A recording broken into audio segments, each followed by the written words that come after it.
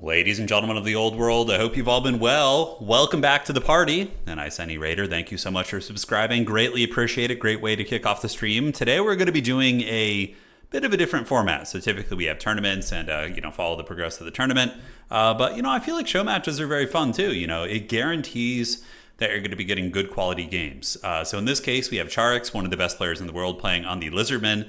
And he's going to be facing off against OwnGoal, also known as Tim, the artist formerly known as Tim the Wilder. So these are two players who have competed at a very, very high level. And they're going to be doing a deep series, which is going to be fun. It's going to be encouraging faction diversity as well, right? Because if you're playing a series with a potential of 9 games, you're going to have to go pretty deep in your roster. There's no repeat factions. Everything was good, Lich. Thank you. So they can't play the same faction twice, right? So these players potentially have to know a hell of a lot of factions, which is going to be good. Yeah, it's good to be back. Hope you're all doing well. You paused your Nurgle campaign for this goodness. Your body is ready. Hey, you can do both at the same time. Put us up on the side. But yeah, they're just doing their picks and bans right now. And it'll be kind of quick because we've pre-drafted most of the games today. I can already tell you guys the matches for the beginning. And let me just switch to the tournament perspective here. Let me do this one. Yeah, that already has him on there. So it's like actually perfect. Okay. So this is going to be 0-0 out of the gates, and we are going to have Czarix versus OwnGoal. All right. Czarix plays a little bit more off meta. As far as what we've seen, he plays some more, I would say, lower tier factions, so it'll be interesting to see how those get mixed in. What's up, Mr. Mike? How you doing, man? Excited to get back into some Warcraft this week. I've been having the itch.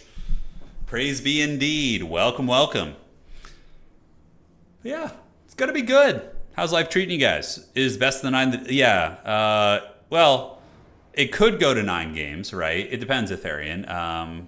It's going to be deep. At the minimum, yeah, you get 5 games basically, right? So if one player just wins all 5 games, then that's just a karate chop. Yeah, the vacation was good. Thank you. Thank you. No complaints there. So matchups for the first set of games. Let me pull those up. We have Game 1 is going to be Slaanesh versus Kislev. Game 2 is going to be High Elves versus Greenskins.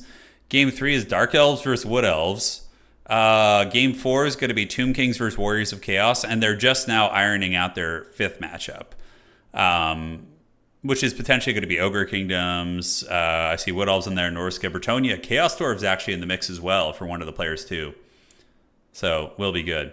Are you doing any more Warhammer Bannerlord vids? Absolutely, Anthony. Once they release the Dwarf / Greenskin mod update for the Old Realms, or that's what it's called, right? Old Realms. We're going to do a playthrough of both of those for sure. Very, very excited. I had so much fun playing the modded Empire gameplay. It was great. And I obviously enjoyed the Undead too, but the Empire was my favorite, like cannons and artillery.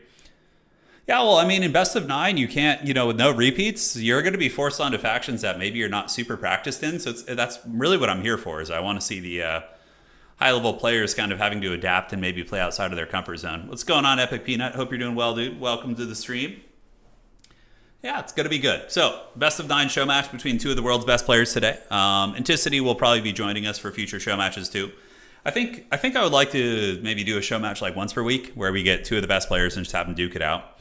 Nice little showcase of the community and what they got cooking. What online store sells physical copies of the Lords of Silence? Oh, I don't know, man. I bought it a long time ago. I think I just got it at like a Barnes & Noble's when it came out, but that was ages ago, so. So they're going to do their first 5 rounds, and then we're going to get started on the games, because they've been literally doing picks and bans for the past like 30 or 40 minutes for all these matches, trying to reduce downtime.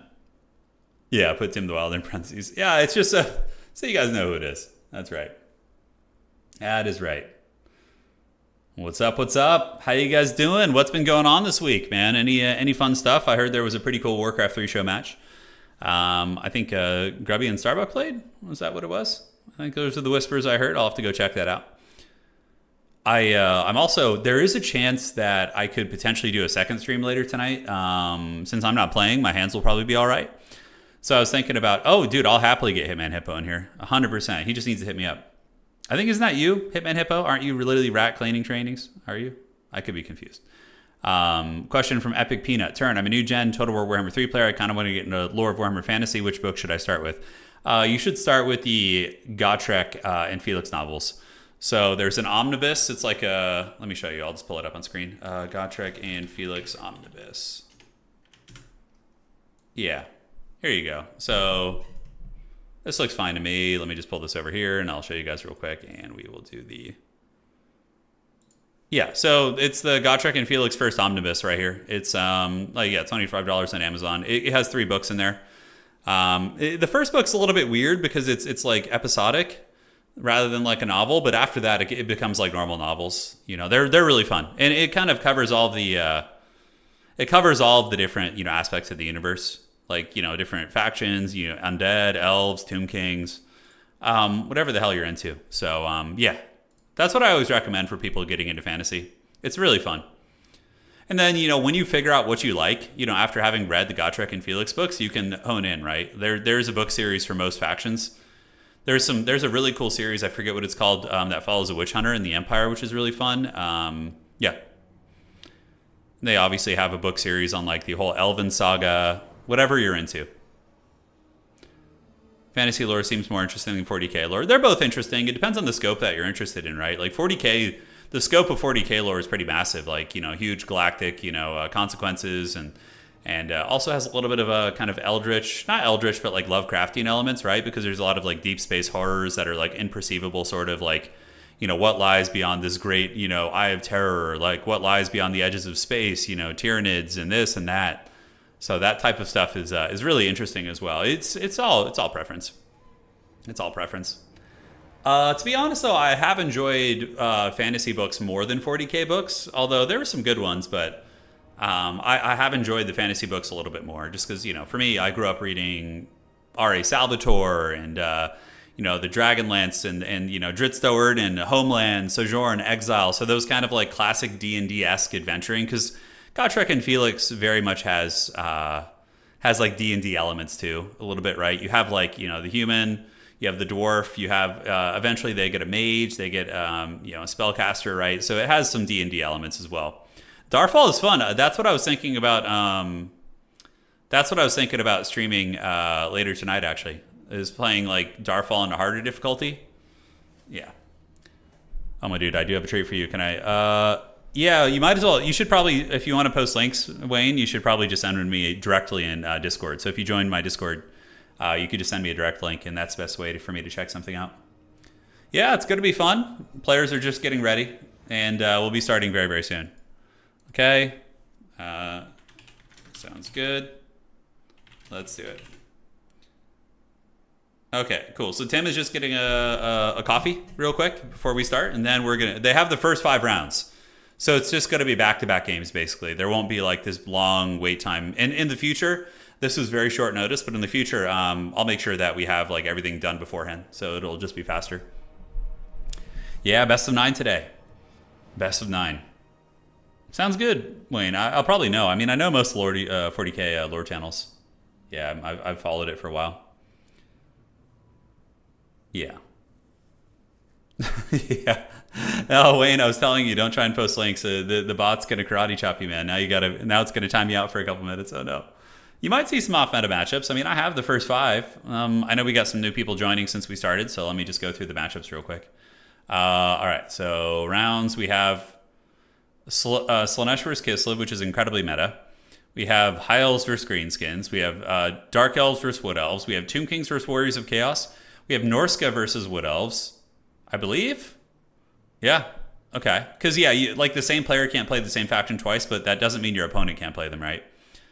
And the rest of the matchups have yet to be decided. So it could potentially be a 5-0. Could go back and forth. We're going to have to see. We're going to have to see. That is true. Yeah, a lot of the books do take place within a very narrow time frame for fantasy.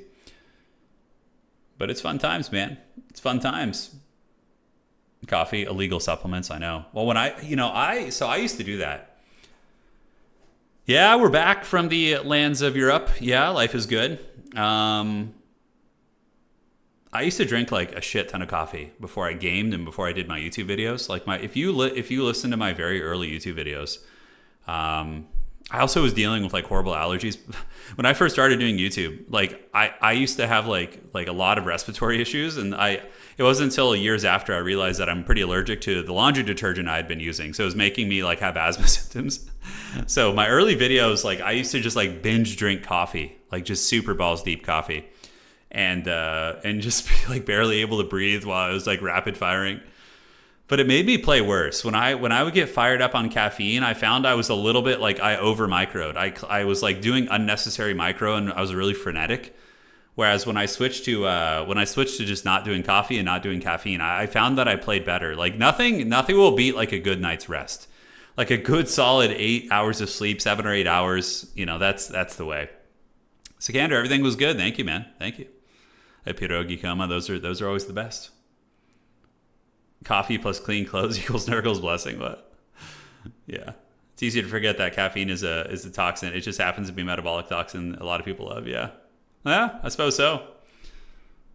I pretty much gave up caffeine. I'll have like a tea or a decaf coffee every now and then, but yeah, you just don't feel good, man. When you get in that habit of like just pounding coffee out, oh, it's brutal, dude. It's brutal. Okay. So let me see how we're looking. Cool. So they're both in lobby, and we have the map. It's going to be Kislev versus Slaanesh. Here, you can see the players have selected it. So we got Slaanesh here. We got Kislev here. Players will build their armies, and I'm going to give them a heads up. Also, let's keep army building under 10 minutes. I'm just giving them a loose not warning, but, update to be like, hey, let's try and keep the army building under like 45 minutes, right? You know what? What's really fun about coffee is it's like the ritual of it. I've heard people who are like smokers say the same thing. It's like when they quit smoking, it wasn't so much like the physical elements of it. It's like the ritual of having something in your hand and like going outside and hanging out with your friends and maybe having one, right? Yeah, that's always been. And coffee was kind of the same thing. Like, the wife and I would get up early and we would have a coffee together and like sit around, when we were in Poland, we would like sit around a dining room table or sit outside with like in the morning kind of mist and enjoy a coffee together. Like that is what I probably miss most about the coffee, more so than like the caffeine and all that sort of good stuff. Damn, Turkish coffee. That stuff's pretty strong, isn't it?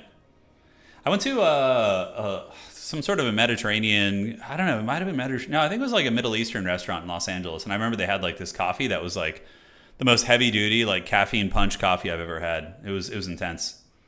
It was very, very intense. One sec here, guys. Sorry, let me get this going. Okay, perfect. Hey, the Silent Wombat. Thank you so much for subscribing. Sorry I missed that. Must have been in the other room, but I really appreciate it, boss. Thank you so much and welcome. They'll be getting going here. Let me see if my warning has been received. I think it has. So the 5-minute timer should be on everybody's clock now. And yeah, we're trying to have some earlier streams. I always feel bad. We stream so late at night and all the poor Europeans just, are up till like 5 a.m. suffering. Hawk says, as a student working in a lab, I used to go outside with my supervisor and just to chat, all the benefits, none of the health costs. Yeah, that's true. That is true. The Turkish Arab style coffee. Yeah. There's some high-level Dreadlord play happening in Warcraft 3. Ah! Have we brought the Dreadlord back? Where is it being played? I've heard the Dreadlord is making a bit of a return in Warcraft 3. I don't want to take credit for it, but we did put him on the main stage. We did put him on the main stage. The Dreadlord is my favorite. He's so much fun. He's like really, really good scaling. Like for me, if we're talking a little bit of Warcraft 3 before we get back to Warhammer, is that like I really feel like undead late game fighting is extremely difficult. Like you have to micro. Like other factions can kind of unga bunga, right? Like in Warcraft 3, like Orc can usually A move, human armies can A move. Whereas like Undead, you have to micro really hard late game, but like Necrowagon and Dreadlord scale very well late game, so you don't have to like micro as much, which I think is nice. Oh, that's pretty Chad Ben. I love that so much. That's so good. Yeah, Carrion Swarm is insanely good. It's insanely good. But yeah, Kislev versus Slaanesh is a good matchup. It could be Czarix could come in with like a single entity build. We've seen that from Inticity, using like the double Frostworm, which can be pretty nasty with like a Patriarch or something. I'm really curious to see what's going to be going down. All this talk of coffee has gotten me brewing coffee now. Oh man, that's one thing too, is the smell of coffee. Like when you wake up in the morning and you smell coffee in the kitchen or something, like that's a pretty magical thing, and I'm sure most of us can relate on that note, Yeah. Yeah, maybe we'll do a second stream tonight. We'll see how this one goes. I don't know how long this is going to go, but yeah, Anna, my wife, she stayed back in Poland, so I'm just here all lonely with the old dog. So she's going to be spending some time with her family out there and then coming back soon. And yes, Slaanesh is ready to go, and now Kislev is going to be getting fired up. And this is game 1 in the best of 9 series, so a maximum of 9 games. And if you guys are wondering about the duration of the stream, typically, I would say in our Swiss tournaments, we have, 4 rounds plus semi. We usually have 6 or 7 games. So this will probably be relatively similar in duration. I would say maybe around 3 or 4 hours. If they go to game 9, it could be as much as like 4.5, 5 hours. So we're going to have to see. Yeah. Oh, Lich Lord, that's the great part. My wife loves Warhammer stuff. Yeah, she's super into it. So she helped me paint a lot of the minis. Like, I probably painted about 80% of all the minis. Probably like 90% of all the minis that we have. But the nice ones, like the ones that look really good, those are the ones she painted. Like the big centerpiece models and things like that. Yeah. Well, show matches are fun. I kind of was a little bit inspired by like Warcraft 3 stuff because they do a lot of show matches over there. So I was like, why don't we grab 2 of our best players? It guarantees a good competitive series, more or less. And yeah, let's show what some of the best in the world are capable of, All right. So let's break it down. Doesn't appear to be too much lag, which is always good. Oh yeah, my wife's a very, very good painter.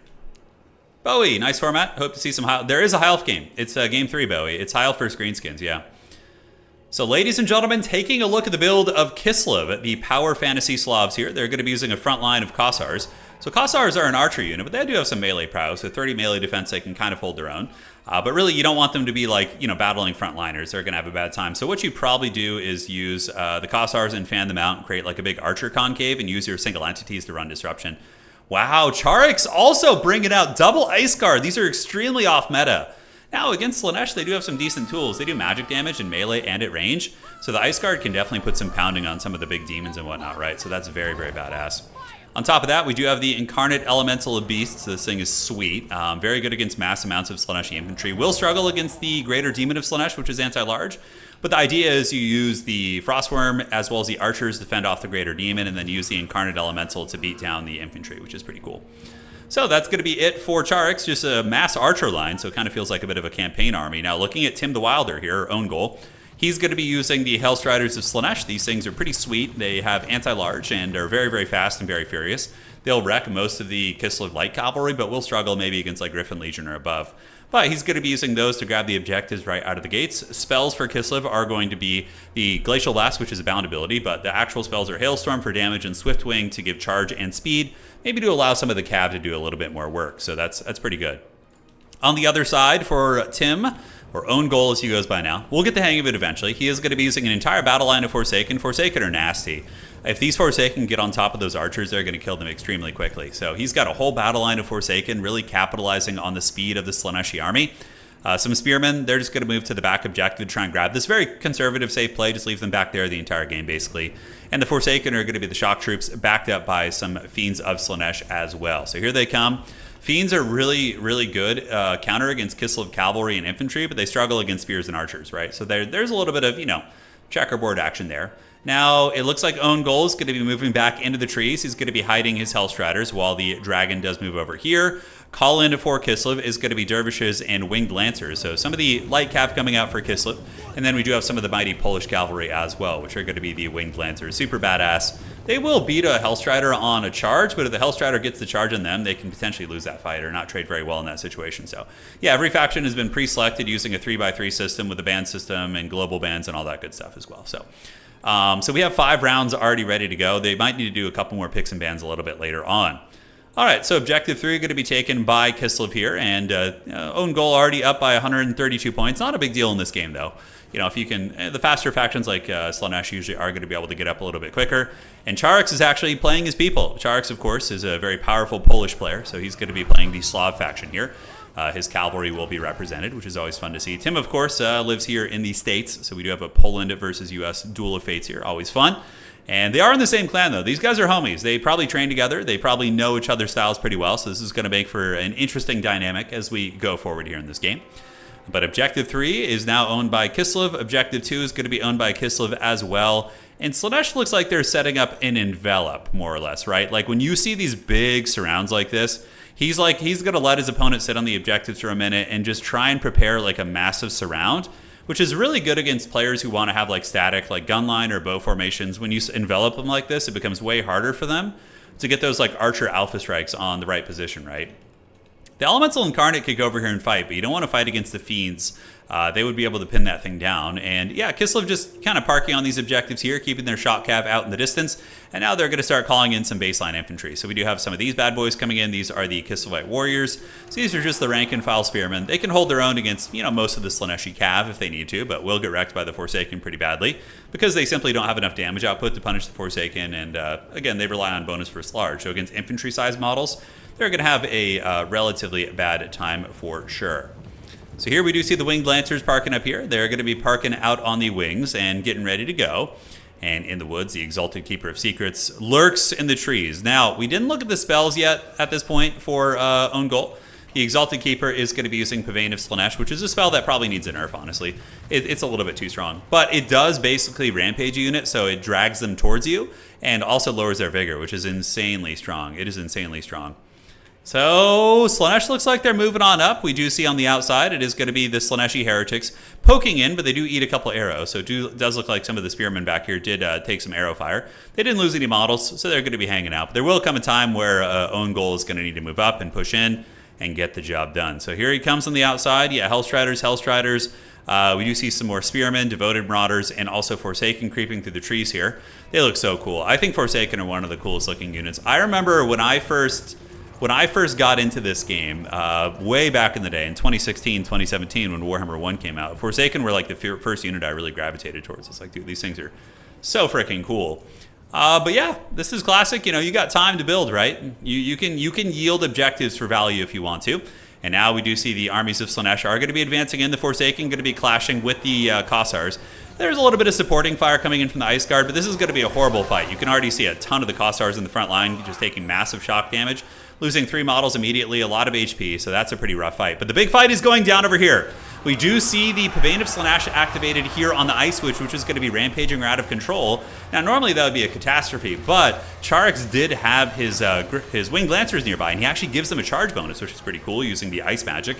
And they're able to pound those Hellstriders pretty damn bad. Both Hellstrider units, one of them actually broken like instantly, and Czarix also going to be calling it a Patriarch as well. So the Patriarch giving the Salax Lullaby, which is a big AoE heal, and that's going to be healing up the dragon. And look at that, the Ice Witch is laying a whooping down here on the Exalted Keeper.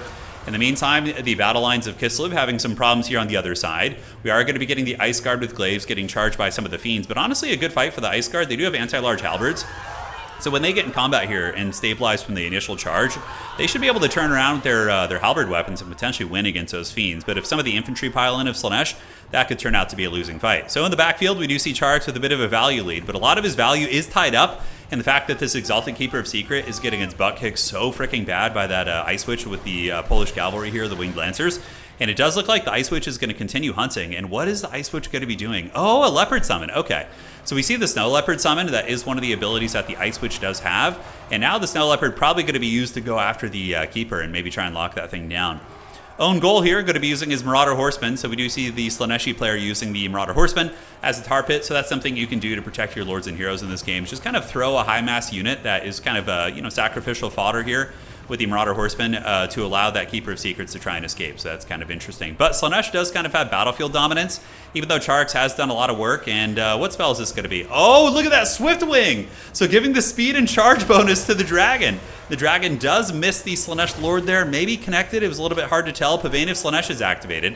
But the problem is it's still going to be attacking the same target. You know, Pavane just basically makes you chase. So I think that Czarix is losing on the battlefield pretty hard. If we look around, like this entire engagement here was a freaking disaster and a half. So this is something that is very easy for me to say as a spectator. Czarix should have had his entire army back on his home objective, and when Slaanesh advanced, pull back and defend, you know, because he had a bunch of archers here, and they just got attacked and killed by melee units, you know. So that was positionally was very tough. Pretty much the only reason Czarix is in the game a little bit right now is because of the fact he's done so much damage against the Keeper. Maybe there's going to be an opportunity for the Incarnate Elemental Beast to put in some work with some of the healing here and whatnot. But the army of Kislev got flattened pretty hard, it looks like. Like, looking around, we don't really see a lot of blue banners on the battlefield, right? We do see some light cavalry back here, and they're about to get their salad tossed. Here we do see some Kislevite warriors, which of course are very stalwart. You know, they're going to be able to hold off these like low-quality spearmen of Slaanesh.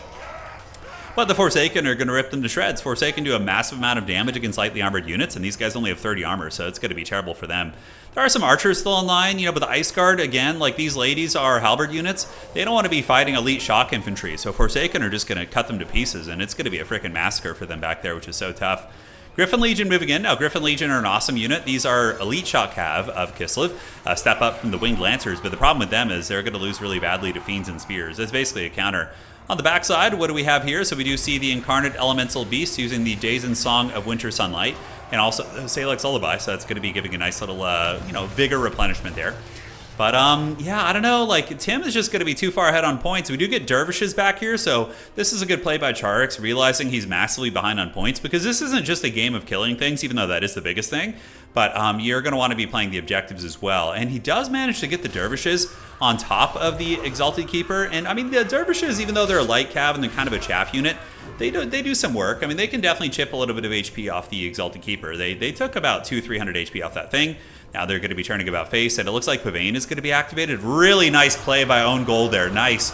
So he uses Pavane, which is going to be rampaging these units to their death. It means they're not going to run away. And now the very fast Anteater Cav of Slaanesh are going to be popping out, and they're just going to be ripping these guys to shreds. We do see a countercharge coming in from Czarix, but that's a big mistake. You know, they saw their homies here getting cut to pieces. They wanted to come in and help, but at the end of the day, they're just going to be sacrificed to the gods. Now, can Slaanesh maybe falter here in the middle? The two big single entities of Kislev are very strong, and we do see a 10,000 against 8.6 value, and there is a ton of healing on the Kislev side of things. I mean, there's a chance that these single entities of Kislev are going to be bullies, but we do see OwnGoal is so much further ahead on points, you know, sitting at almost 1,100 points because Kislev was just stuffed back for so freaking long. I don't know. I don't think he's going to have enough time to get those. We do see the Kislevite Warriors fighting the ultimate wet noodle contest back here against the Spear units. Both of them have like god-awful melee attacks, so it's going to take like 45 minutes for them to kill each other, but maybe Kislev will win this eventually, but I don't think so. There's Forsaken down here, multiple waves. Yeah, I mean, look at this. There's so many Forsaken. We got one here. We have a full health Spear unit. So it looks like Tim is going to be holding on, and that's going to be a victory for Slaanesh. Because, Slaanesh was winning on value on the battlefield. The only real centerpiece that was still going for Kislev were their big monsters and heroes. But that's what's really good about domination is it balances out monsters and heroes. In the old Warhammer multiplayer, basically, you would have to kill those eventually. Like you couldn't just, but here, like monsters are balanced out relatively well by the fact that they can't be everywhere at once. They can't control the entire battlefield and the objectives, right? Mobius, thank you so much for subscribing. Greatly appreciate it. And that's going to be game one. Yeah, archers. I love the ambitious build. Seeing like archers and ice guard, but against Slaanesh, like, dude, you're just gonna get. Slaanesh is one of the best rush factions in the entire game, and whipping out like a 6-7 archer opening against them just feels extremely precarious. I think like more durable infantry against the Forsaken onslaught would just be way, way better. Like, yeah, you could probably just change all these archers out for like Kossars, and like it would have been a much more efficient game, I think. All right, guys, so that is going to be game 1 in this best of 9 series. So it's a sweaty one, guys. So there you go. Now we're going to be going on to game 2. So let's load out of here, see what the matchup's going to be, and I believe game 2 is going to be okay. So yes, that's going to be the next map. And here we go. I believe this is High Elves versus Greenskins in this next battle. I think that's going to be the Duel of Fates. Let me go ahead and check our map list. Yeah, so map 2 is Skallandir's Cave, and it's going to be High Elves versus Greenskins. That's fun as hell. That's going to be fun. All right, guys. So, game dose between these mighty champions, and here we are. How you guys doing? Hope you're all doing well. Let the good times roll. And we're going to see what Czarix can do to get back on the board. Tim is a very, very scary player, honestly. He's very, very hard. Yeah, domination mode would be so cool in the old world tabletop. I agree. Like, old world tabletop needs objectives. Because monsters are just absolute bullshit in old world tabletop. It's like, dude, I remember... So I was at an old world tournament. It was in Burbank. And I remember seeing... like this player roll up, this like newer player just getting into old world, right? He rolls up with a very casual army. It's like, it's using Empire. He has like great swords and like mass amounts of state troopers, handgunners. And I remember seeing his entire army get soloed by one Chaos Lord on a dragon. Literally, it did everything. And I could just see the soul leaving the body of this Empire player. And I was just like, dude, it's like you can't even compete with those monsters unless you skew your entire list just to kill them. And it's not even fun. Yeah. Seems like, yeah, tabletop old world suffers from the same issue as land battles for sure. I agree. Yeah. Like my entire tabletop Empire army, which I can beat dragonless because I run 3 cannons, 2 Hellblasters, illusion magic to make it so they can't charge you. It's like all designed to just kill dragons, you know. Yeah, 40K I think is...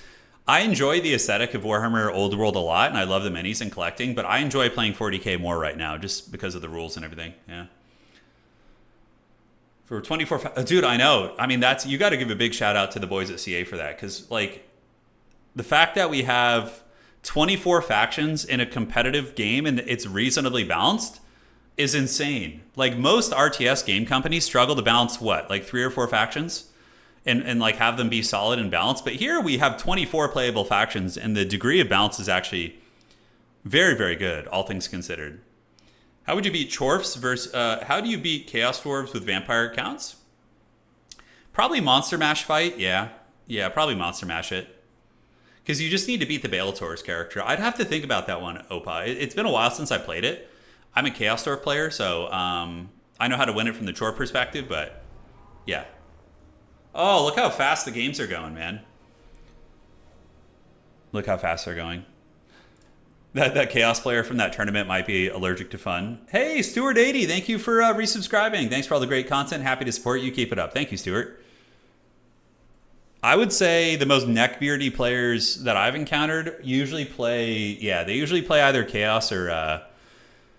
Chaos is probably or Bretonnia. Those are the beardiest factions. For sure, in tabletop. Like, just like abusing obscenely overpowered units to win. Yeah. And just feeling no remorse for doing it either.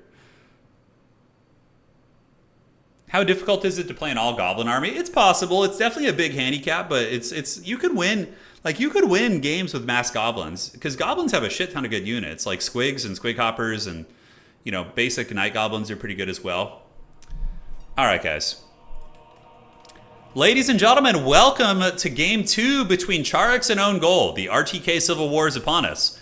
And here, what do we have? We have the Omen of Asturian. So this is a kiting build for the High Elves. This map is very, very high mobility, right? The objectives are pretty far apart, you can see, and it's a big mobile map. So having these like hit and run tactics where you have all these like fast cavalry, and then you can alpha strike with these single entities is actually pretty badass. I like that a lot. So it's going to be Reaver Archers. High Elves going with the mass mobility build, and we do have Eltharion the Grim up in the sky. So he's going to be using Hand of Glory to give reload and melee attack. Arcane and Forging is really good for sniping enemy wizards, because not only does it do damage, but it also delays their magic, which is sweet. So yeah, double monster up in the sky.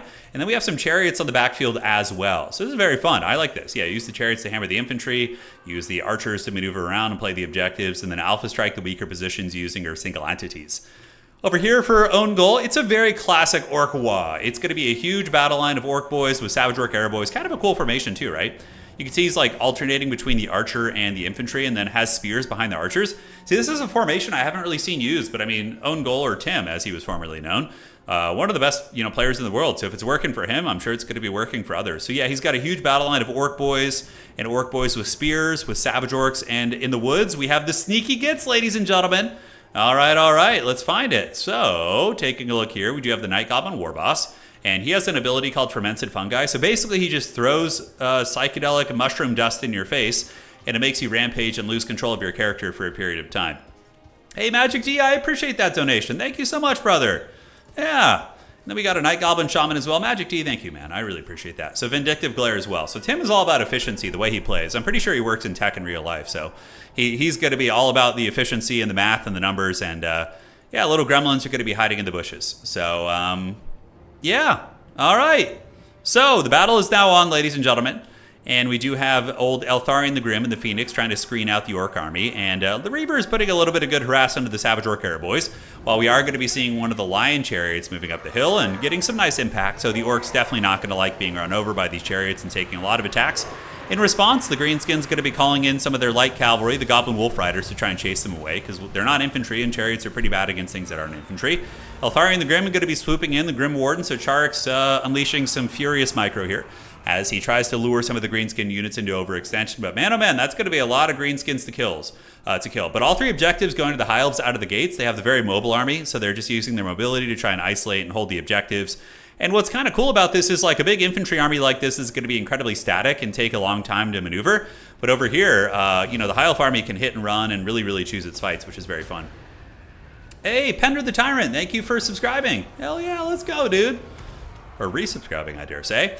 Vindictive Glare activated on Eltharion the Grim, so the little Goblin Shaman was able to shoot that from downtown. And we do see the Phoenix diving in, attacking into the Orc Boar Boy Biggins, while Czarix is going to be retreating away with the Lion Chariots of Grace. So the battle continues to rage on. Eltharion the Grim does have a cool ability as well. He has like this bombardment, and yeah, even though it says Tim is up in value, there's a lot of like broken, haggard mechanics in this game that don't necessarily track value properly. So at this point, it's honestly a very, very even game. Now on the backside, the Elves going to be calling out a mage. Oh no, just hiding a mage in the tree with the Starwood Staff to give you power reserves. Okay. And we do have some Rangers ambushing out of the tree line as well. So the Rangers going to be moving up and looking to hold this far side objective, which is smart, because if the High Elves can hold objective 3 and then just consolidate their mobile kind of alpha strike centric army on objective 1, they can use that as their win condition to win the game, just holding those two objectives, right? Now, Eltharion getting a little bit of an arrow fire to the face, but not before he breaks those Orc Boar Boy Biggins. And we do also see the Arcane Phoenix, the Omen of Asuryan, going after the little Goblin here. So the Goblin getting pounded pretty good by the Omen of Asuryan. 54 melee attack able to connect in. Oh, look at the Chariots! The Chariots are dragging the Goblin back to the High Elf units. I love to see it. And now Rangers going to be arriving for the Elves, as are the Storm Riders. So the Storm Riders are the fairly elite Elven archers. They can move and shoot. They also have spears, so if they get attacked by greenskin monsters or trolls or cavalry, they're going to be able to do their thing. But we do see the Terror playing a big factor, right? So OwnGoal, like a lot of his army is still over here, not terribly involved in the conflict, Whereas the High Elves have like their entire force allocated into combat here. Now, the one thing is Rangers are very weak against archers, so they could pay the troll toll there. We're going to have to see. And the Greenskins are trying to penetrate into the secondary line. So a lot of Greenskin bacon going to be swarming around the outside, trying to push back after the Reaver archers. But the superior mobility of the Elves is, working out pretty well. And we do also have the Storm Riders putting a little bit of hurt down. But it does look like the High Elves are maybe going to be losing this objective. Now, on the outside, Rangers, the ones that ambush out of the woods here, are going to be fighting over the point. And we do see the Orc boys probably going to get wrecked by the Rangers. Rangers are pretty elite fighters. They have anti-infantry, they dual wield, and do have physical resist as well, and just a better stat line than the Orc boys. So that's going to be a pretty crushing victory. The Orc boy chaff unit will die. I mean, Orc boys are like 200 gold cheaper, so that makes sense, right? On the outside here, the Elven archers are unleashing pretty good salvos. Eltharion the Grim is getting smashed up, so the Lord of the High Elves taking a lot of damage. But that's okay. He does have access to healing. He has a healing spell called Apotheosis. And now what we're going to be seeing, ladies and gentlemen, is we're going to be seeing a mass rotate. So that's what's cool about these Elven mobility builds, is that basically when you lose a position, as long as the map is conducive to it, there's some maps you can't really do that on, but this one is very big and very open, you can rotate. So he's going to probably take his entire army, rotate over towards objective 2, force the orcs to waddle, and while the orcs are waddling, he's going to try and intercept things, right? Oh, and now we have the heavy hitters coming out, ladies and gentlemen. One of the coolest units in the game, it's going to be the Fireborn. So the Fireborn are elite high elf cavalry. These guys are some of the best anti-large cav in the game. And they charge in and just flatten these Wolf Riders. These Wolf Riders are going to be shattering. Immediately they start to waver. Big shock damage, negative 19 leadership, and they're going to get folded up and take a hell of a lot of damage there. Yeah, on the outside, we do see the Rangers winning the fight against the Orc boys, but the Wog is going down, so the Orc army using their army ability to give a map-wide buff. A little bit of a precarious position here with some of the Heralds of the Wind in combat with spears. Certainly not something you want to be dealing with. But these bad boys are on their way out, and the Fireborn are getting a lot of picks, just kind of engaging unit to unit, hammering them down, leading to negative leadership on these bad boys. A question from chat, who wins between Rangers or Corsairs? Corsairs because of their armor. Yeah, the Corsairs are a better unit. In the backfield, we do see Czarix going for a Lord Snipe. So Eltharion the Grim using the Fang Sword of Eltharion, which gives him 40% Fizz Res and getting a heal, and his Mistwalker Barrage. Oh my god, the Greenskin Lord getting popped in the face. I did not see that. So the Night Goblin War Boss is going to be on the run, ladies and gentlemen, and the Chad Grim Warden, Eltharion the Grim, able to get some heavy pressure on the Greenskin Lord. And even though it looked a little bit dodgy, the High Elves then call in their Fireborn. And the Fireborn get back here, and they are able to shatter the Greenskin Cavalry. And now, if Czarix is paying attention, he can definitely run that Night Goblin War Boss off the battlefield and do some serious work. It's a really good game so far. Now, back towards Objective 3, we do see it going back to the Orcs. So the Orcs were, of course, losing that fight, but then the Greenskins called in the Pump Wagons. So Pump Wagons are pretty good against infantry. They basically are a chariot and are a great counter against like ranger type infantry. And the Elves are going to be calling in nothing over there. It looks like they're going to be fighting over the middle, using 2 of their fast cav right here to contest the middle point. So objective 2 is going to be going to the Elves most likely, and the Goblin Caster potentially going to be getting killed. Oh man, but Czarix lacked the killer instinct here a little bit. He had the opportunity to get his Omen of Isaurian and chase down that Goblin, maybe route him off the battlefield, which would be a huge leadership penalty on the entire Greenskin army, because when your Lord flees, it's a big old penalty, right, which is not good. Over on Objective 1 right here, we do see the Greenskins taking control over that as well. Greenskins are up in value quite a bit, 7.8 against 5.2, but you need to remember the fact that the Elves have been healing the entire game, so that is going to be mitigating some of the value lead that we do see. I do feel as if this objective is kind of a lost cause. The Greenskins have like 5,000 units here. I think rotating around and playing Objective 2 and playing Objective 3 on the outside here would be the sauce. So Pump Wagons are chariots. They're not going to be super good against cavalry, even light cav. I mean, they do have a decent charge bonus, so when they charge you, they'll have some good impact damage, but in sustained combat, the cavalry should win that fight. And now we do see some light cav, some Reavers coming over here to make sure that the Elves don't lose that outside objective, which is quite nice. So Eltharion the Grim is lurking and still pretty strong, and Greenskins are a faction that have very low leadership, so one of the issues that they can run into in the late games is Terror Route. So let's watch this bird for a second. So the Arcane Phoenix, if it attacks a low leadership unit or a damaged unit that is like tattered and exhausted, you can see that unit run almost instantly, right? Oh, he's going to use the Arcane Phoenix Bombardment. That's going to be sick. So he's going to park overhead and descend and start cooking these guys. Beautiful play there by Czarix, cooking up those archers, doing a lot of HP damage. Now watch, they're shaken, they're wavering, and they're going to be terrified in about 2 seconds. There they go. So when they're terrified, they just start running. So terror-causing units have a special attribute that can do that. It's incredibly nice. And the Grim Warden stands firm, driving back the Greenskin menace over here. He's basically the coolest elf character in the game, in my opinion.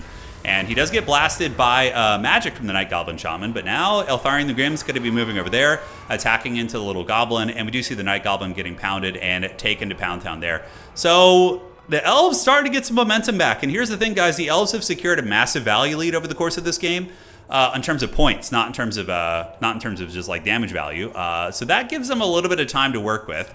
The Greenskins are persistent, man. The Orcs, they got a lot. And the Greenskin Lord is still alive. We have the Bacon Cav coming over. This is going to be a big onslaught of powerful shock cavalry that's going to be very tough to deal with for the Elves. But the Fireborn are still on the field. Maybe time to start calling in some Spearmen like Silver and Guard, things like that are going to be very nice, right? Both these players have top tier micro.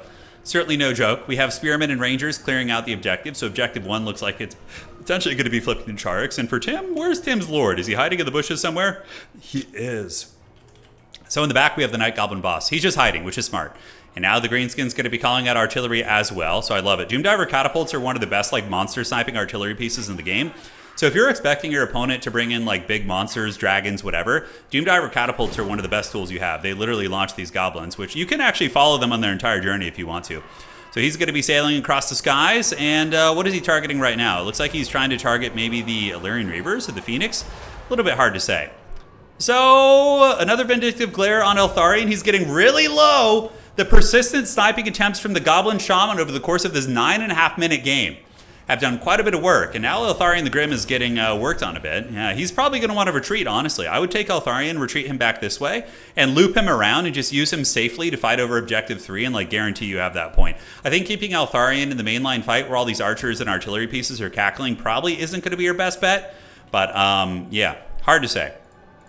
So Spearmen and Rangers and Dragon Princes have been able to hold on to Objective 1, and the Phoenix is still very much alive. So even though Eltharion is going to be taken offline for now to an extent, we still do see the dreaded Omen of Isurian, which is, of course, having a great time annihilating these orcs, and is very durable still with 3,600 HP. Dragon Princes are going to flatline anything that tries to get this objective, so here they come. Oh, he didn't issue the charge, so that was a micro blunder. He didn't give them a charge order. They'll still mess them up, but, you know, not a huge deal. So the Elves, can they win on one objective right now? No, they need to get 2 objectives for a little while, but they are going to get this point as well. I do think that Tim the Wilder or OwnGoal is going to be falling apart here in this game. I think that the Elves just having those terror-causing monsters in the late game and having such a big points lead is going to give them a lot of time to trade. The Phoenix using its bombardment here, and the elite Elven Cavalry hammering down the Orc Boys, ladies and gentlemen. Those bad boys, those Baconators, going to get pushed back. Doomdiver catapult shooting in, able to pick off a couple of those Dragon Princes. But yeah, you can see mass routes going down, right? So all the wavering, all the routing, a little bit of a sneaky attempt here by the Greenskins to get this point back. But the Phoenix is going to terror out them in 3, 2, 1, give or take. Yeah, there it is. Oh man, still got it, baby. Still freaking got it.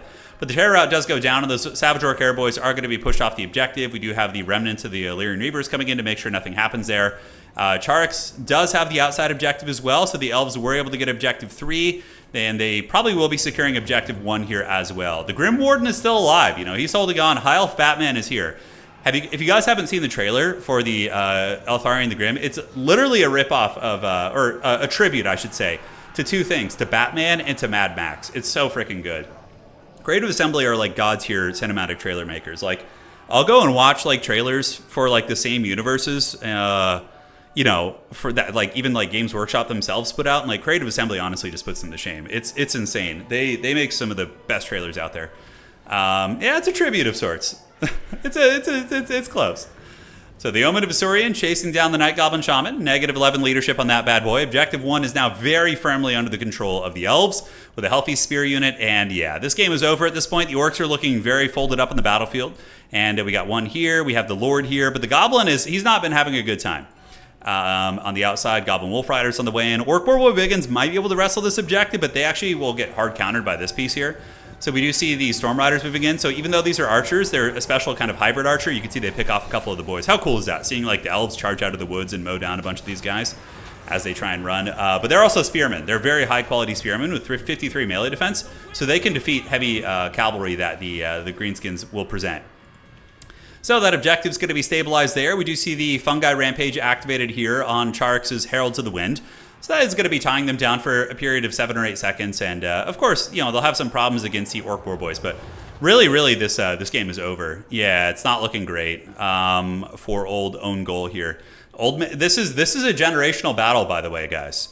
Czarix is like a hardcore zoomer. I think he's still like, he's quite young. Whereas Tim is like an old 30-year-old crust lord like myself. So yeah, we literally have the Generation Alpha, Generation Z versus the elder millennials battling it out here, which is fun. So what's going to win? The furious micro of the young man or the crusty tactics of the elder millennial? Find out on today's episode. Going to be very, very fun. Descending from the skies, we see Eltharion the Grim, and he's finally found his prey.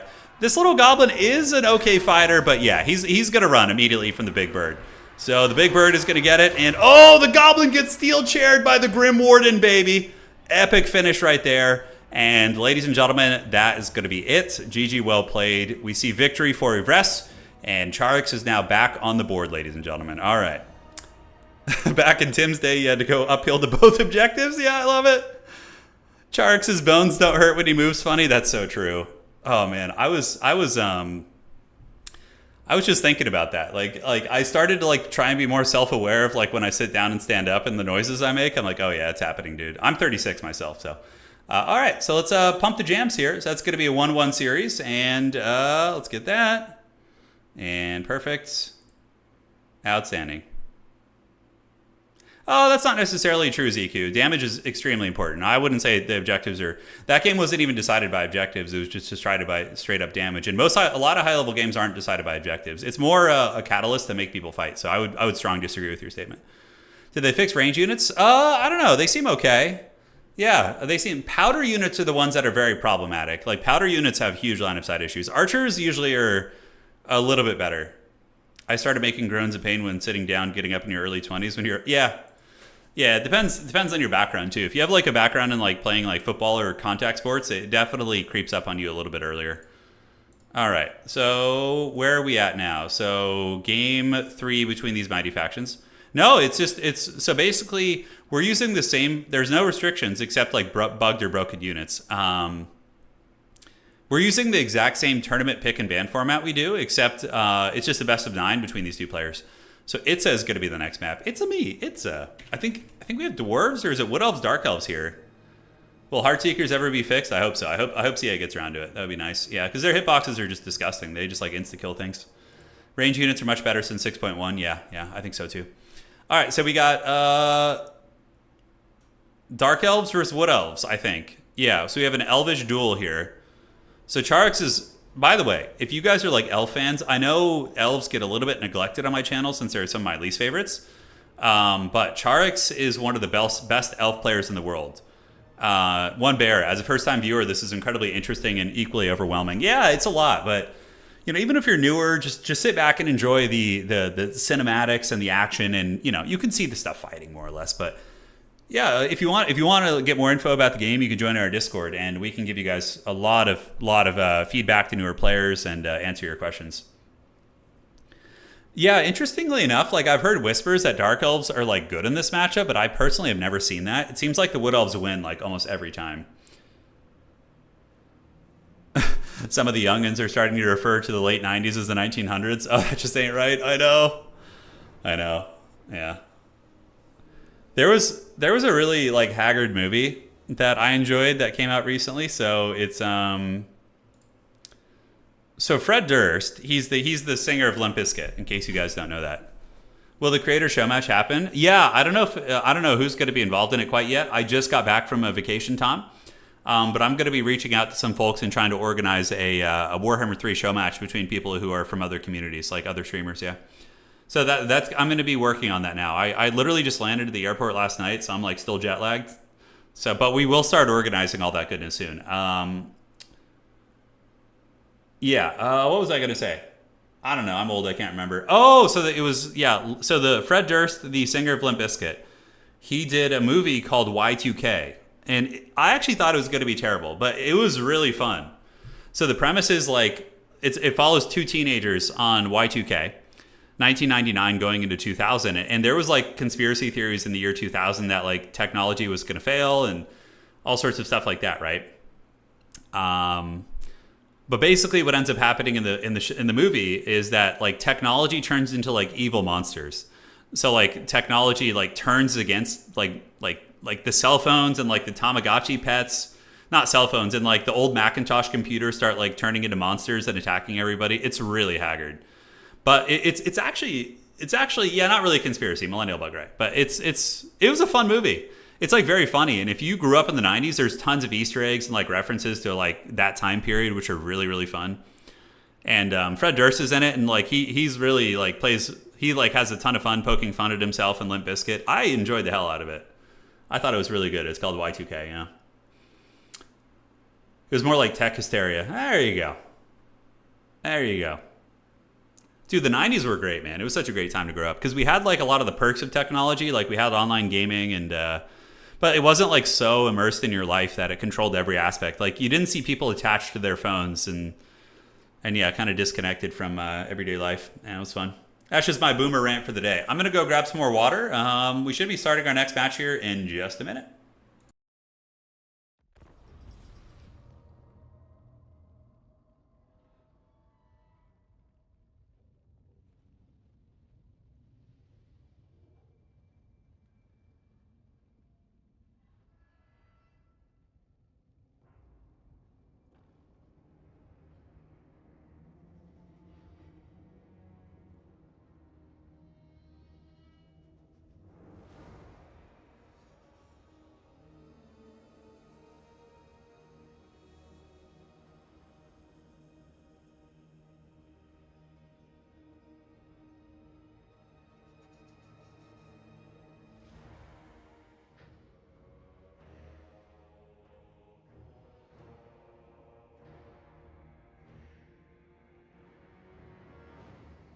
All right, guys, we're back.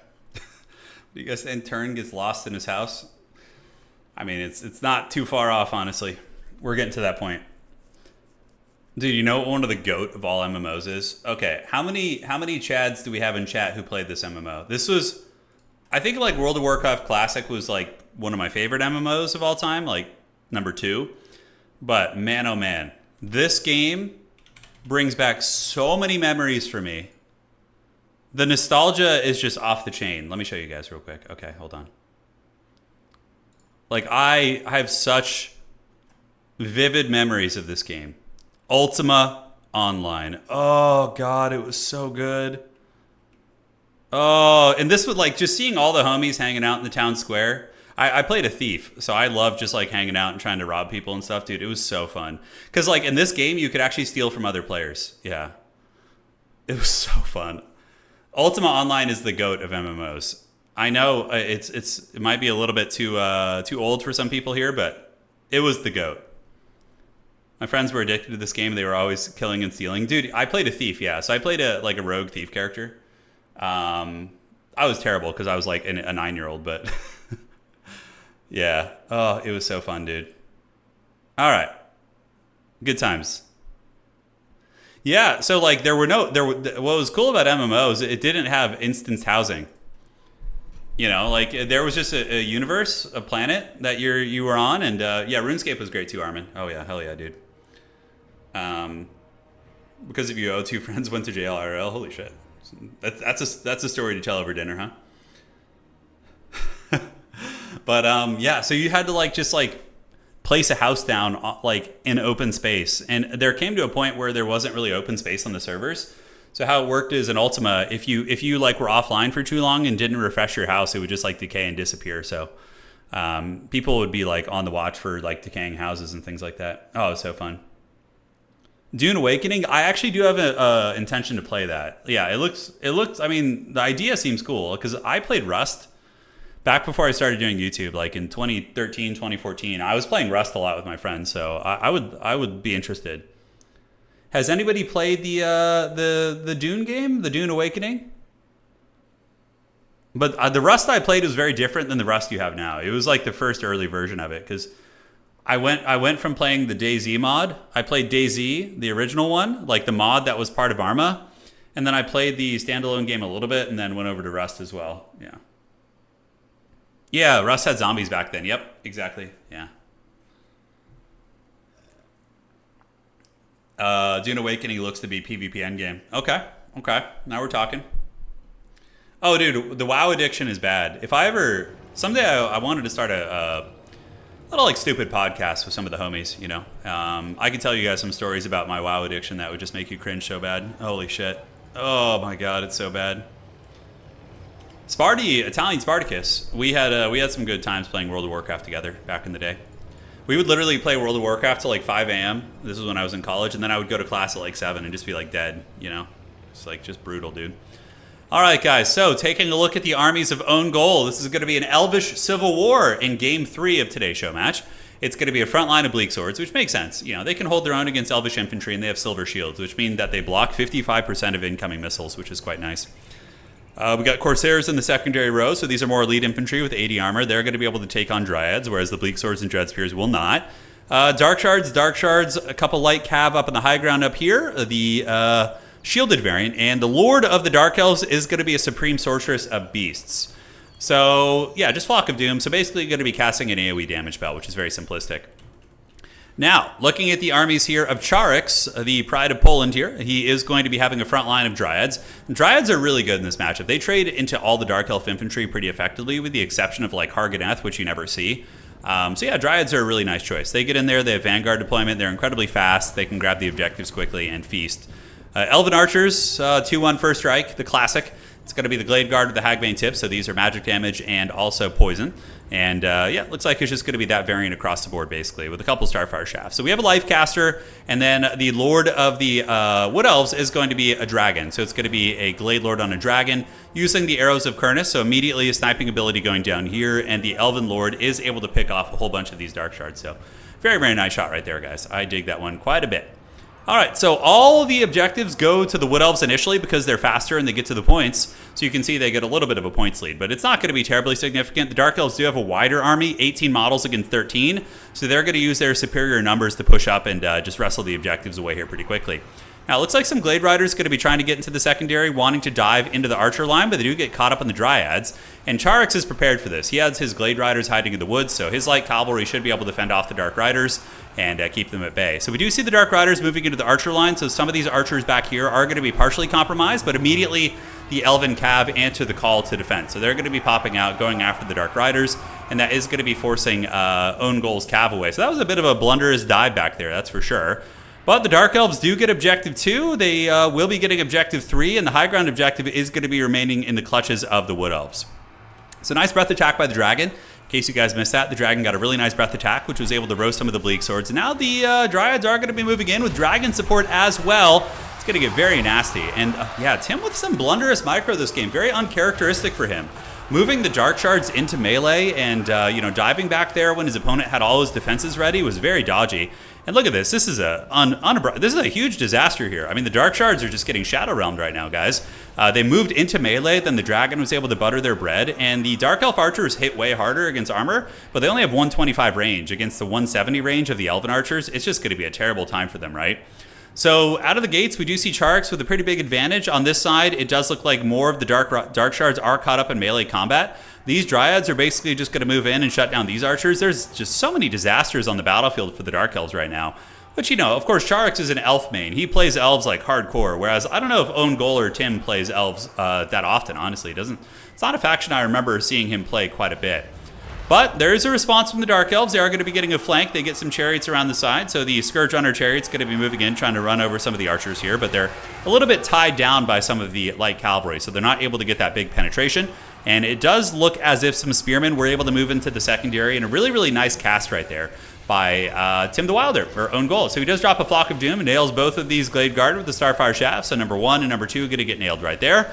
And yeah, at the end of the day, a little bit of damage, and these archers are going to be sent running, so that means they're not shooting, right? And is there going to be any way for OwnGoal to get back in this match? I feel like the Dragon character is going to be such a brutal carry. So Doomfire Warlocks are called out. They're pretty badass. They have some applications against like Dryads and things like that, but they do get netted by the Lord of the Wood Elves, and now the Elven Archer is going to be raining in and just buttering their bread, and you can see massive casualties on these guys as the Race of the Frozen Heart descend from the high ground there, and they are able to tie them up, so a very, very expensive unit here does get karate chopped. That is for sure. So on the outside, we do see the Wood Elves able to get this one. So Dryads over here cutting through the Blackheart Corsairs. Objective 3 firmly in the clutches of the dreaded Zoomer here, Czarix. And Objective 2 is still owned by the Dark Elves, but at this point, it's definitely looking Wood Elf favored.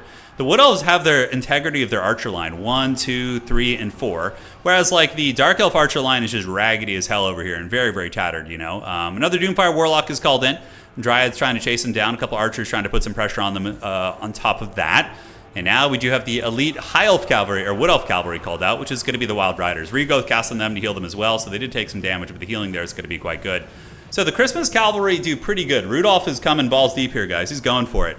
But they do struggle against Coldwind Knights, but I'm not seeing any Coldwind Knights on the battlefield for the Dark Elves, so they're going to be able to keep the Chariots and the other light cavalry options in check, most likely. Couple of the Wood Elf Archers are temporarily going to be shut down by the Bleak Swords right here, but overall the Dragon's going to be able to terror out them, so you're going to see getting attacked in the back by a Dragon. Your leadership is shaken. You're most likely going to be seeing a terror route go down in a couple seconds here, because Bleak Swords are not immune to psychology, so they can be routed off and can terror out and things like that. So, yep, Archers continue to shoot in there. Objective 2 does look to be flipping to the Wood Elves. Objective 3 under the control of the Wood Elves. Granted, there is a resurgence of the Dark Elves. Some of their units have rallied here. So here they come, and they look super cool. Dark Elves have some of the coolest aesthetic in the game, I think. They have these big tower shields, or Pavises, and Pavis? I think that's what it's called, right? And yeah, they're going to be unleashing some nice crossbow fire. So hey, that's a nice grab there by OwnGoal. So potentially he's going to be able to move over here. Maybe roll these injured units onto the objective and get that, which is going to make the Wood Elves have to play that outside point, right? Looking at the value, 7.9 against 5.9.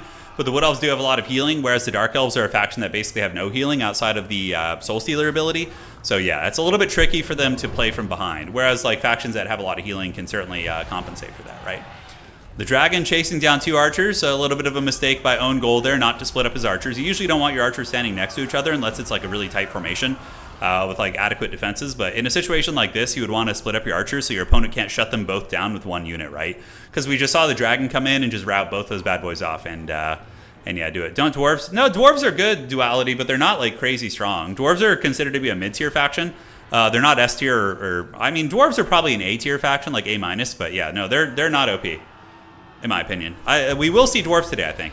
Really nice play using a net ability, the Prey of an Rainbow, to snare down the chariots, and then the heavy cav. I hesitate to call them heavy. They're basically reindeers, but they're really good. The Wild Hunters of Kurnus have armor piercing and anti-large, so they'll rip apart these chariots. And yeah, you can see literally all the Dark Elf chariots just get absolutely pancaked right here. Christmas has come early to the Druchii, and they're not enjoying it. On top of that, we do have a dragon nearby. Soulblade activated by the Slaanesh's Harvesters or some of the Doomfire Warlocks, but not really going to do much of anything. So, duality, the best faction in multiplayer is probably Slaanesh. Slaanesh and the Beastmen are probably the strongest factions. But, you know, even the worst factions in the game are going to be able to defeat the best factions. That's what's cool about Total War. All right, so Objective 1 belongs to the Wood Elves. Objective 2 is contested. It looks like the Dark Elves have a lot of raggedy units, and I do feel as if we are at a point in this game where you're going to be seeing kind of whack-a-mole. You know, the Dark Elves have a lot of really just beat, ragged units on the battlefield. Oh, stacking 2 archers again. Not like this. So 1 cav unit is just going to massacre these 2 archer units. I mean, Dark Shards, you know, stacked together, they do have their shields, and they can hold a little bit, but at the end of the day, the kind of light cav is going to be able to run down archers. That's basically their job. So that's a really bad engagement for the Druchii, and I think we are at whack-a-mole right now. It's basically just going to be the Wood Elves running everything down and just slowly picking apart the Dark Elf army until the game's over. Nice play here, using the Wild Hunters of Kurnus. These are anti-large monster specialists, and they're going to be going after the Feral Manticore, and they're going to be getting the help from the Dragon as well. So the Dragon is a great fighter, but honestly, these cavalry could solo this Manticore. They could take it down, but, you know, it's not just that. They also have a Dragon hanging out with them, which is going to be... oh my god, look how quickly that Manticore got killed by the Dragon and those cav. God damn! That was brutal, man. Yep, so 2 objectives firmly in the control of the Wood Elves. They currently have 900 points against their opponent's 400. Now, points don't matter. Like, if you get to the point where you just win the battle and you could just, like, dominate the battlefield, the points don't really matter too much as long as they don't reach 1,500, obviously. But yeah, all we really see is, like, one last bastion of the Dark Elves down here. But they're not even in that big of a state of advantage, right? Yeah, it's not even looking super good for them. Advancing up, we do see some Dread Spears creeping, but they don't really have great killing power. They'll be okay against some of the cavalry units, but it's nothing that the Dragon can't just, like, descend on and get some, like, big punishment, right? Low leadership factions do not struggle necessarily, you know. It depends. Like, the meta is very diverse duality. It's really, really diverse. More or less every faction can compete at a high level. I mean, some are way better than others, but, like, you know, even, like, a faction like Tzeentch, which is considered to be a little bit weaker, can still, like, win tournaments and stuff, so, yeah. What kind of flyers do Dark Elves have access to? They have dragons. They have a black dragon. They also do have access to the Manticore. They have harpies. Harpies are more of like an anti-archer unit, though, used for like diving back lines. Yeah. And they also do have some like Pegasus Horseman Knights. Yeah, so this is very much whack-a-mole. I would not be surprised to see OwnGoal tap out here in a minute. I think Czarix has closed out the game. So Czarix, looks like the game might have crashed there. But that if we crash, we're just going to probably call the game. Yeah, because that one looks like, for sure, it's over. Might just be my crash. Okay. So I'm going to just crash out of that. But that game is like 1,000% over, guys. There's basically no chance. Did everyone crash? I would call that game. Okay. All good in the neighborhood. So we're going to load out right now. Get back in there. And now we're going to be getting into the next match. Yeah. Tim is saying that game was over too. Okay, so everybody's happy. No drama. And we're going to be going to game 3 or 4. Game 4. Holy shit! So Czarix is going to be up 2-1. If Czarix wins his next 3 games, then he wins the series. Obviously, that's going to be very hard. Yeah. So he literally left like 2 seconds after I crashed out. Yeah, that's fine. Okay. So let me host game as a spectator. Get back in here, and here we go. And we'll update these scorecards. Let's get the players back in here and have some fun. Lobby code. Good luck, have fun. And let's see what the next matchup's going to be. So we're going to update the scorecard here. That is going to be 2-1 for Czarix, the dreaded Zoomer, showing no mercy. Sending the old millennials out to pasture once again, eh? All right, so the next matchup is going to be what? And the map as well. So map for game 3 is going to be the Norskan Rise, which is one of our newer maps. It's really, really nice looking. So Norskan Rise. It's like a kind of a cool snow map there. Yeah, we're getting old Yellard. Yeah, I know. It's rough. Okay, so Warriors of Chaos versus Tomb King. So potentially going to be seeing Cetra versus Archaon. That could be very cool.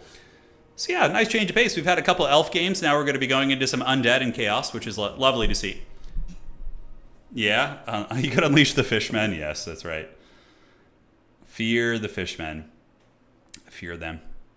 No, millennials are pretty good at RTS games, though. I've noticed that. You know, StarCraft is a game that definitely old yellers. It's like players because the APM and like micro requirements are so extreme in StarCraft. But like a lot of other RTS games, like even at the most competitive high level, are dominated by like older millennials. You know, like in Warcraft 3, a lot of those players are like in their 30s. In Total War, most of the best players are. Although the best player in the world in Total War right now, Anticity, he's I think late 20s. I'm not sure. He's like 27, 28 or something like that. But like we've had like crusty 30, you know, close to 40-year-olds winning major events in Warhammer 3. Yeah, we grew up on this genre. That's right. We did. Yeah, thank you guys for joining. It's been fun today. We are about an hour into the stream. And we're going to keep the good times rolling. Warriors of Chaos versus Tomb Kings. You know what that means. Burning Head to cook those undead, to burn through the witches in the back of your Dragula. Gotta love it. Yeah, what other RTS games don't put people out to pasture? Age of Empires also has very old players too, right? Let's see. Let's see how old the Viper is. So the Viper is... How old is he? I don't know if it says. I'm pretty sure he's older, though. Oh, he's 33. Yeah. He's 33. How about a Hera? Hera's the other player, right? Let's see. Looking here to see if I can find anything. I don't know how old he is, but I'm pretty sure they're in their 30s.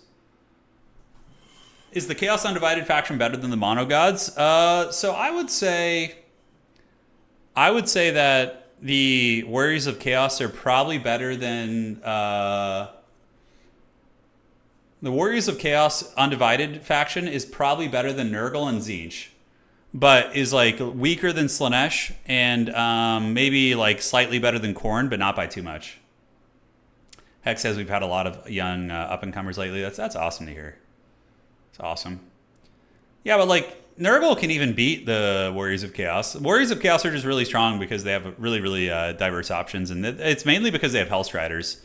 Hellstriders are insanely good. Yeah. They're insanely good. Yeah, Slaanesh is the strongest faction of the game, I think.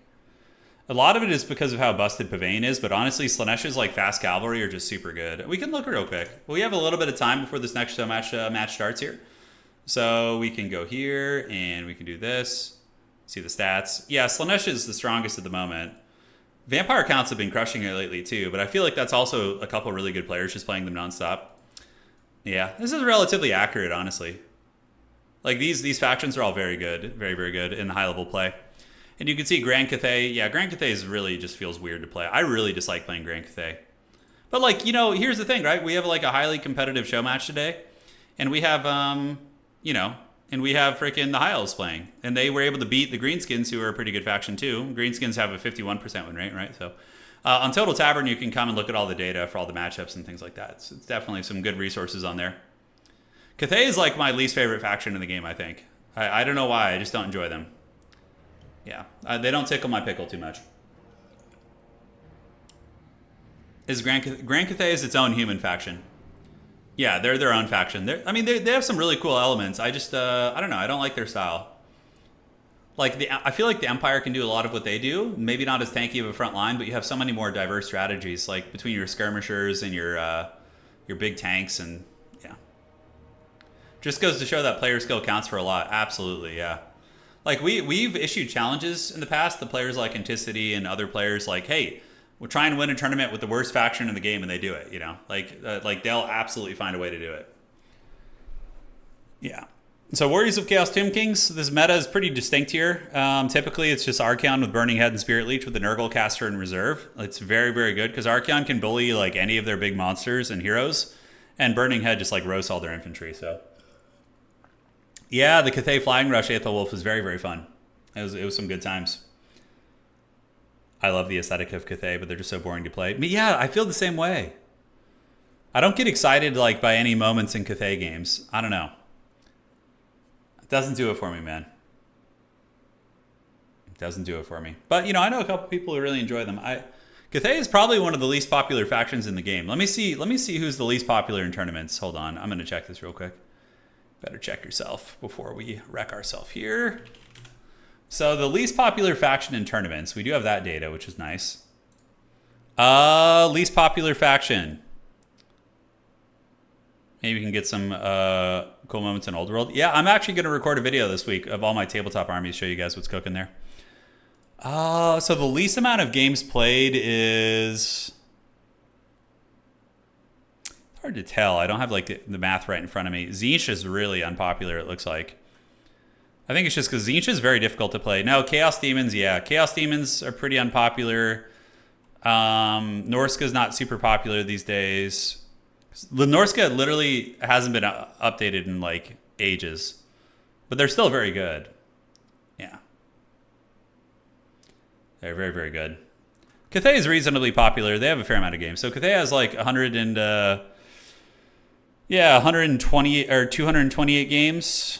Norska, for example, has 182 games. Chaos Demons have the least, I think. They have 159 games. Oh, actually, no, they're in the ballpark, yeah.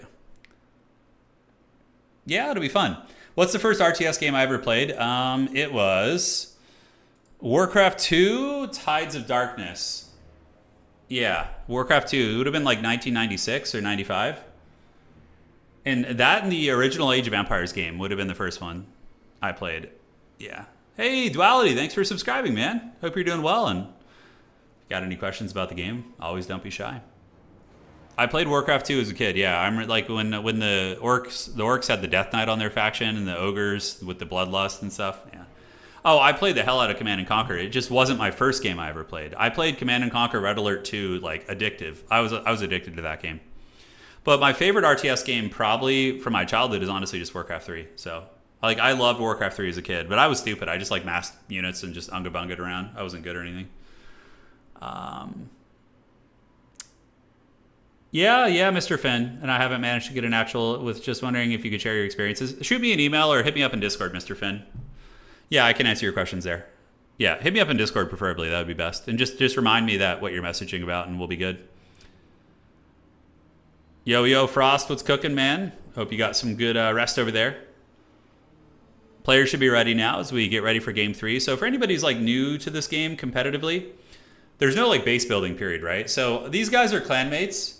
They're not gonna cheat, so I'm gonna show you. But basically, you spend a finite amount of resources, like from a shopping cart, and you build an army.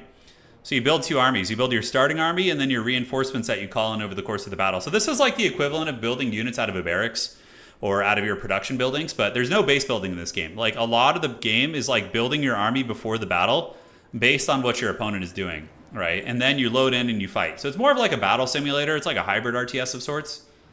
Oh, what's the occasion? No occasion really way. We're just having a fun little show match today. I just got back in town. I was like, let's do something hype. Let's get like a fun duel between two of the world's best players. Yeah. We'll be back with like normal tournaments throughout the week though. And I will be playing in tournaments again. I know I was taking some time off like competing in tournaments myself because of the Grubby event, but I do plan on getting back into competing in Total War tournaments. So you guys can see what it's like to play the game too, if you're newer. Yeah. It'll be good, man. More Unga, less... Thank you, Turn One. I know. I'm one eye and one hand, Eric. I feel you, man. Thank you so much for the donation, boss. Hope you're doing well. My birthday's actually coming up. I know it's a running gag that my birthday is every day, but it's coming up in July. Yeah.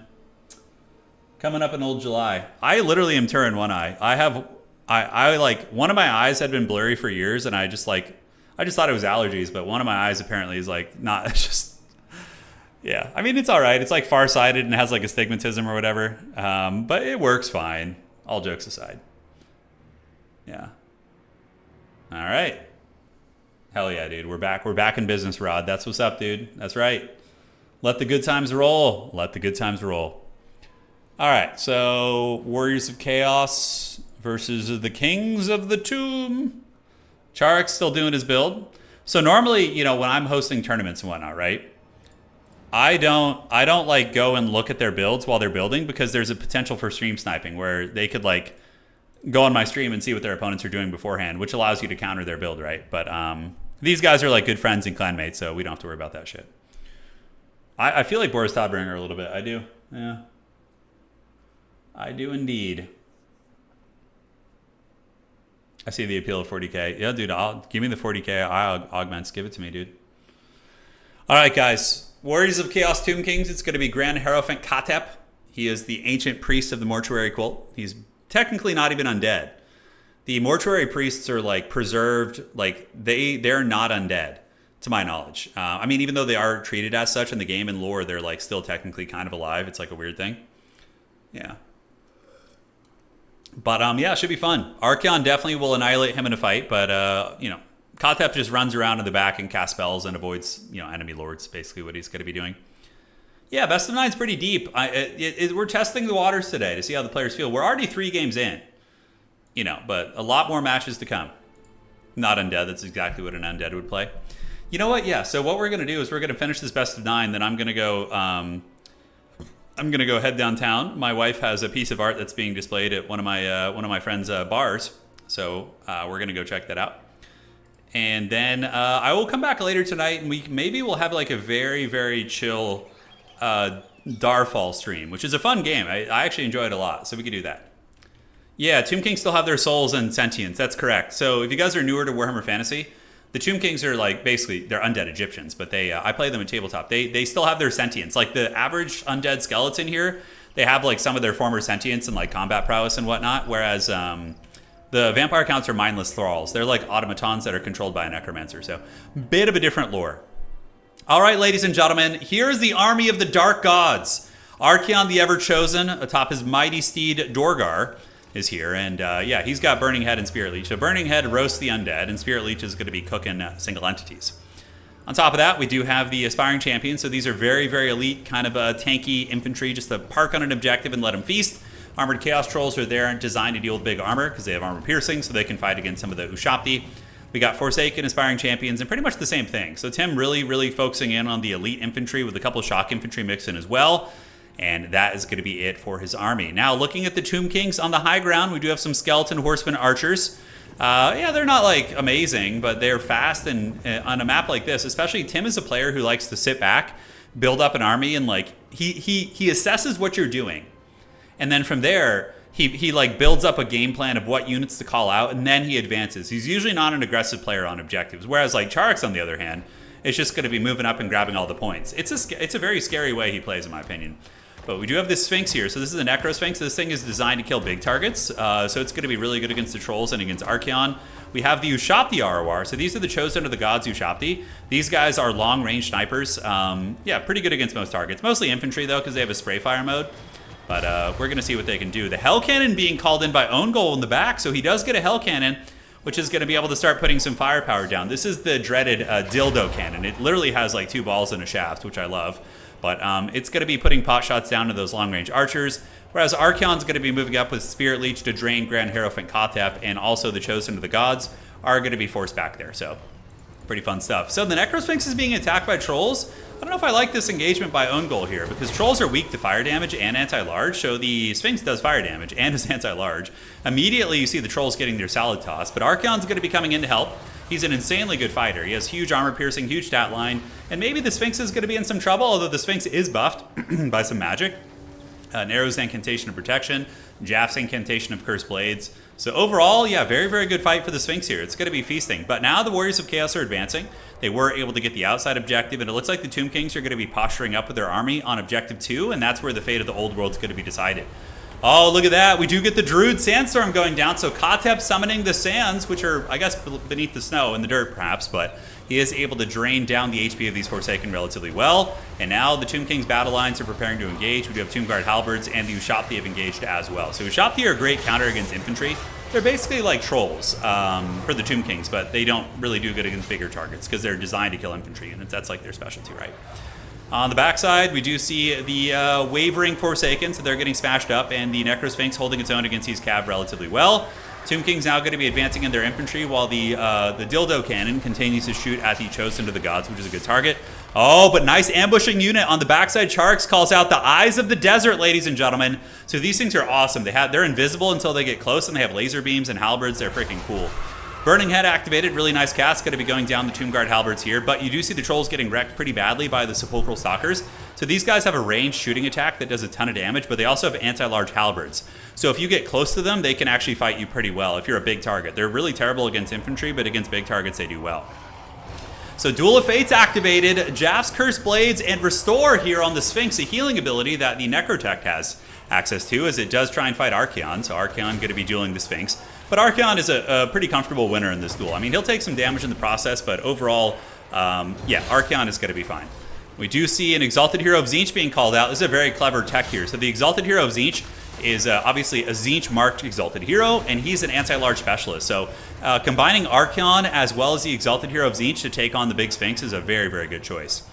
Now, in the meantime, on the flanks, we do see the Sepulchral Stalkers. They do get charged by the Trolls, but like I told you guys, they do have really good anti-large halberd attacks, so they're able to fend off the Trolls, and now they're going to be fighting the Aspiring Champions, which isn't as good of a fight for them, but overall, they should be able to hold and do their thing. The Sphinx is forced to retreat back, so right there, this bad boy did have to run away. And we do see, Grand Hierophant Kotep a little bit surrounded here, attacking into the Hellstriders. Granted, his magical ability does kill one of them, but now Kotep is going to be getting hunted down by another Hellstrider unit. And if he ends up getting surrounded and killed here, that's probably going to be game blouses, and that would most likely get Tim the Wilder or OwnGoal back in the game here. So currently, Nero's Incantation of Protection is activated. 40% Fizz Res, but that's going to be a lot of damage going down on Old Man Kotep. Archers in the back providing a little bit of supporting fire. The Ushopti Great Bows in the back also providing supporting fire. And all that firepower is able to push the Hellstriders off.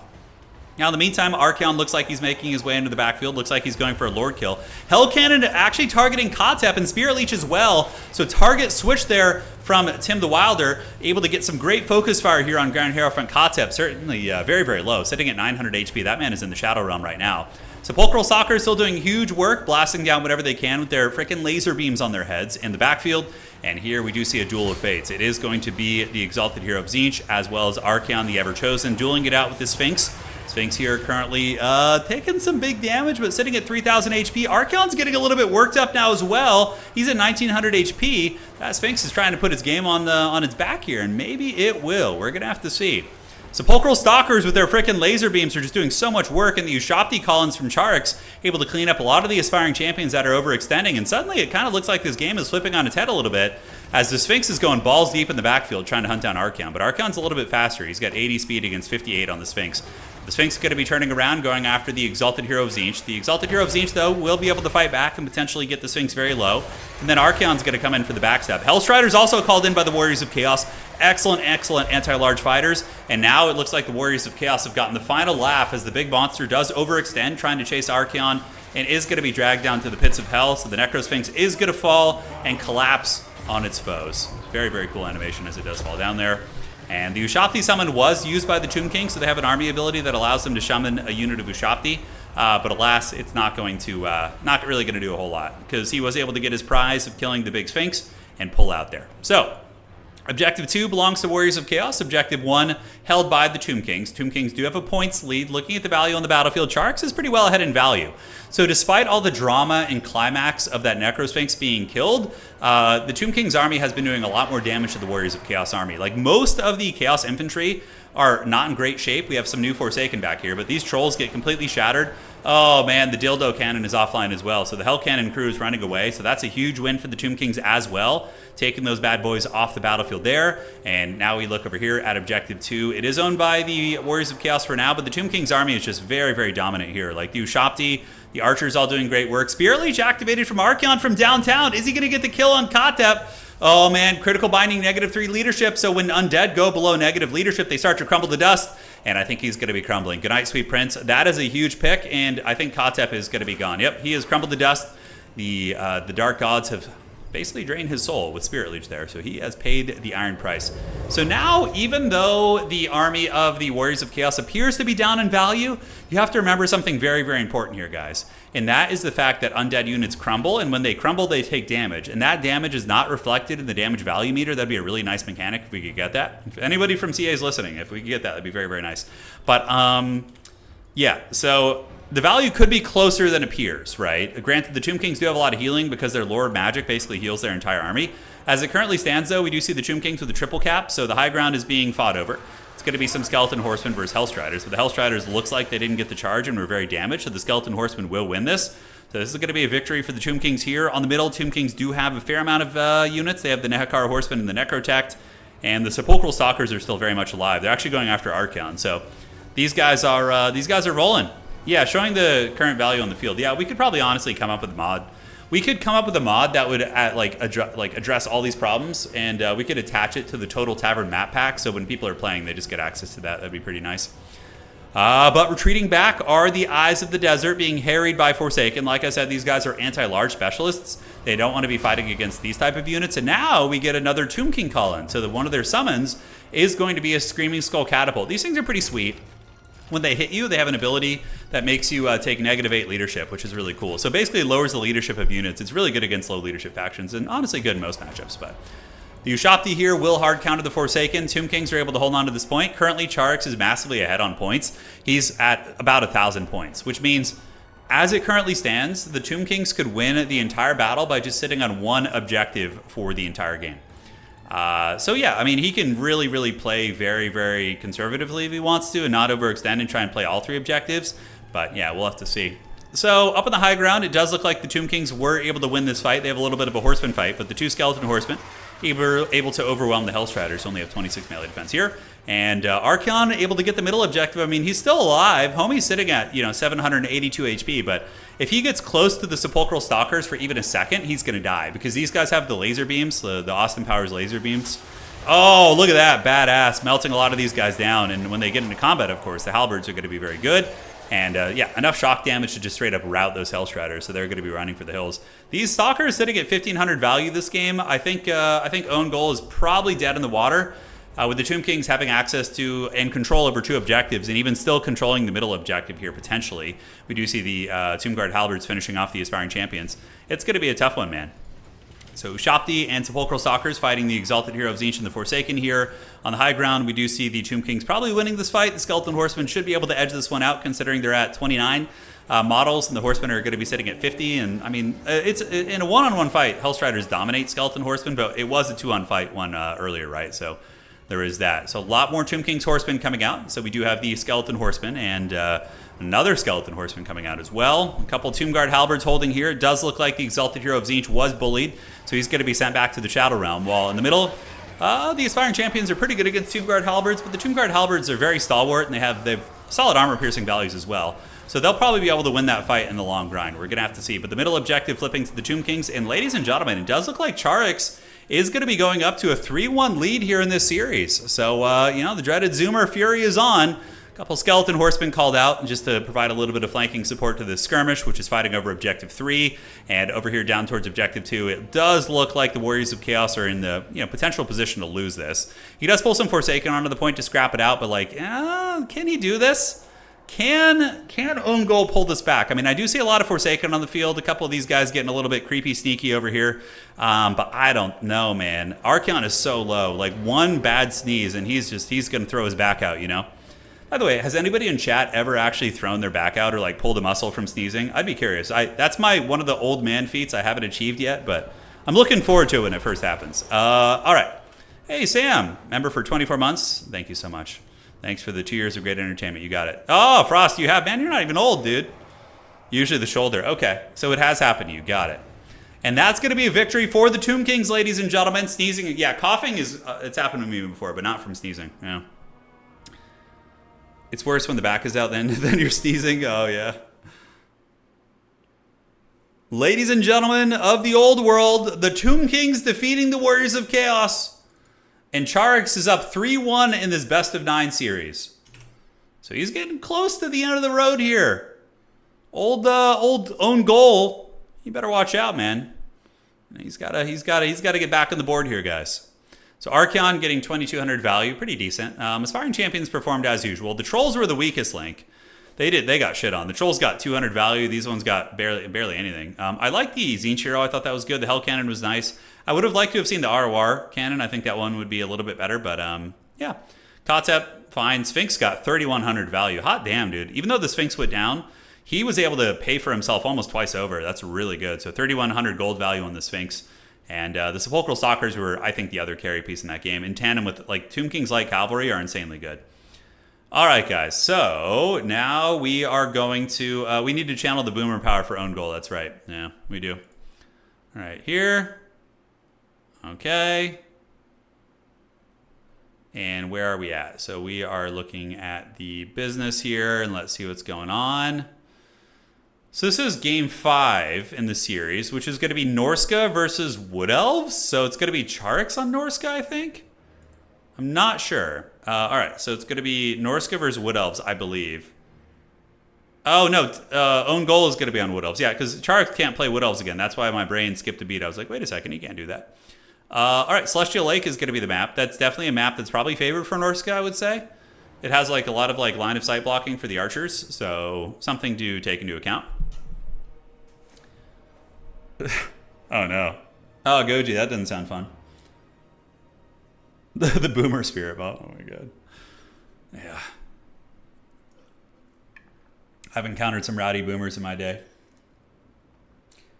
So when I was in one of my favorite things to do in general, and unfortunately I don't have it in my hometown, but back in the day when I used to work 9 to 5 and, you know, even during the college days, I used to love going to diners. Like old person breakfast diners are one of my favorite things in the world. Like going in at like 7 or 8 a.m., getting a breakfast coffee, a coffee with like a classic breakfast, and just having like a super nice grandma as like your server. Like that was one of my favorite things. I would even grab newspapers from time to time. But man, you would see some rowdy boomers at those places. Like very, yeah. My food ready yet? Slim Pickens. Oh, the Slim Pickens lady. I wish we had taken a picture of her.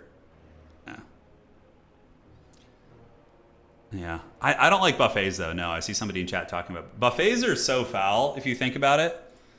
I remember going to buffets as a kid, but like when I went to buffets as an adult and you watch you just see like hordes of people swarming over the food. They're cross-contaminating the food. Like they'll grab things with their hands that they're not supposed to. They'll like spill one food container in another one. They'll sneeze on the food. They'll cough on it. It is so disgusting, you know? That's pretty funny, Pone. I haven't seen that before. That would be news to me. But yeah, the buffets are so foul, dude. Are they a thing? Because I know in the United States, like we have a lot of like really trashy buffets. But like in Europe and the rest of the world in the various countries you guys live in, are buffets a thing? Let me know the country and if it is. I'm curious. Buffets are cursed places. They really are. Yeah. That's just extra flavor. Oh God, Benny, no. Yeah. Nurgle's, it really is Nurgle's garden, yeah. Oh yeah, Phoenix, absolutely, man. My whole family got the worst food poisoning ever at Orion's buffet. Sounds about right. Yeah, I think like I've gotten some food poisoning at buffets too. We have a buffet here where all the food is covered and the only way to get to it is use tongs through a hole. Yeah, but even still, the tongs that you're using, like, like those tongs have been getting shared and passed around, right? By like hundreds of people who have been doing God knows what with their hands. You don't know where those hands have been, man. You know? Yeah. Like that alone, just like sharing even just like cutlery and silverware or like that type of a tool. Yeah. The eternal soup in Asia. Oh yeah, I saw a video on that. I just assume people don't know how to wash their hands anyways. Yeah, exactly. So One Bear says we have buffets in Germany and it's fairly uncommon for them to be cheap. Yeah, I feel like in Germany they probably would be. I just feel like it'd be nicer. I have family in New York City, Massachusetts, and in Texas as well. And when I visited Texas, I've been to some really, really like country buffets and seen some horrors that would blind would blind some. Yeah. Oh man, dude. It's gnarly. Yeah, scratching their ass, picking their nose, sneezing in the palm. Yeah, dude. Oh. I'm the big fan of the breakfast buffet at the hotel after wedding, though. Yeah. The etiquette of like hotel buffets, it doesn't seem as bad as like a big restaurant. Yeah. End times in the Golden Corral. Yeah.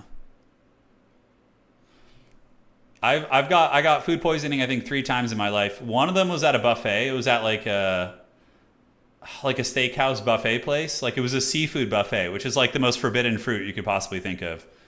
The other ones was at Domino's. I got food poisoning once, and then what was the other one? So Domino's, the Sizzler. Was it a Sizzler Steakhouse? No, it was some. It was like a weird seafood buffet. I can't remember the other one. No, can't remember. If you're scared of tongs, wait till I tell you about the door handles. Yeah, absolutely. I mean, I'm pretty cautious when I travel. I always like carry a hand sanitizer, and when I use door handles, I'll like hit the hands, you know. Yeah, Weatherspoons is pretty legendary too. We've had some. So the first time, that was my very first experience in the UK. My very first experience ever was 2018. I traveled to the UK with my pal Italian Spartacus, and we were casting the ever-chosen official Creative Assembly event for Total War, and we didn't know anything about the UK. We rolled up. It was like 7 a.m. We couldn't check into our hotel until like noon or 11 or something. And we saw a local in the streets, and we're like, "Oh, where can we get some breakfast around here?" They're like, "Oh, have you tried spoons?" And that was our first experience ever. Was a Weatherspoons. So like the funniest part about spoons was like seeing the alcoholics show up at like 9 or 10 a.m. So you would get these like people who are like retired, maybe in their 50s and 60s, showing up to Weatherspoons like as soon as they started serving alcohol. I can't remember if it was 9 or 10. And they were just the most haggard people you could possibly like. If you think of like the proper usage of the word haggard, it's these people. There was literally one guy who had like bandages on, and he had like blood on his leg, and he had come from the hospital. And Italian Spartacus and I overheard a conversation of him being like, he's like, "Yeah, you know, the doctor said I have a hole in my heart," and he's just like grabbing a full pint and like just fresh out of the hospital. We were like, "Holy shit, dude." Full of old men drinking at 11 a.m. on a Tuesday. Yeah, that's exactly what it was. Holy shit. Okay, guys, it is time. Ladies and gentlemen, welcome to Game 4 in the show match between OwnGoal and Czarix. If you guys don't recognize OwnGoal, he is the artist formerly known as Tim the Wilder. He just changed his name. But here he is, and it's going to be Norska versus Wood Elves. A very fun matchup. Norska does have a lot of shielded infantry, so it is going to be a fairly elite army here from Czarix. We have Marauders mixed in with Marauder Champions, which is pretty cool as well. Marauder Champions do have only bronze shields, but 80 armor will help them mitigate some of the damage, and really, really good sustained combat stats, incredible leadership as well. The hero core of Norska is going to be Wulfric the Wanderer, Skinwolf Werekin, and a Famir Balefiend to fire. We do see another Marauder Champion being targeted by the Glade Lord of OwnGoal here, so he does get a nice shot down the pipe of the Marauder Champions. And for the armies of OwnGoal, he's going to be Dryads with Swift Shiver Shards. So these are semi-elite Elven archers. They do fire 2 arrows instead of 1, so it's like the old Robin Hood movies, but they'll be able to put a little bit of hurt down on the advancing Norskins, we'll have to see. But Dryads, archers, and some Wild Riders as well. So pretty standard stuff, to be honest. Now, for the hero core of Norska, Norska is going to be rocking old Wulfric the Wanderer. We do have a Skinwolf Werekin, as well as a Famir Balefiend of Fire. So Wulfric's chasing, but the Elven Archer is able to kite him and put some arrows into him as he pursues. You know, if Wulfric overextends, what could happen is that OwnGoal could use the Prey of Anothrema.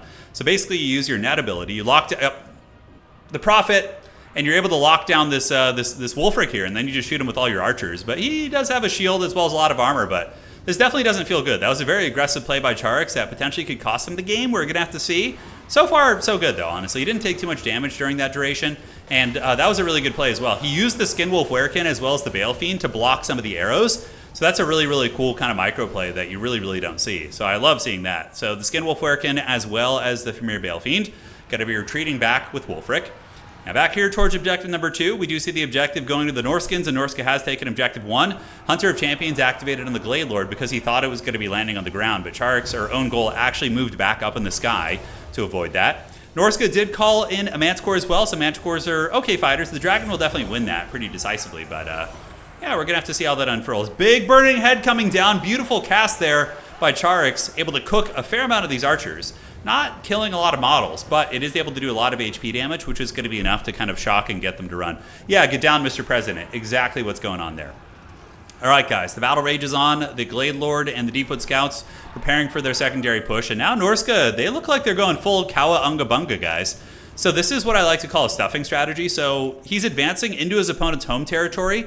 And the upside of doing this is he steals his opponent's objective and really puts you on a clock in terms of the objectives. But the downside being is that your opponent has quicker reinforcements because this is where your summons come from. And, you know, Norska has to summon from the other side and run all the way across the battlefield. Nice breath attack there by OwnGoal, able to cook a lot of the Marauder champions. So that is the Dragon breath attack, which does a hell of a lot of damage. And, yeah, the champions, though, are really insanely durable, and they're probably going to be able to hold for a minute longer. Unless the dragon comes in, then they'll probably start running. We'll have to see. But did Norska steal the home objective? They did. So Norska is basically probably going to fall behind in value now, but they're going to try and just grind it out here and win on points would be 100% my guess. So there's going to be a big burning head there. Really, really nice cast from Czarix, able to get a lot of the Dryads. Dryads are weak to fire damage. They take 22% more damage from fire attacks. So that's fire spells, that's units that hit with fire damage, etc., right? So objective number 2 is owned by Norska, but the Elves getting a nice concave attack here. And we do see the Norskan Ice Wolves get focused down by like 3 or 4 archers at once. So this archer, this archer, this archer, and the dragon comes in for the Alpha Strike. And the counterplay for OwnGoal, and when you get stuffed like this, is just to maintain your home objective as much as you possibly can. And then, you know, from there, push out in the late game once you've secured a pretty big value lead. But the Wood Elves are definitely ahead at this point. We do see the Manticore was trying to cause some havoc in the backfield, but it is pinned down by the Wild Riders, which are now going to be pulling back, and then maybe the Archers are going to switch in and start shooting. We'll have to see. The Norskan Hero Corps of Czarix doing some work, so Wulfric and the Bale Fiend trying to take down the Branch Wraith, but it looks like they're going to be retreating back. I think that Czarix knows that he could get trapped again, and the Archers could really punish him, so he's trying to play a little bit more cautious. In the meantime, we do see War Dancers called in, so War Dancers are a pretty solid unit. There's going to be another breath attack from the Dragon, very erect, cooking a lot of the champions right there, as the Elves now have their mighty Celtic warrior women. It is going to be the War Dancers, so they're going to be piling in and chopping through these Norskins. It's going to take a minute, but they do get in, Terror Route going down to the champions, and now it looks like the Wood Elves getting a ton of counter momentum. As it currently stands, 440 points here for the Norskins, 251 for the Wood Elves. So still a long time before you win, right? So you can see how the objectives matter, but it still does take a hell of a long time. So, Hunter of Champions activated, and that's going to be a burning head from the Bale Fiend caster, and we do see the Dragon trying to get away. It was being attacked by the Skinwolf Werekin here, as well as Wulfric, and the Dragon would lose that 2v1 fight. The Skinwolf Werekin, if you look at its stats, is a really good anti-large fighter, and Wulfric is just a high stat line character, right? Norska calling in the Ice Wolf Chariots. So these are chariots being pulled by Ice Wolves, and they do have Frostbite, so when they hit you, they basically slow you down. So they're trying to get to the infantry, but the Wood Elves have been able to block them up with the cavalry and have kept them from, taking a lot of ground there, which is a tricky pickle. Now over towards Objective 1 here, we do have Norska chilling out in the back, and Norska has Objective 3. Norska, oftentimes when you execute what I like to call a stuffing strategy, you're going to be needing faster reinforcements to keep the pressure up on your opponent's home point. So we do see a lot of light cavalry and like monstrous hounds coming out. So Norskan hounds as well as the warhounds over here, the Beasts of Tashnar. But the problem with them is they're not really great at like decisive combats. They're good at like picking off weak positions and maybe diving archers, but in a pitched like mainline battle, they could run into some issues. So the Dragon fighting the Manticore here. Wood Elves have been able to hold on to the home objective. The Manticore probably going to be breaking. It's at 400 HP and will be paying the troll toll here. So the Dragon's going to go elsewhere and let the Wild Riders chase that Manticore off the battlefield. And now the Wood Elves seem a little bit resurgent. If we take a look at the battlefield, their archers have been online. The picks, the Dragon's been doing good. Czarix is really, really looking to be in a dire situation. War Dancers here get caught by another burning head, but it goes through and roasts a lot of those ladies. Definitely not bad. Yeah, that was actually a really good one. But overall, the Wood Elves do seem to have a lot more units on the battlefield. They've been able to beat down the Norskan army pretty well. And the Norskan heroes, which is a big investment from Czarix, the Skinwolf Werekin as well as Wulfric the Wanderer, not really been able to drag down the Glade Lord. The Glade Lord going to be sneaking away here and doing its thing. On the backside, War Dancers advancing on up, and Objective 2, the Wood Elves do seem to have that one unlocked. But could we see a throw? Could we see the Glade Lord get taken down by the dreaded Condom Wolf? So the Werewolf and Wulfric are all over it. But nice play by OwnGoal. He's going to be sacrificing a lot of his units to free up his Lord, so he sends in his light cavalry and the remnants of his Wild Riders. And then he's able to escape through his own unit. So he does escape through with the Dragon. He gets away there, and there is going to be an Earthblood in response to buy a little bit more time. So Czarix has got some Skin Wolves coming in, as well as Norskan Ice Wolves, which somebody in chat did ask. They are considered large entities, so a little bit different in that regard. But here, Objective 3, looks like the Wood Elves are going to overwhelm the Norskins here. We see the Ice Wolf Chariot being dragged down. The Marauder Champions are trying to hold, but we do have some Spearmen, some Eternal Guard, as well as Glade Riders. We're going to be able to get that point, and the Norskins are losing ground right now. Now, Norska is putting pressure on the back objective. The problem for Norska is that OwnGoal and the Wood Elves would most likely win this battle on just 2 objectives, as it currently stands. So if he just gets Objective 2 and Objective 3, then he could just defend those like easily with the army advantage he has and probably be fine. Although Czarix has gotten a lot of value back in the game on the Glade Lord here. So maybe the Hero Core, maybe the Hero Hammer is going to be able to get it done. I don't know, though. The Norskan army just looks so raggedy. Now, you guys do see the value, and it does say that Norska is ahead. There's probably some things it's not tracking accurately. And you also have to remember, a lot of the value that the Norskins have gotten is in the Dragon character. Like this one character right here, right? So the rest of the Wood Elf army is like much healthier than the Norskan army. So like it's just like if you guys have ever played 40k, have you ever played against one of the homies who's using an Imperial Knights list, right? Like if you get that knight down to like a couple wounds, it's still gonna just dunk on your shit next turn. So in order to truly get your value from all the damage you've done to an Imperial Knight or to like Mortarion or Angron, whatever, you need to have like actually taken it out of play. And in this case, the dragon is getting healed too, so there's been a lot of Earthbloods and a lot of healing, which is going to mitigate some of that damage value as well. But yeah, Wood Elves are cackling pretty comfortably over here on Objective 3, so they're going to be maneuvering over. So basically, you guys have been waiting for this for a long time. You got this unit, you got, oh man, that was a terrible drawing. Hold on, I got to step up my game. Let me stand up straight. So you got one Spearman unit, one of these guys, and they're going to be moving over here, trying to get all their business all over that objective. So they are on their way over. And desperation from Norska. I mean, Norska is trying to alpha strike the home objective here. They do have some Skin Wolves, but a lot of the Norskan army is like Hounds as well as like anti-large units, which are just not going to be good against the swaths of Elven infantry that we see on the battlefield. Dragon's still cackling above too, so the Dragon character is going to be able to swoop in at any point and cause a lot of havoc. Yeah, just too many infantry. Norska doesn't really have the tools to contest it. Like, you know, the Marauder Horsemen, they're a skirmish unit, but they're going to be just absolutely terrible at, you know, dealing with the infantry swarms. And the Hound units are okay against infantry, but really, like, they need their own troopers or some sort of an anti-infantry tool. But they, you know, the state of the battle doesn't really, you know, allow for that, in my opinion. So, yes, we do see old Czarix cackling it up here. He's kiting the Manticore right now. So the Dragon's getting a little bit low. So he's fleeing the scene. He's 86 speed. The Manticore is 85, so the Dragon should be a little bit quicker, although sometimes he still does get caught. And underneath, we do see the Glade Riders. So Glade Riders are mounted Elven Archers, and yeah, they're able to follow under the Manticore. So now we see the Dragon turn and take the fight, but it's going to be a pretty easy fight for the Dragon simply because it has Archer support. So you start to see the Manticore taking a hell of a lot of damage, and the Archers are peppering him down pretty effectively. For the rest of the battle, Norska is calling out mass amounts of mobility, but you could see their Hound-based army, like all those mobility pieces, are just getting cut to pieces. The Condom Wolves are being sent back to the pits where they came from, so the Werewolves are not having a good time. The Dryads and the Archers of the Elves are really giving them the dirty, so the Archer position is so good here. These Elven Archers do magic damage, which is really nice, because when you're fighting against Condom Wolves, they have physical resist built into them. It's one of their traits, so it surpasses that trait there, which is very, very nice. Yep, Norskan army is pretty much in full route, being chased back by the Elves. Elves have pretty big battlefield dominance. And the backside, the Dragon able to outmaneuver the Manticore with some of the reinforcements, and the Manticore does get Shadow Realmed right there.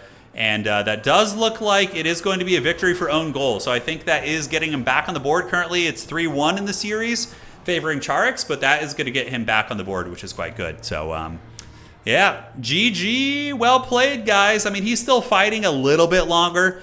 You know, obviously, top-tier players often feel as if they can scrap back from insurmountable circumstances, but yeah, Czarix is basically cooked here, man. I need some water, dude. Freaking hell. That fat 12-hour plane flight yesterday. You know, when you sit, like, when you have to sit in a plane flight under, like, directly under the air conditioner unit for like 12 hours, dude, it just like dries your shit out, man. It's rough. No, this isn't some tournament. It's just a show match, Adam, between top players. So, yes, Objective 3 is going to be now taken. The reverse sweep by the Wood Elves. The Norskan Unga Bunga has been forced back. The cavemen are going to have to go back to their caves and, you know, bang on the ground with sticks and rocks and figure out what went wrong here today, guys. And, yep, that's going to be it, though. Just a couple units still fighting here. But, you know, now the points lead that the Norskins did have is going to be passed by the Wood Elves incredibly quickly. And it's going to, before you know it, the Wood Elves are going to be able to just win on one objective. So Czarix is going to fight a little bit longer here. But, yeah, at this point, still being contested. But really, the Wood Elves just have so many units. They still have their Dragon. The Dragon is going to be able to beat Wulfric in a fight, most likely, and more Wood Elf reinforcements going to come in. Mostly going to be fast cav. So we do have these Jenkuya. Oh, you're very welcome, man. And yeah, the Wild Riders, pretty cool. They're good against Norska too. I mean, they don't want to fight Skin Wolves, but against like all the infantry, the Wild Riders can really, really give them the dirty. So maybe Norska will find a way to get its home objective back, but I don't know, man. I just don't think they have the time, because like Norska is going to have to get to the point where they have to get multiple objectives back, which is going to be incredibly hard. Wild Riders diving a little bit greedily and a little bit deeply into backlines if they charge against the Norskan Ice Wolves. So that's actually not a good fight for the Wood Elves here. The Wild Riders going to get swarmed by two of the Norskan Frost Wolves, or the Ice Wolves. These guys, of course, do a lot of damage and do have the Frostbite ability, so once they catch you, you can't really retreat, which is pretty brutal. So the Wild Riders do get killed there, and it does look like the Wood Elf player going for the kill. Wolfric actually gets wavered and terrified, which is weird. The Hunter of Champions probably should be immune to psychology. That seems a little bit silly if you ask me. But could we see a blunder, right? Like if Wolfric lives and we do see the Glade Lord get killed by these horsemen and the elite cav of the Wood Elves get picked here, I mean, maybe. But now you can see that OwnGoal has passed him in points. The dragon character is getting very low. It's at 1500 HP, being hunted down by the Marauder Horsemasters. These guys are pretty sick. They basically can chase down big monsters and throw their spears and javelins and, skewer them pretty good. But, yeah, gonna be very, very tough. Skinwolf Werekin still trapped up there. I don't think, I still don't think that OwnGoal can throw this. I don't think he can. Yeah, so the Wood Elves right there, sitting on objective 1. They still have the triple cap, despite like some rough engagements there. Norska is just so out of steam right now. I don't think it's going to happen. The dragon flying over, and the Wood Elves are going to be able to respond really quickly to threats on the side objectives with their mobility. So the cav are going to come across, and with the dragon support, should be able to take down the last of these Unga Bunga barbarians. So they're going to move up, and yep, they're going to get run down by the cavalry, even though they're not really great combat cav. If you only have like 5 units left, the cav are still going to trample you. Horses are still horses. So, yeah, looking at the value, massive favoring here for Norska, but it's not tracking everything. And remember, the Wood Elf army has healing, so it's going to mitigate a ton of that value. We had a lot of frickin' healing on the Wood Elves with the Branch Race and the Earthbloods and things like that. 1325 points. I mean, it's basically do or die now for Norska. Norska is going to have to get all 3 objectives back to win this. They'd have to get all freaking 3, which is just going to be so impossible to do. Norska is going to get it 1 objective back. They do manage to get some Marauders here, as well as the Norskan Ice Wolf Chariots, which are pretty good against these infantry. So that objective is going to be going back to the Norskan Unga Bunga. But even if the Wood Elves somehow relinquish this objective here, they could just Helm's Deep on their back objective at this point in the game, because they worked for it. And he could just go to his back objective and hold that one until the Sun and Stars die out. We do see the Manticore as being pretty useful. I like the Manticore play, because Manticores are really cheap, expendable monsters, so using them to hunt down the dragons is not a bad idea. But that's going to be a victory for OwnGoal.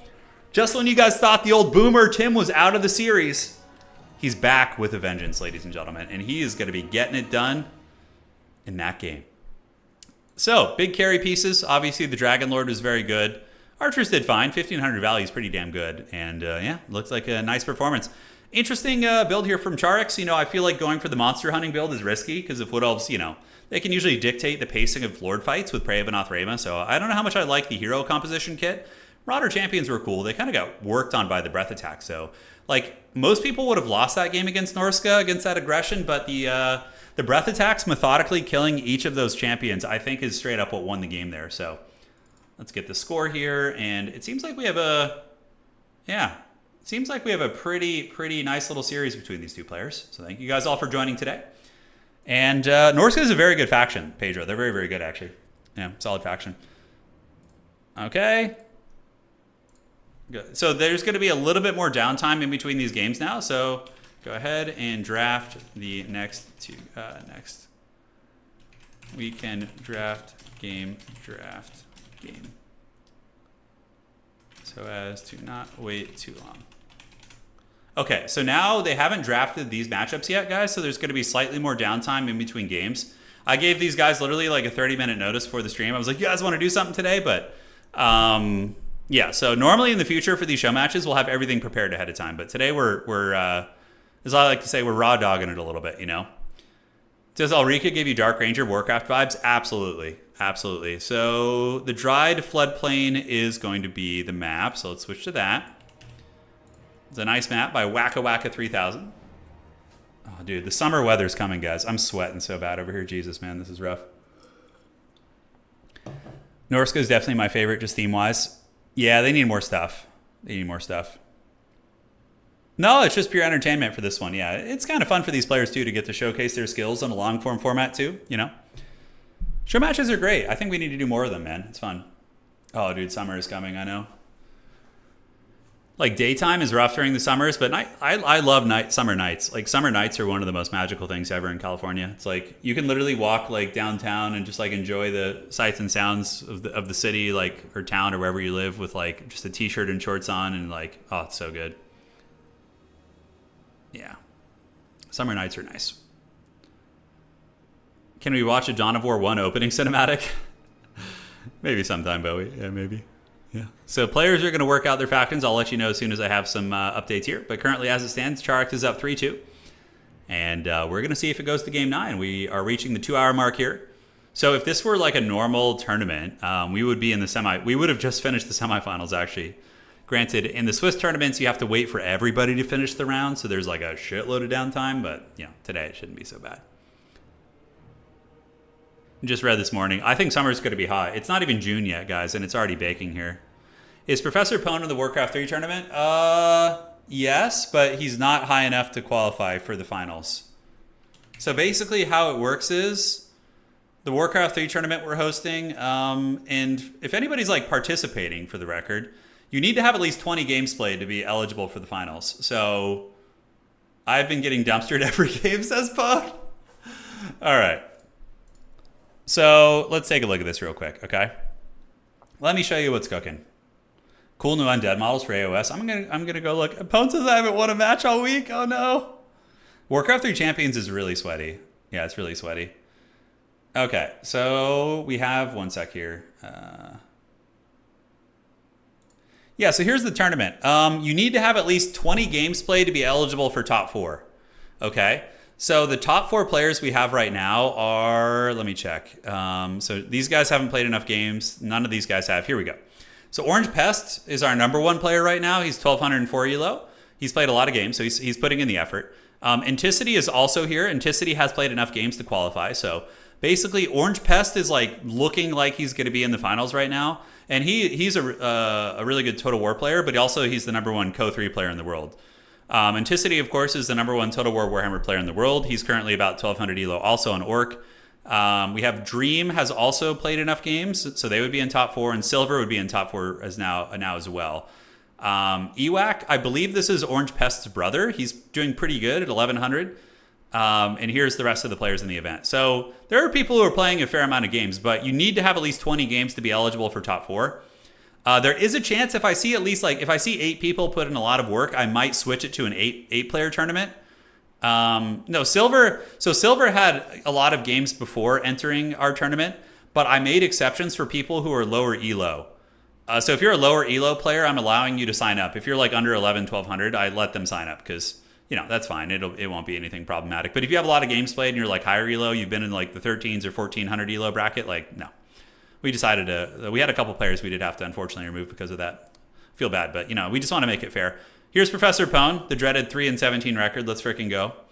And yeah, we have a lot of people playing. This is cool to see. You know, here's some serious grinding here from Solstice. Like, we have a week left.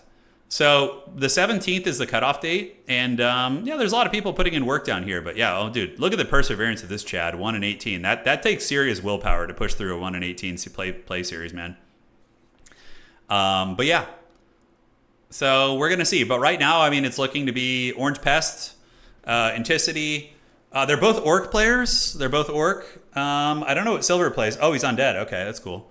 So we do have a good Undead player there. That's fun to see. And if Davok ends up playing, Davok, of course, very strong at RTS. But if he puts in work, he's a Night Elf player. So he would be representing Night Elf there. Yeah. But that's the Warcraft 3 Beginners Tournament we're running. So they basically play on a ladder until the 17th. And after that, we're going to organize a stream tournament. So that's going to be super fun. All right. So let's switch on back here and see what we're going to get for the matchup. And all right. So we're about to figure out what the matchup is. Lizardmen, Tomb Kings, Dark Elves, and Ogre Kingdoms are all in the running to be selected. Are Skaven good and competitive? I wouldn't say good, but they're viable, but they're just really hard to play. Skaven are hard to play, extremely punished. Like, you get punished for your mistakes really bad with Skaven. Yeah, but they're fun. I love playing Skaven. Skaven are a great time, man. Okay, so what's cooking? They're about ready with the matchup. Thank you guys so much for joining today. It's been a fun little stream. Now we have a little bit of downtime here. Okay, perfect. And there we are. All right, all right. Yeah, Skaven are hard. Those wins were when I was 1200 elo. Yeah, Pwn. So Pwn, when I watched you play, like you micro fine, but your biggest issue is the macro. Like you don't spend your money. Like you sit on a lot of money, but your micro, like if you could just iron out your macro, I think you'd be a beast. I would like to start with Total War Warhammer. Which one would you recommend? Well, you need to. It depends on which faction you want to play, but obviously, if you want to compete in multiplayer, you need to have Warhammer 3. So I always recommend Tomb Kings. I think they're pretty good to play for beginners. But like, let me know what you like, and I can give you direction from there. But you can usually buy all 3 of the Warhammer games for like a cheap bundle price. There's usually on sale. It'll be like $20-$30 or something. And then from there, you just pick the DLC you want. For Empire, you need to have Warhammer 1 because that like unlocks them, and then they do have a couple DLCs, which is tricky, but yeah. Empire's a lot of fun though. They're very fun. Empire's hard to play for beginners though. They're not a beginner-friendly faction.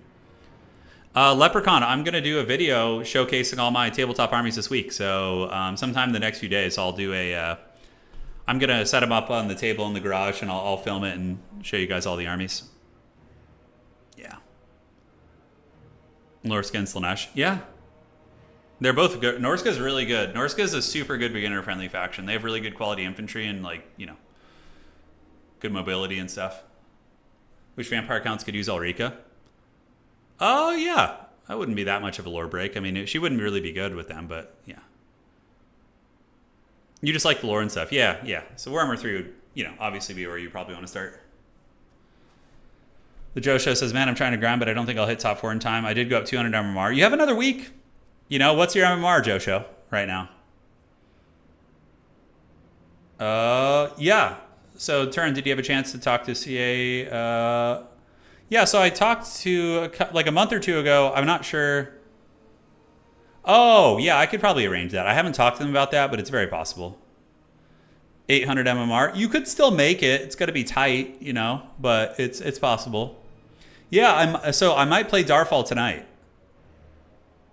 I had such a good time playing Darfall, actually. It's a good game. So I streamed it. Or I didn't stream it, but I put up a video. But I'm thinking tonight, when I get back from running some errands and cleaning up the house and stuff, I might do a little Darfall action. Yeah, Norska's a good faction, honestly. Yeah, so here, guys, we have our next matchup, by the way. Sorry, wrong one. Let me do this. There we go.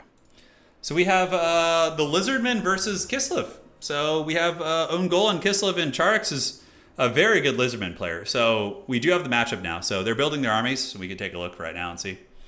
So yeah, they're about ready. Like, the players are just fine-tuning things and spending and designing their reinforcements and whatnot. But I love seeing Streltsy, too. Streltsy are really fun. So yeah, they're just designing their armies at the moment, and it looks like he's going light war sleds. So I'm not the only one who apparently builds my build, completely deletes it, and rebuilds it. Okay, I was wondering. Who hates chaos more between these two factions? Ooh. Lizardmen, like, probably don't feel the emotion of hatred as much as Kislevites do, because they're more like, they're cold-blooded, reptilian. To them, it's just like an ancient instinct to hate chaos, probably. I mean, I'm sure they hate it, but like, Kislev is, you know, they have human emotion range, so they probably feel more of feelings of bitterness and hatred towards chaos. You know, like, I doubt the Lizardmen, like, mourn the loss of their fellow Saurus and Skinks, like, the same way a human mourns the loss of a homie, just because of the nature of their species. So probably Kislev would be more player-hating, yeah. Yeah, so Darfall is fun in the higher difficulties, too. So when we play tonight, we're going to play some high difficulty missions, which will be really, really fun. What's the nature of the picks and bans? It's a 3x3 system, so it's like a grid. If you go to TotalTavern.com, there's a whole article on it on the top of the page. Yeah. Yeah, cool, man. Cool, cool. And here you go. Perfect. Yeah, thank you guys for joining, man. Why is it best of 9? Because I wanted to get a full stream of one match between 2 players. And if we do best of 7, it probably ends too quickly. It would just be like a 2-hour stream. and I wanted it to be at least 3 hours. So best of 9, it pretty much will guarantee you're going to get at least 3 hours. Yeah. Yeah, when you interact with lizardmen in diplomacy, one of their traits is legit cold-blooded logic, yeah. Or play games with your buddy Pone tonight. All right, Pone, you sold me, you son of a gun. I will play games with you tonight. We will do Darfall tomorrow. Yeah, no, so that Darfall video I recorded, I did not have much time to record it before my trip. So I literally, that was my second experience playing it. There was a lot of things I didn't know. Repair all, and you can set production limits on things. Yeah, like I didn't know all that stuff, so yeah. Yeah, the Pone's through with the devilish charisma. I know, dude, he's a villain. He is. He's evil. We'll see. Yeah, we'll see what we do tonight. Maybe we'll stream it, maybe we won't. Depends on what we do. Maybe we could do a little Heroes of Might Magic 3, you know, take it back to the old school. The Inferno must rise. No. HOM 3 is really fun right now, guys. I love playing the new faction's really cool too. I like the steampunk faction a lot. The one with the halflings and stuff. I can show you guys in between games. We probably have a little bit of time actually. Yeah. Professor Seduction. Played that game so much as a kid. I was also bad at it. Oh, Citizen. So you played Ultima as a kid too? Dude, I was in the same boat, man. I have vivid memories of being like, I don't know, like an 8 or 9 year old, probably 9 years old. Yeah, like 8 or 9 years old. And like playing Ultima Online and being tricked and just like, because if you guys don't know Ultima Online, it was like the most brutal MMO. Like, if you walked outside of the city, like a group of people could just roll up, kill you, take all your shit, and just, you know, then you just are back there empty-handed, right?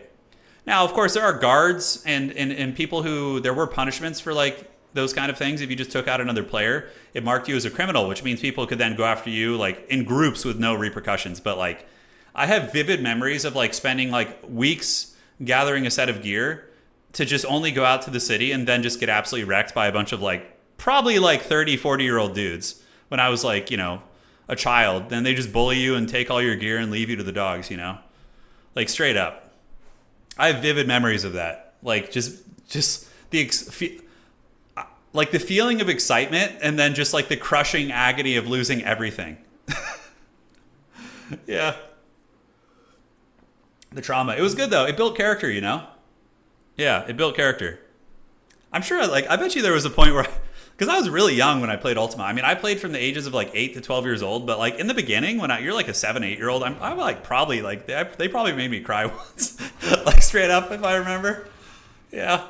Like there were sadistic people in there too. Like they would like, you know, kill you and then camp your body. And then when you come back to get your stuff, they'll just kill you again. You know? Oh, man. All right. Ladies and gentlemen, let's get it. Yeah, and it's like Ultima, probably the player base was mostly like 30, you know, 20, 30, 40-year-olds, and then like some 8-year-olds being bullied on there. Yeah. All right, guys, let's have some fun. Yeah, it's good preparation because that's what real life is. Real life is just perpetual suffering and loss. So yeah, certainly great. So, ladies and gentlemen, welcome to the Dried floodplain. It is going to be the Lizardmen facing off against the Kislevites. So, for the Dinosaur Lord and Czarix, it is going to be Lord Big Chungus. So, Lord Mazda Money, the Eric Cartman of Total War Warhammer, of Warhammer Fantasy. He's going to be using Arcane Unforging and Apotheosis. No, Harmonic Convergence and Apotheosis. So, 1 buff spell, 1 healing spell, and 1 direct damage spell. He does also have the Ruination of Cities, which is AoE damage and banishment as well, which is very, very cool. Aside from that, we do have Saurus Warriors in the battle line with the, Croxagores. Let's freaking get it. Oh, Croxagores are so sick. So Croxagores, you don't want to get shot by, like, you know, bullets and heavy powder, but if they can avoid the powder and, you know, just deal with, like, archers and infantry, they can definitely take them to Pound Town. Very good against cavalry as well. All right, so we got more Saurus Warriors, a couple of Skink Skirmishers going to be poking up. And now for the Kislev army, it is going to be a Ice Witch up on a Mighty Dragon. So, dude, you would totally get concussions and whiplash riding this thing. Look at the front angle. Like, look at how she's, like, bobbing. You would get so sick. Oh, my God. On top of that, Kislev is going to be using its light war sleds. So we do have a couple war sleds. So these are sleds being pulled by by bears. A little bit of lag here. Honestly, it hasn't been too laggy today, considering we're connecting to Central or Eastern Europe as well. So not too bad. But Light War Sled's going to be grabbing Objective Uno, and the rest of the Kislevite army of OwnGoal is going to be Armored Kossars, backed up by Kislevite Warriors. And on the backside, it's going to be Streltsy. So Streltsy are badass. These guys are bald, they are pissed, and yeah, they have axe guns. So these are the counter against like Kroxigors and like big dinosaurs and things like that. That's really, really what you want to get cooking with here. So yeah, this is actually pretty substantial lag. This is the most lag we've had in the series. Hopefully it'll subside. Yeah. That is the dreaded peer-to-peer thing, which is the worst part about this game, honestly. So many scams in the early MMO days. Oh, yeah, Eric Cartman. Yeah, Greasus is actually Eric Cartman. Mazdamundi is, in the ballpark because he's, got some Eric Cartman physique going on, but aside from that, yeah. So the Ice Maiden going to be using a nice little slowing ability on the Chameleon Skinks. So that is the Ice Maiden's Kiss. It's a nice ability here and is able to hurt the Chameleon Skinks. On top of that, the sleds do have gunners on top, so the gunner's able to put some firepower down into the little lizard people right there. So they are able to get it. Blasting away here. Currently, Objective 1, not owned by anybody, but Kislev is going to be advancing up to get it. And the rest of the Kislev army is a little bit idle. Definitely need to get moving up there and grab some ground. So I think Kislev's game plan is going to be Objective 1, Objective 2, and just Mortal Kombat and fight over the objectives. And we're going to see who is going to be getting it. Now, Lizardman a little bit more cautious this game, waiting in the trees. So Czarix, gathering his forces, and it looks like he's just calling in straight Kroxigors for days. So Kroxigors, they have their spanking paddles. If you guys have ever seen Dazed and Confused, basically the same thing. But yeah, these guys wreck infantry and honestly perform well enough against Cav. Not as good as the Sacred Kroxigors, which are more designed to kill cavalry, because these guys have very low melee attack, but they connect using their bonus versus infantry, which, as you guys know, makes them better against infantry units. So Objective 2 here is going to be owned by the Lizardmen. Objective 1 is going to be owned by Kislev, so both players on one objective with a slight lead for Czarix. I'm really surprised that we haven't seen like a chaff unit sent down here to grab this objective. That would be pretty good. But yeah, now Kislev's going to advance up, and they're going to park the Armored Kossars. Pretty badass. They do have their hybrid position. They're hybrid firing, so they can put a little bit of downtown shooting with their pistols. But yeah, just park them on that point, grab objective number 2, sit back, laugh, and enjoy your best life. Ooh, Kislev calling in another Frostworm, actually. All right.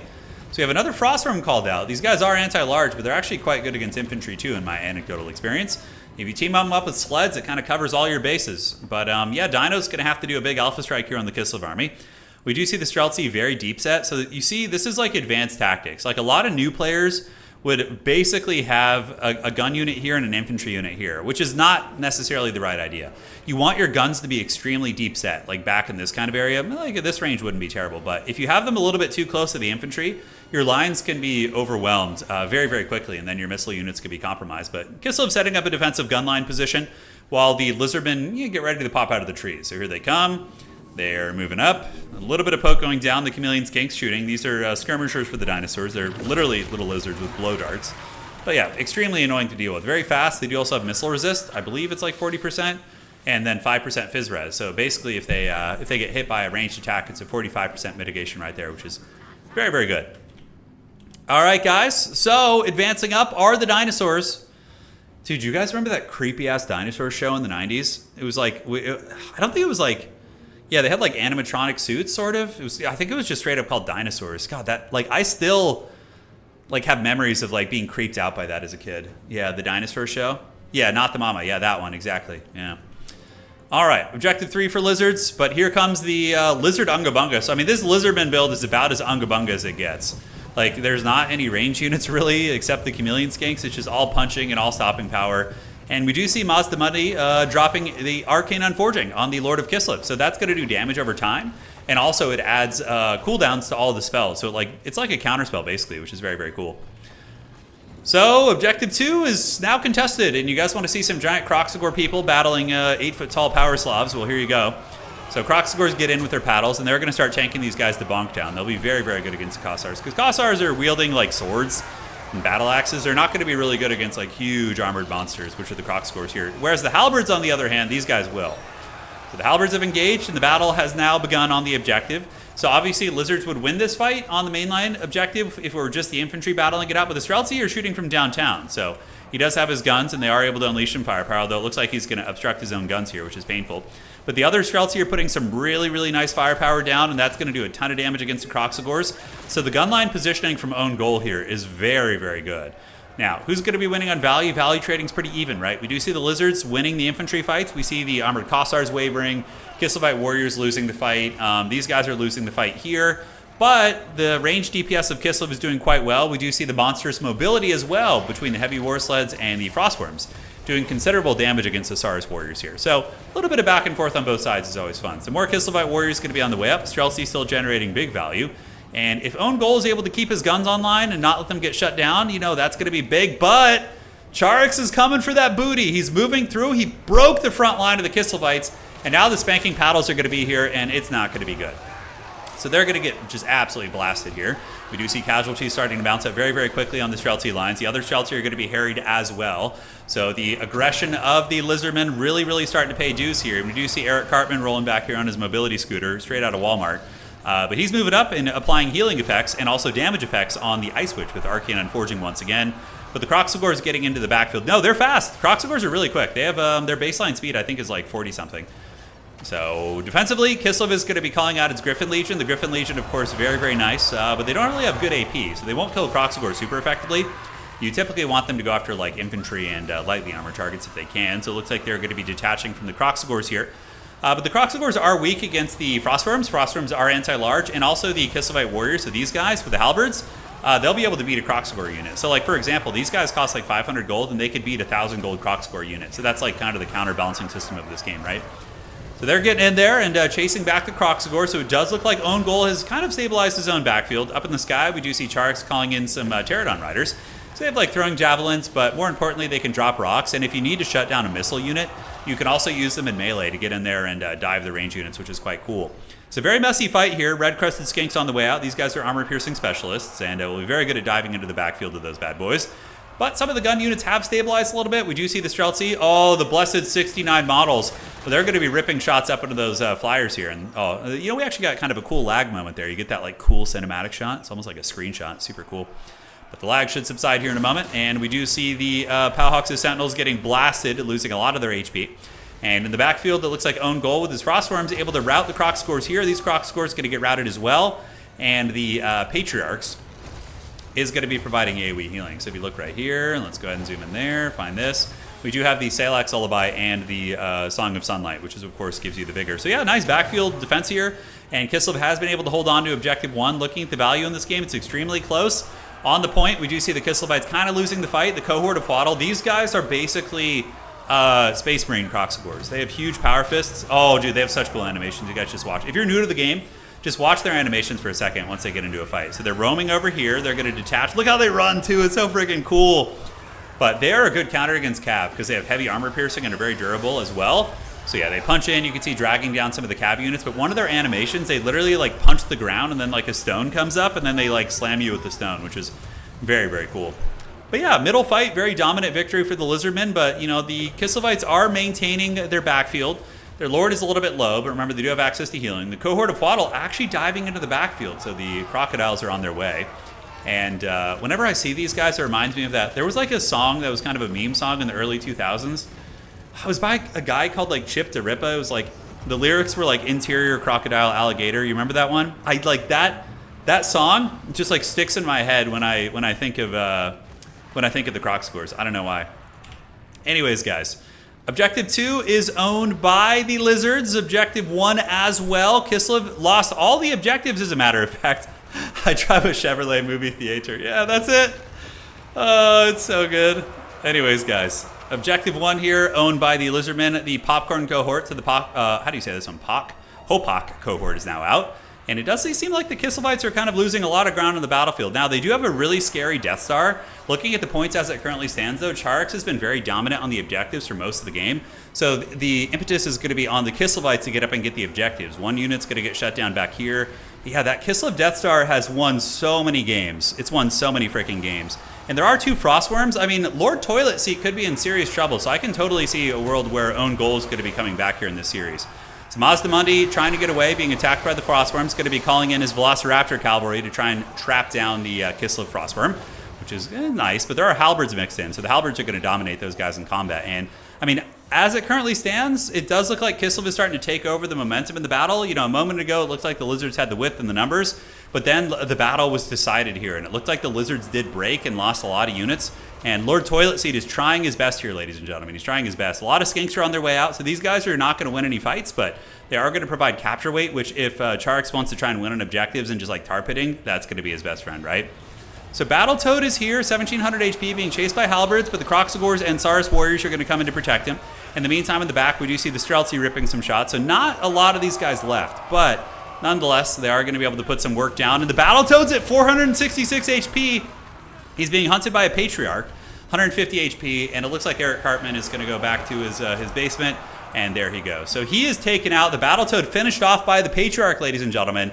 And now, yeah, I think Kislev just straight up wins this game because that's going to be applying a leadership penalty to all these units. OwnGoal is up 1,300. And wow, the Boomer pulling back the show match, guys. We all thought he was in trouble, down 3-1, but old Krusty Tim showing that he's still got some fight in him, ladies and gentlemen. And we have a tied series on our hand as the Kislevites defeat the Lizardmen with the Dragons and the healing durability. All right. That was a fun match. Really, it seemed really back and forth, honestly, but then it became super one-sided real quick. Yeah, screw you guys, I'm going home. Exactly. So the Light War Sleds did pretty good.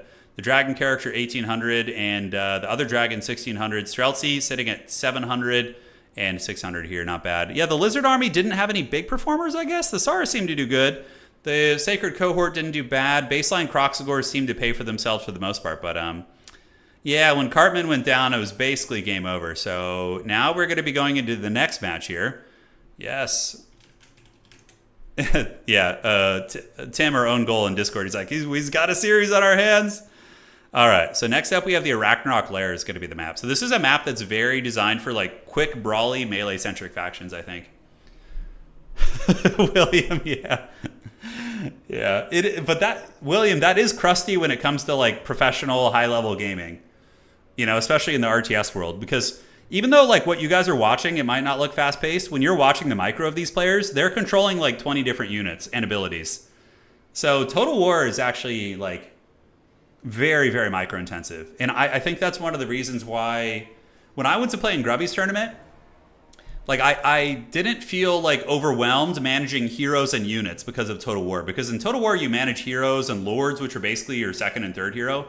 Or your second and third, Warcraft heroes, and then big armies as well. So it didn't feel like overwhelming to me dealing with heroes as much as maybe some of the other players, right? Like, look at the two players. Look at the players who've had like the most success in the Warcraft 3 show matches, right? Like it's been Dendi won the first one. It's a Dota player. Sing Sing won the second one. Another Dota player. So the hero management, and then I also got second. A big hero management game here, and I don't know who got second place in the first one. I think it was a WoW player.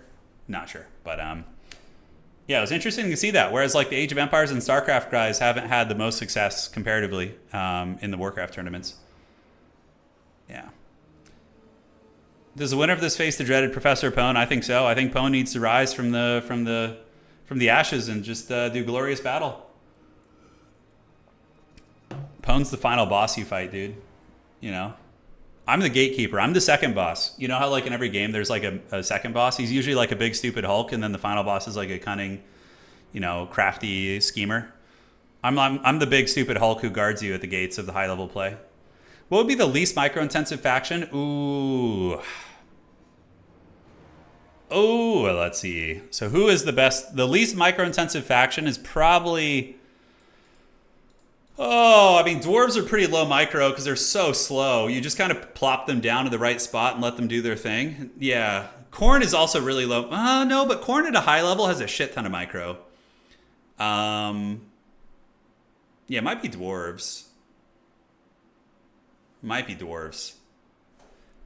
Yeah, if we're back on the subject of Warcraft 3, like building management isn't that important, right? Like in Age of Empires and late game, when I was like, in Age, I was able to get Conqueror and, a lot of the skill set for that is like macro management, like building huge bases, having like 5 to 20 production buildings in the late game, Like it's so different than Warcraft where you have like 4 or 5 maybe. No, Vampire counts at a high level require a lot of micro. Nurgle you can Unga Bunga pretty hard. Nurgle's definitely not the most micro-intensive faction. Yeah. Nurgle dwarves definitely don't require a ton, but at a high level, it's important to have. Yeah. I don't know. Just kind of thinking out loud. You ever have turn-based dreams? No, I don't. My dreams are all in real time. I had some weird-ass dream last night. I can't remember. It's weird as hell. How do you get to play in your tournament? Okay, so you just need to join my Discord, and that's it. And then when you join the Discord, you just make sure you select all the roles for Total War Warhammer and stuff, and then you just come here to our esports website, which is totaltavern.com, and you just you see tournaments. I'm like, oh, here's a tournament, which is happening, right? Oh, that's the grand finals. Okay, so you would click here. This tournament already started. Hold on, let me find one that hasn't started yet. Okay, this one's in a couple days. This one's literally a week from now. And you just click sign up for tournaments, read all the rules and stuff here, and then before the tournament starts, you just click check in for tournament, and then you're good to go. And you communicate with your opponents in Discord and stuff. Yeah, that's basically that. All right. So, we might get Chaos Dwarves. We might get my favorite faction. Let's freaking go. Gornir, I haven't played that. I haven't played. Oh, yeah, I need to fix the banner rabs. Something's wrong with it. I don't know what happened. We adjusted some things in the... My Warhammer 3, yeah, it's my dog. Yeah, it's Wookie. He's been dead for about 4 or 5 years, but his spirit still lives on. The creature, the gremlin. He was an awful little dog, but I loved him so much. People really sleep on magnesium. How so? Preach it, man. Give us the verses here, man. Wookie lives on. Yeah, he does.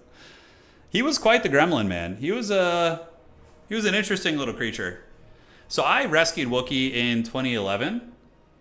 We rescued him from a shelter in Utah, actually, and then we brought him out to California. And he liked me enough. He always liked my mom more. I was always kind of the second in the house. But then my wife moved to the United States from Poland, and we had Wookie with us. He was our dog. And because my mom took care of Wookie until I graduated college, and then he became my beast fully. But when Anna came, I just became a piece of shit to Wookie. He basically, when Anna arrived, he just started ignoring me mostly. I mean, he would still look at me if he really needed something, but and then just following my wife around. Yeah. So he just loved my wife, and would just if I got close to my wife, he would give me the stink eye and stuff. Yeah, it was But then whenever my wife went on vacation or went to see her family in Poland and I was alone at home, he would start acting like my homie again. Because he was a little opportunist. He was an opportunistic little shit. He would just be oh, now now we're friends. Okay. But he won me over every time. I loved Wookie. He was a great little dog. Polska Guram. Yeah. Yeah. Oh yeah. Wookie was her familiar. Yeah. Well, my wife is more of a cat person, but she loves dogs too, but she still loves all animals. Wookie was her little minion for sure. Yeah, he was a good creature. He was so creature looking. I could show you guys some hilarious pictures of him actually. Let me check here. Hold on. Somebody said there's new models, undead models in Age of Sigmar. Is that the case? If I were to start an I don't really care for Age of Sigmar much, but if I were to start playing it, I would probably do an undead army or Chaos Dwarves. All right, sounds good, yeah.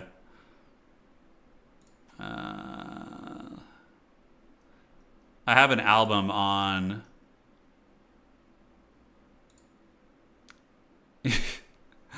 Yeah. Yeah, man, he was quite the creature. I can't find it right now. I'll set it up for a future stream. You got to see Linkin Park? Oh, that's fun. How were they with the new singer? Yeah, I know they have the new singer from God, I can't remember the band, but for me, a lot of Linkin Park was Chester, and his voice. I don't know if I could get. I mean, I've heard some of their new songs and they're certainly catchy, but it doesn't do it for me as much, But that's still fun. Hearing them do some of their old songs, even without Chester, would be pretty interesting. Chowie are not in plastic, except unless you buy the Blood Bowl team. You can buy the Blood Bowl Chaos Dwarves, and you can kit bash them. Yeah. Okay, so here's the choices for this game so far. We're narrowing it down to 4. We have Demons of Chaos, Tzeentch, Chaos Dwarves. Ooh, that's fun. So it's either going to be Demons of Chaos for Tzeentch or Demons of Chaos for Chaos Dwarves, I think. Yeah, I agree. I didn't really listen to Linkin Park after Meteora too much. I mean, I listened to Meteora and Hybrid Theory like up until this day. I still listen to those albums, but the later albums, there was a couple songs here and there I liked, but I kind of didn't enjoy them as much after Meteora. And yeah, I agree with that. Yeah. Is Blood Bowl good? It's fun. I don't enjoy it too much, but like I'll play every now and then casually. I'll get on and play a game. Hybrid Theory is such a good album. Oh my god, it's so good. It's like a Significant Other from Limp Bizkit. That was like another one when I was like a 11, 12 year old I just like went apeshit on. Significant Other. Yeah, it had Rearranged on it. Limp Bizkit. Wow, what the hell? Here we go. Yeah, and that had Nookie on it, which was the classic. Rearranged, yeah, those are some good. And Just Like This and Break Stuff, dude. Break Stuff when you're like an edgy 12-year-old is like the coolest thing ever. You know? Oh, man. Garthunk, maybe I'll do it tomorrow. I'm going to look. I just got back. I just like literally landed last night. I'm still super jet lagged, but tomorrow I'm going to take a look at the Dune game and maybe we'll stream it. I don't know. We'll have to see if it tickles my pickle. Dude, I loved POD when I was a kid. Loved it. The chocolate starfish. Yeah. Oh, Ogre Kingdoms versus Slaanesh. Oh, okay. I was misreading their thing. Okay. I think we have Ogre Kingdoms versus Slaanesh. This is fun. This will be fun. Yeah, Deacon, that was a long time ago. I like survival games, for sure. Yeah, I'll give Dune Awakening a shake. It'd be fun to, if any of you guys are playing it, we could get like, can we get a crew together? Could we start like a guild in Dune Awakening and all of us could play and like roll around? That would be sick. If that's possible, I'm very down. Or is it, you know, can you only bring like 4 people with you, or how is it working exactly? Oh, Morden, I've seen the dragon. Hang out and do spice, yeah. We got to make a Haggard Harkonnen guild, guys. Can we play the Harkonnens and just cackle together? And just be super villainous and fat and like take baths in oil and shit? Because then we're good.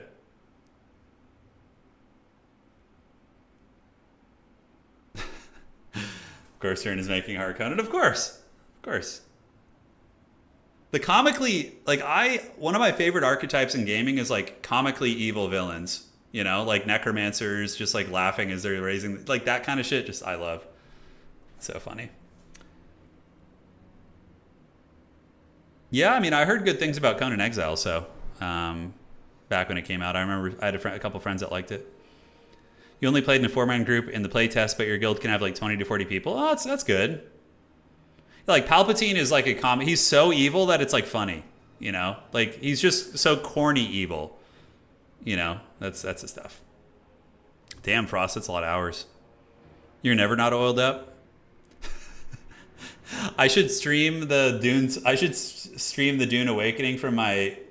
I'll fill up my bathtub with like an oil, like black looking oil, and I'll just sit there with my pot belly out drinking a beer and just playing Dune. Oh, we could live stream that. You can dedicate your guild to Harkonnen or Atreides and even build your base in their aesthetic. Oh, dude. Oh, Skeletor for sure. Yeah. I don't know the other... Oh, is that the dog guy? Phoenix? It rings a bell. Okay, Ogre Kingdoms and Slaanesh is going to be the matchup here, guys. And, yeah. There's no, like... Whoever wins this, it's going to be match point after that for the losing player, obviously. Dude, okay. You guys are getting me excited. We can build a Harkonnen base. Are there just playable factions or just survival? I think it's just survival, Garthunk. I think you basically just get yeah, it's like Rust with base building and things like that. What was the name of the Star Wars parody movie? Spaceballs? Yeah. Yeah, I think Spaceballs. Was that what we're talking? Yeah. And it had Pizza the Hut and stuff. Yeah, back in the 90s. That was a fun movie.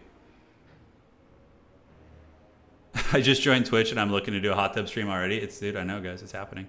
Well, we do Twitch and YouTube, so we do dual stream. So for anybody on either platform, we do both. It's fun. Yeah, I've met a lot of new people, which has been fun. It's been good. That was the one, yeah, yeah. Classic stuff, man. 90s had some good. Now, who else is an absolute Chad here in this chat and enjoyed the early 2000s scary movie franchise? That's really the stuff of legends. Like Scary Movie, Meet the Spartans, Date Movie. Oh my God. I used to just like die laughing at all those movies. Oh, they're so good. Scary movies, dude. Let's go. Well, I even like the trash ones. Even the trash scary movies, I enjoy those. So dumb but fun, I know. I love Not Another Teen Movie. I love that. That's the one with Chris Evans in it. Captain America, yeah. Holy shit, that's so funny. I love Euro Trip. Oh, Euro Trip's so good. Remember the scene in Euro Trip with the Italian train conductor, or the Italian guy, and he's like scooting closer to them every time they go in the tunnel? And then eventually he's just like in his underwear. Oh God, I love it. Euro Trip is one of my favorite movies ever. I love Euro Trip. Yeah. Now, here's the question. What do you Europeans in chat think of Euro Trip if you've seen it? Oh, Beer Fest? Dude, Where's My Car? I love it. I love that movie. And then that's the best part in Dude, Where's My Car is when they're ordering the Chinese like fast food and you know, and then the lady behind the microphone is like, and then he's like, no, and then. Dude, I love that. I love that shit so much. Yeah, let's see. Okay, I'm trying to see what. Super Troopers is a good one too. Yeah, Euro Trip is accurate presentation of Europe. Oh God. No, and then. Yeah, they just don't make movies like that anymore. They don't. Granted, a lot of the movies of like the 90s and early 2000s were just straight up like their comedy was based on like racial and cultural stereotypes. That was like a huge part of comedy. You know, in the early 2000s and late 90s, it was like all racial and cultural stereotypes and stuff, like gender stereotypes. That was like most of the humor. Yeah, Beer Fest is pretty accurate presentation of German drinking culture. Dude, I'm German and I love Euro Trip. Hell yeah, let's go. Yeah, I've seen some Ali G. I didn't get as into that stuff, but I do know it. Yeah. I'm really excited for the new Naked Gun movie. I love the originals with Leslie Nielsen, and Liam Neeson has that same energy. I'm very excited for that. I'm very excited. Oh, interesting way. Good to know. Good to know. Streaming has killed DVD stoner comedies. Oh, dude, you know another goated one is Grandma's Boy. Do you guys remember Grandma's Boy? There's two scenes in Grandma's Boy that like really stick with me. There's the one where like the guy is sitting on the couch with the monkey smoking pot, and then he like looks at the monkey. He's like, "Don't judge me, monkey." That one stuck with me. And then the when they go to the like evil like tech guy's place and he's like listening to techno music and he's wearing like a Matrix jumpsuit. And then he's like making fun of them for not understanding his techno music because they don't have like robot ears or something. It's so dumb. Yeah, that's so dumb, dude. Oh God. All right, guys. Anyways, enough nostalgia. And if you're new to my stream, this is like what half the stream is, just nostalgia baiting the 90s and early 2000s. All right, guys, let's take Harold and Kumar. Dude, okay, this is the last part, then I'm going to focus on the game. The best part in Harold and Kumar Go to White Castle is when they're in the convenience store and like there's all those like extreme bros and they like have the kayak and they throw the kayak in the air that has that like fat guy in it and he's like squealing like a pig as he flies through the air. That scene is so good. It's so stupid, but so good. Anyways, ladies and gentlemen, welcome to Game 7 in this best of 9 show match. It seems like today we have gotten two very equally matched opponents. It's going to be OwnGoal, or formerly known as Tim the Wilder here, using the Slaughtermaster of Beasts with Flock of Doom, and Iron Guts. Oh, Giga Chad Iron Guts. These are some of the coolest units. Dude, look at these guys. Oh, let's freaking go. So yeah, these guys are a good counter against Slaanesh infantry, but obviously you don't want them engaging against like the Hellstriders and different things like that. But yeah, we do have one shooting unit. It's going to be a lead belcher. So against Slaanesh, you don't want to go too wide with shooting because if you do, you're going to get swarmed. It's going to be too hard to protect all your assets. But against Slaanesh, going for like one narrow shooting unit is quite good. And yeah, the Lord is going to be a Slaughtermaster Beast, like I said, a little bit of shooting and some elite Ogre infantry. Now for Slaanesh, on the other side, it is going to be Czarix. Czarix is going to be using Hellstriders himself. These are fast anti-large cavalry, so if they can isolate Ogre units, it's going to be good, but they do not want to be fighting against like Pigback Riders. So these little like gremlins down here, that is a bad fight for them. The pigbacks will actually win that fight. So yeah, aside from that, we do have old Exalted Keeper of Secrets on the other side. So this is a Greater Demon of Slaanesh, which is extremely meta right now, either this or Inkari. And yeah, it's a great assassin. Very squishy though. 15 armor, good melee defense, but against like shooting, it's going to have a really, really bad time here. So that is going to be the Exalted Keeper of Secrets. On the backside, we do have a couple Forsaken and Hellstriders, and a couple Spearmen. And the Chungus Kingdoms are going to be securing Objective 2 and soon going to be going down towards Objective 1. So they're moving over here. Objective 2 is here, and it does look like the little gremlins, the Pigback Knights, have moved forward. Here they go. These guys, now that they're balanced, I don't mind it. You know, I hated them for a long time, but now that they're like nerfed heavily, we're in a good spot. Okay. Objective 2 going to the Ogre Kingdoms. Objective 1 is going to go to the Ogres as well. The Pigback Riders should be able to capture that objective one of these days. So that means in Total War Competitive, when individuals are down on objectives, they're the ones who have to advance up and fight, right? The initiative is on whoever gets up and secures the objectives first, typically can just kind of sit in their positions and cackle all the way to the bank. So yep, down here we do have the Pigbacks holding on to the point, and on the back it is going to be more Ogre Bulls with dual weapons being called out. These guys are great. They have a bonus force infantry. They can definitely lay a whooping down on the Forsaken as well as the Devoted Marauders and whatnot. So pretty cool, but it does look like Slaanesh is maybe planning a rotate. We do see like them moving a lot of their very fast army across the map. A couple Forsaken camping out in the trees. So this objective pretty firmly under Slaanesh's control, and there are going to be some Fiends of Slaanesh as well. These guys are nasty. Just a generally very, very nasty unit in sustained combat. Morgie, everything was good. Thank you so much. Yes, I certainly feasted on my trip, so thank you so much, man. All right, in the middle, we do get the Greater Demon going in here, and the reason why the Greater Demon is getting so close to the Ogre army is to use Pavane of Slaanesh. So he casts a spell on the Leadbelchers, which are a ranged unit, but this ability causes them to just go berserk, basically, and charge into melee. So if you can pull them into melee and then kill them with some cavalry or some other units, it's very, very good, because the shooting is extremely punishing, but Pavane is going to wear off, and honestly, with a little bit of micro, OwnGoal is going to be able to pull them back, so yeah, but Seductive Glory! All right, so he's stacking the Rampage effects, using the ranged one and then using the melee one to rampage this unit for another 7 seconds. But you need to get this unit. You need to punish it. A couple Furies do land on top of the Iron Guts, but really not going to go good. The Ogre units have a lot of numbers down here, and they are going to be taking some of these flying units to pound on here. So the Ogre's certainly doing quite well. In the meantime, Forsaken here getting chewed up, and the Greater Demon's gambits have failed, guys. So basically, the Leadbelchers did not even get pulled into melee for even a moment, and they should be able to retreat through their own battle lines and stabilize their position. But Slaanesh has been able to use its mobility to secure the outside objective, so that belongs to Slaanesh. This one belongs to Slaanesh as well. Ogres are very centralized on the middle, but they're going to need to find a way to get another objective, or else they're going to, potentially lose the game, right? On the backside, we do see the Marauder Horsemen and the Hellstriders looking for an opportunity. What they're trying to do is get the Leadbelchers, but the Ogres are doing a pretty good job defending them. Here, we do see some Hellstriders trying to get through, but they're intercepted and heavily blocked up by the Pigback Riders, which of course do have spears, so they can kill these guys pretty quickly. The Hellstriders are a very, very squishy unit. Nice Flock of Doom going down as well by the Ogre Kingdoms, so that is going to be nailing the Forsaken, nailing the Hellstriders of Slaanesh, and these other Hellstriders as well. So a lot of damage value for the Ogre Kingdoms, as Slaanesh is having to sacrifice, in my opinion, exponentially more value to get those shooting units offline than they are, they're sacrificing more value than they're getting. The Leadbelchers are like 1,000 gold unit, and I've seen them send a lot of units back here, probably like 2,000 plus, to try and shut them down. So that's going to be very, very tricky, guys. That is going to be very tricky. But outside objectives still belong to Slaanesh. We do see Objective 3 cackling for them there. But the Ogre Kingdom's able to detach some chaff units down here to maybe grab this point. But Ogres do look to be in a winning position for me. I think they're in pretty good shape. That dive back there was not good, and the Ogres are taking a lot of these units to Pound Town. We do also see the Lord of the Slaanesh, the Demon Lord here, a little bit trapped up, having some trouble escaping. Ogres do have really good mass, so trying to push through them is incredibly difficult. Forsaken also getting crushed by the Iron Guts. Iron Guts are so freaking good against them. They hit super hard, have excellent armor-piercing values. And Ogre's now going to be bringing out Trappers. So Trappers are kind of a ranged hybrid melee skirmish unit, but they're really, really good at throwing their little ninja stars downtown, and they'll be able to poke down some of the more light, squishy units. So one way I can see the Ogres maybe throwing this game, it seems like they're winning most of the fights and have also done a lot of damage against the Lords, is if the Ogres lose their Lord somehow. So if that Slaughtermaster gets caught and killed by the Exalted Keeper, that could be troublesome. But these grind fights are just going to favor the Chunguses, because Iron Guts are basically, these guys, like with the big two-handed weapons, are a hard counter against the Forsaken, which is like 80% of the infantry we're seeing out of Slaanesh.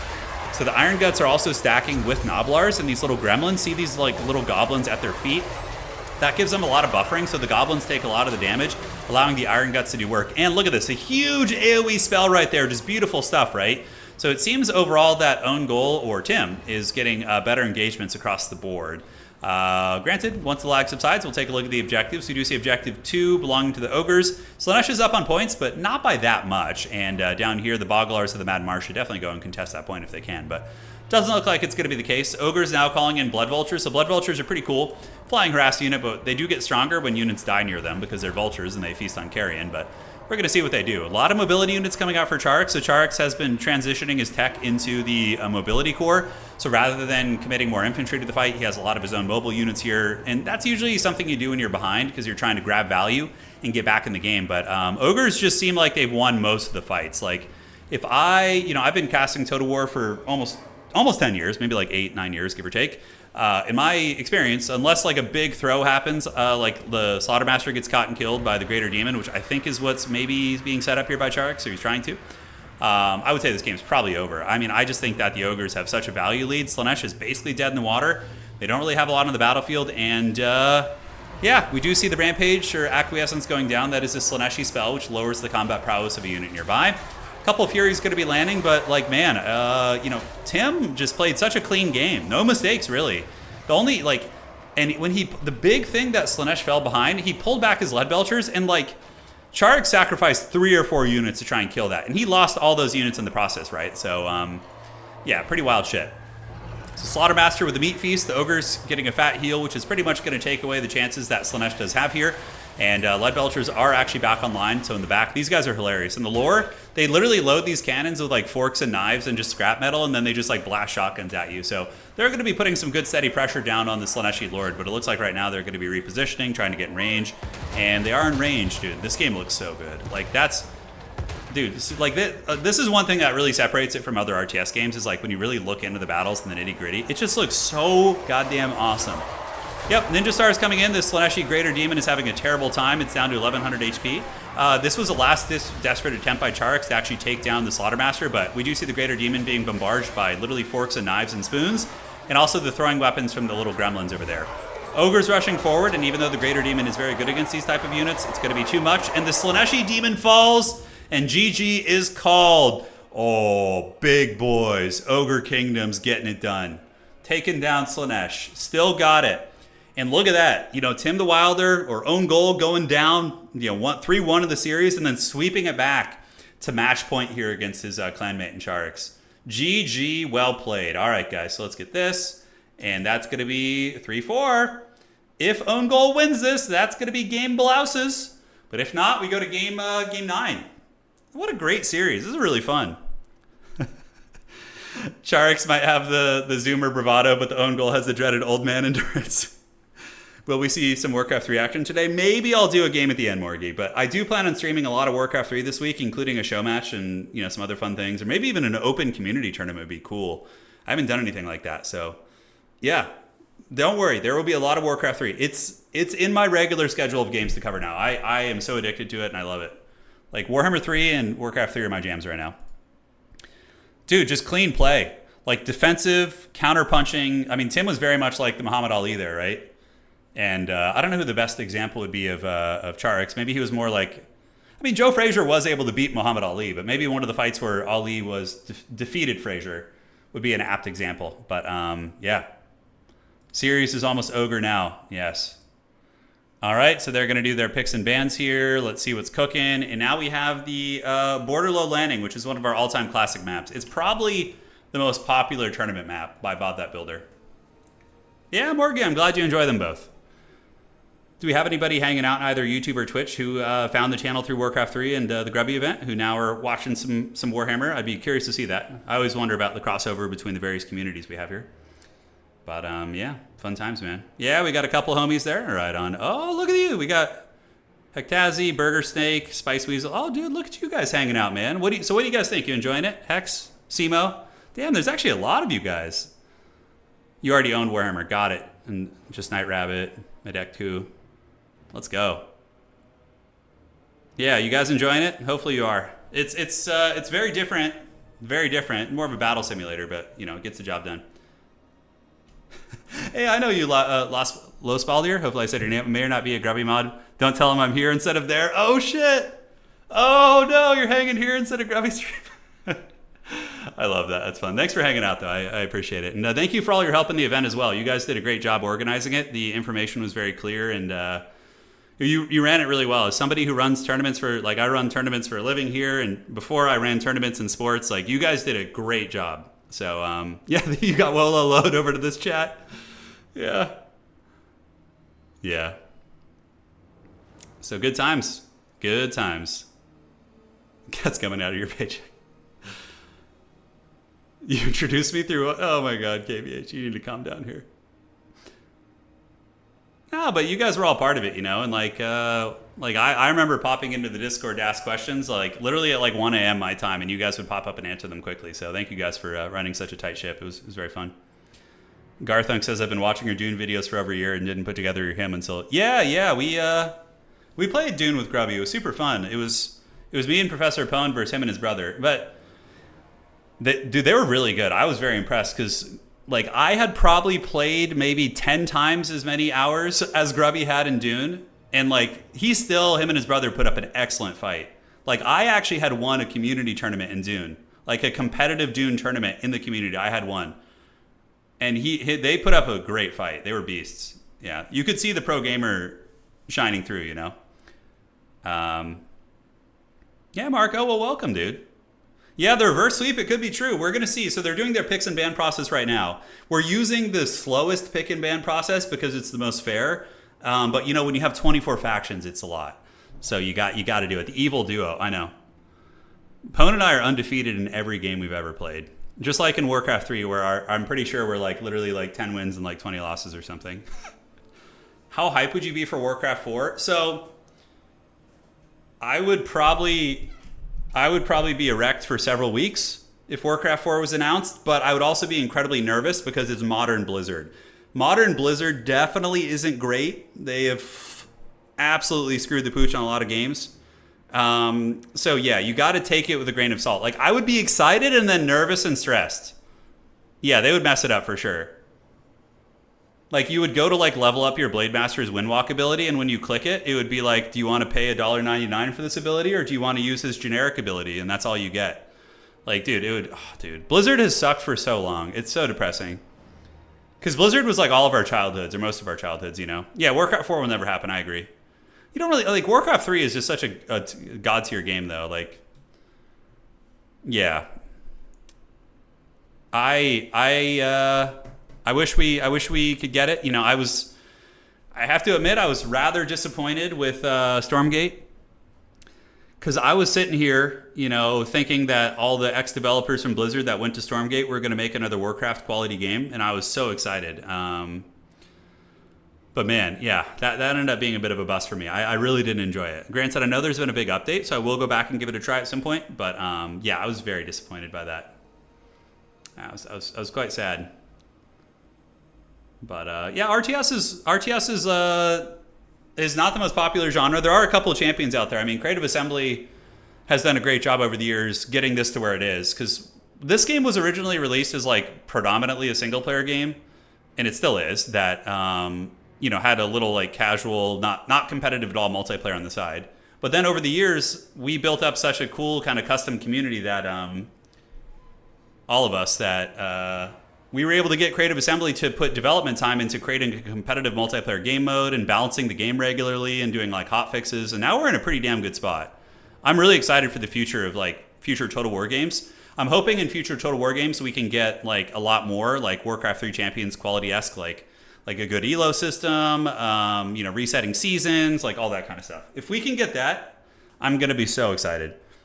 Stormgate is weird. It does nothing for me. I hate... Yeah. So I agree with a lot of what you said, Los Baldir. I think the art style and the direction, like, just all... Like, I just really didn't like the factions. Like, I felt like they had, like, the Walmart Terran... They had like this weird infernal faction that just felt devoid of flavor, and the units like looked super haggard to me. Like the flavor and like look of units is really important for me, even though I'm like a competitive tournament player in most games. It needs to like have a cool aesthetic, or else I'm just not gonna dig it, you know. Garthunk, I've never actually, I haven't looked into that too much. Everything looks cartoony, but in a really bad way. I agree. Yeah. Sci-fi heaven and hell, dude. And the third faction is awful in Stormgate too. I mean, I really wish them the best, but the freaking Celestials are so, they're like, the Protoss are like a million times cooler in every way than the Celestials. Like they're the Protoss with this like badass warrior monk culture that has like an offshoot of the Dark Templar and these like, oh god, it's so awesome. It has like a bit of a Predator vibe as well. And then like Celestials are just like, what the hell are these things even? It's like, and I don't know, man. I don't want to go to rant about it. It's just, yeah, SC2 looks better, yeah. To be fair, like Blizzard is a much bigger company and probably had much more development dollars. But now that's not to believe I certainly believe the Stormgate crew because I know there's a lot of great people there. I believe they can pull things back. But this is just my initial impressions when I played it. It was, yeah. Hopefully they can pull it back because I want RTS to thrive. Granted, yeah, I'm just grateful to be part of the Total War community because we're going to be, if we could just slowly improve the multiplayer experience over the years and have future Total War titles like adapt slightly better multiplayer, we can as a grassroots community make damn awesome multiplayer scenes. You know what I'm saying? And like there's some homies at CA who actually really do care about multiplayer. And as long as those guys stick around and keep advocating, I think we're in good hands. Yeah. Yeah, I do want to try Tempest Rising soon. I do have some interest because I love Red Alert 2.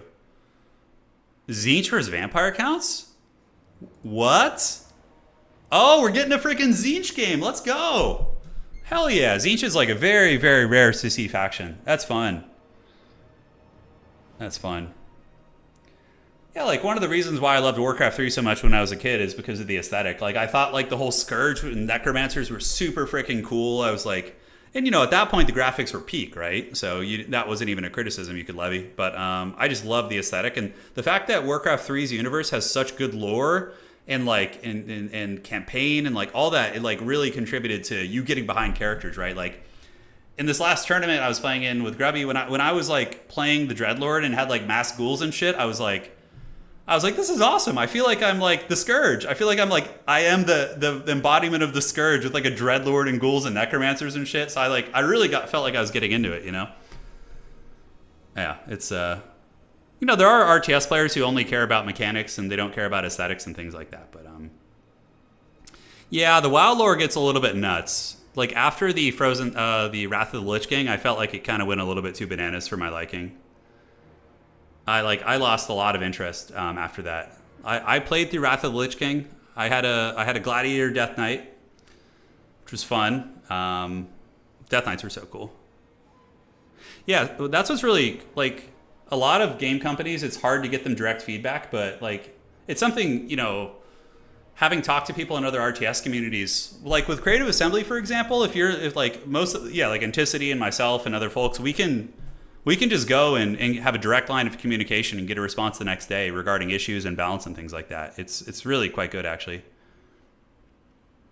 WoW lore has been dead for decades. The Arthas saga was like, they should have just ended it there. They should have just Wrath of the Lich King and then just give us Warcraft 4 after that, Yeah.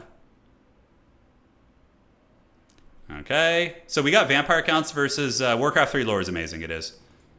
Like my favorite part of Warcraft lore is probably the obviously the Arthas saga, but I love the Fall of Lordaeron. Like that whole epic last stand of like Uther and the Paladins and like the Ashbringer and Mograine, like the Fall of Lordaeron to the Scourge and like the epic last stands of the Paladins and like the betrayal of Arthas and then like what that led to. The story is so good. Yeah. Yeah, that's probably funny. I guess I'm looking at it through rose-colored glasses. Yeah, with the Wrath of the Lich King. I guess the Wrath of the Lich King for me got a pass because I just liked seeing Arthas as the villain again. Like I felt like it was Warcraft 3 again. Yeah. So the lore better than me. I mainly did arena. Like I was all about arena life, so I didn't even do the raids. I didn't even do the Arthas fight. I literally just grinded arena. Do you plan on live streaming the game you got? Yes, I do. I might stream it either tonight or tomorrow. We'll have to see. Like in World of Warcraft Classic too. I remember like so in World of Warcraft Classic, right? Or in Warcraft 3, Reign of Chaos and Frozen Throne, you play through the Fall of Lordaeron, right? And then I remember playing Alliance in Classic WoW and going to the Plague Lands, and then when you discover that Tyrion Fordring is still alive and he's like there and like this like this kind of a paladin in exile, like I thought that was the coolest shit. I was like, oh my god, I remember being here in the campaign. It was like, oh, it was great.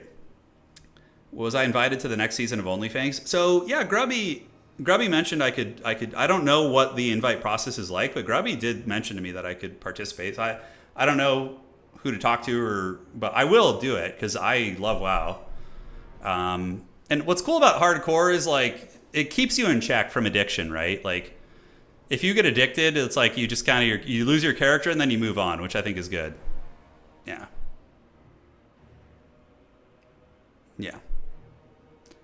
The Warcraft 3 story is so good. You know, I love the Wings of Liberty story too. The StarCraft one. I thought that was so cool.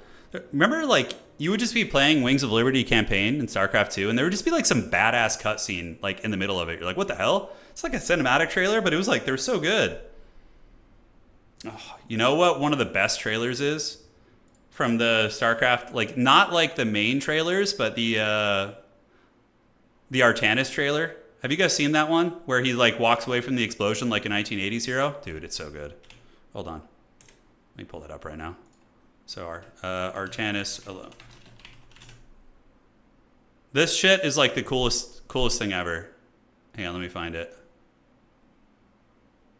Okay. I think we can watch StarCraft trailers, I think, right? Yeah. Okay. Okay. Hopefully it's not too loud. I'm going to switch over. We can watch this real quick while we wait.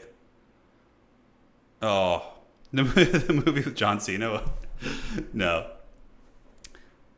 Where is this? Okay. I think that's about right. Here we go. This trailer is so sick. I love this so much. Oh. Just the Chad Protoss. Look how much cooler he is than the Celestials.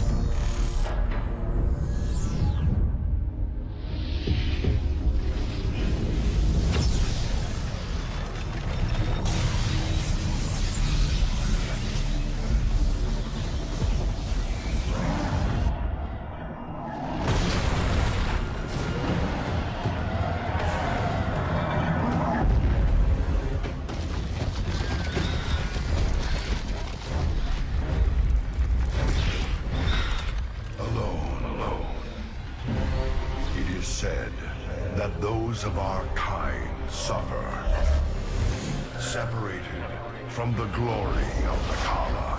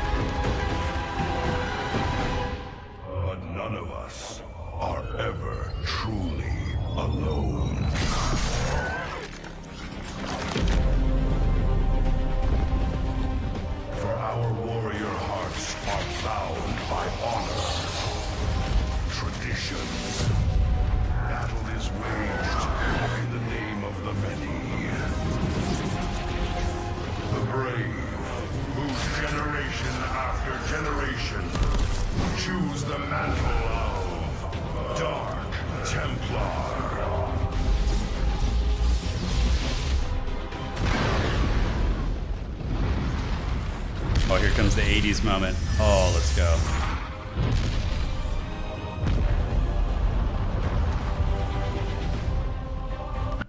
Like, that shit is so cool. And that was, like, just appeared in the middle of a campaign, you know?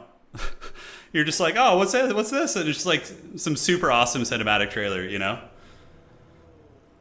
Yeah, it was so cool. I love it. And all the Terran ones are really good too. And like the general's making his last stand and Raynor comes to like save him. And those aren't even like the big cinematics, you know? Yeah. Good times, man. Good times. All right.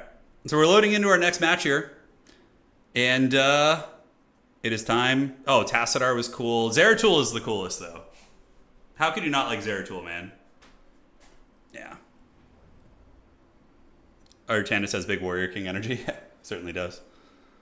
Okay. Yeah, I love the Wings of Liberty storyline. Hey, Sir Pixels, thank you for resubscribing, and Morgie as well. Oh, Morgie, I'm sorry, I missed that. You gave out 5 community subs. Thank you. I didn't care for the ending of the Legacy of the Void, but I really, really liked the Wings of Liberty campaign. It was so good. Yeah. All right, guys, let's freaking get it. Welcome to Game frickin' 8. On the ropes, OwnGoal is going to be on the Vampire Counts versus Czarix, who's going to be leading the forces of the Changer. All right, guys, let's break it down and take a look at the army. So this is not going to be an Itza-style map. This is a map where the objectives, each player has a defensive home map objective, right? But you can ambush by using the Vanguard points here and move through the trees and steal your opponent's home objective. So there's some dank strategies on this map you can do. You can send stealth units. Conan1, thank you so much for subscribing as well at old tier 1. Thank you. Yeah, you need an SSD to play this game for sure. It makes a huge difference because load times can be pretty long. All right, so for the Tzeentchian army, it's going to be baseline Marauders, just to hold objectives. We do have some of the blue demons, the blue horrors. So these are like a hybrid melee/shooting unit. And they're all right. They can beat zombies and also put good firepower down into the bigger vampiric threats. So not too bad. And then we do have the hero, so Eocold Hellbrass. Now, he's all about that grinding life. He's super hard to kill. Really, really good fighter, and he has comically large hands. So, yeah, he's going to be fighting over the middle objective, probably killing Graveguard and more elite infantry. Now, we have the double chicken squad in the sky. It's going to be a Lord of Change, who does have the bound ability of pink fire and blue fire. And also, it's going to be a big Tzeentch chicken up here in the sky as well. So the double bird beatdown squad, yeah, it's time, man. It is go time. Now, for Count Chocula's army, he's going to be making his opponent count to 10 here. It's going to be the Vampire Counts. Zombies and skeletons. Big surprise as well. Shocked face here. With the Corpse Cart. So Corpse Carts are basically like statues in Warcraft 3 for anybody who's coming from that community. They heal nearby units, and they also buff the combat stats. So what's cool is if you have like absolute crap house infantry that have the worst stats, you just park a Corpse Cart next to them, and that's going to be buffing them up to make them slightly more viable. 2 White Kings, so these are hero characters, really, really good duelists. They will lose to that Chaos character I showed you in a straight duel, but they're really good at grinding through like low-quality infantry. That's kind of their jam. And the Lord of the Vampires is going to be what appears to be a Von Karstein Lord, so he is quite good at punishing air units because he has a special ability called the Storm of the Night. So the big chicken in the sky, you're going to be able to drop some serious thunder on those bad boys and do it to it. So looking around, another big monster as well. The vampires are going to be rocking a Terror Goose. So the Goose is here.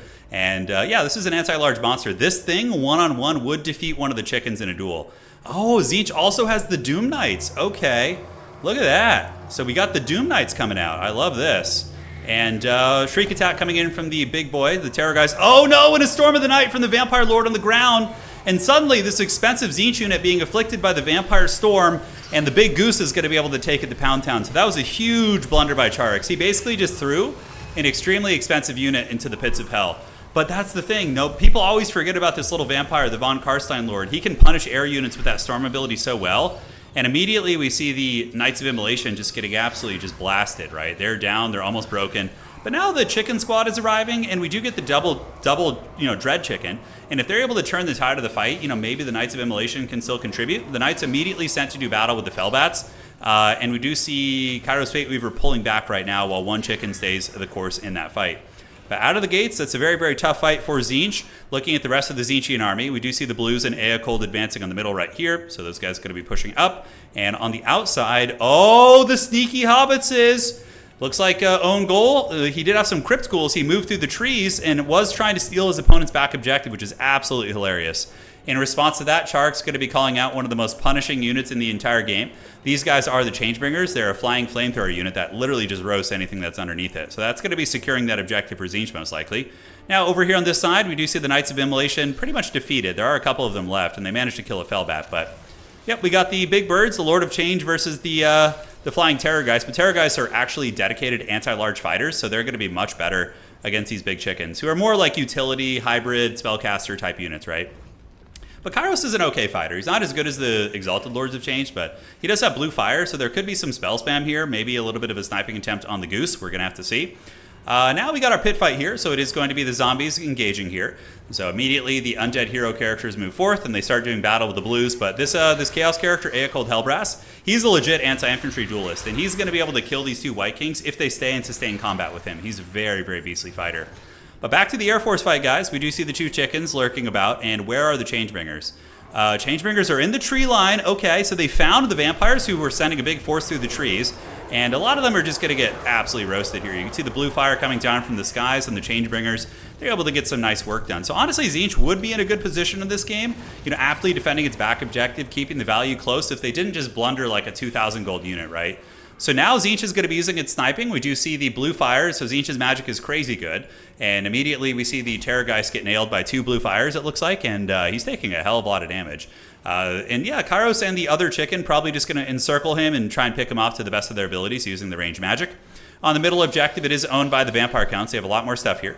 But the Marauders and Eocold going to be trying to contest this to the best of their abilities. Definitely a bit of a blunder here. Should have gotten these blues and just sniped this Corpse Cart. Corpse Carts are very vulnerable. Definitely want to get them if you can.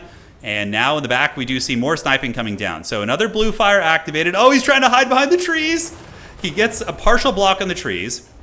And now the Tzeentch army ability is going to be activated. So that's going to be calling a bombardment down from the skies. There it goes right there. And that is a direct hit. Holy shit, that did like 1,000 damage. So that Terrorgeist not having a good time. At this point, though, you don't want to like keep your Lord back here, in my opinion, just to farm this thing. Because, you know, you probably want your chicken a little bit more involved in the fight. We'll have to see.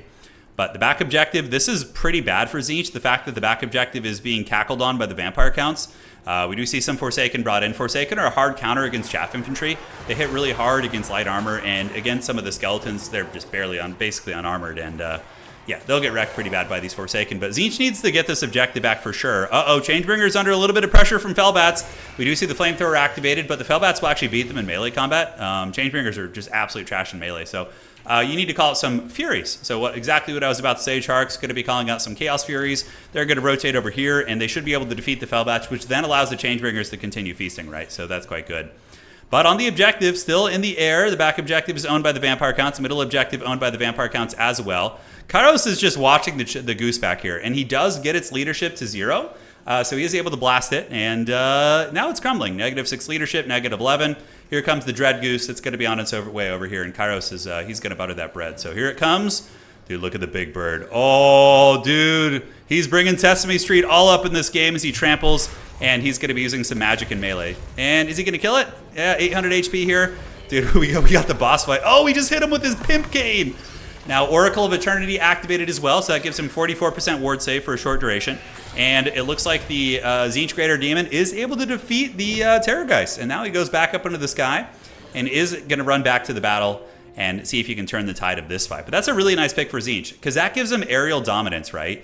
Now that the vampires can't really contest the air, there's a chance that Tzeentch is going to be able to call in Changebringers all freaking day and just cause big problems. But Tzeentch has not been able to capture a single objective yet. The tar-pitting nature of the undead, of the zombie hordes, has been very, very good. Corpse Cart here getting blasted by Changebringers, and Furies can also be used to rear charge here and probably crumble this position. More Zangors arriving, so Zangors are a beastmen marked with the mark of Tzeentch, and they're pretty damn good.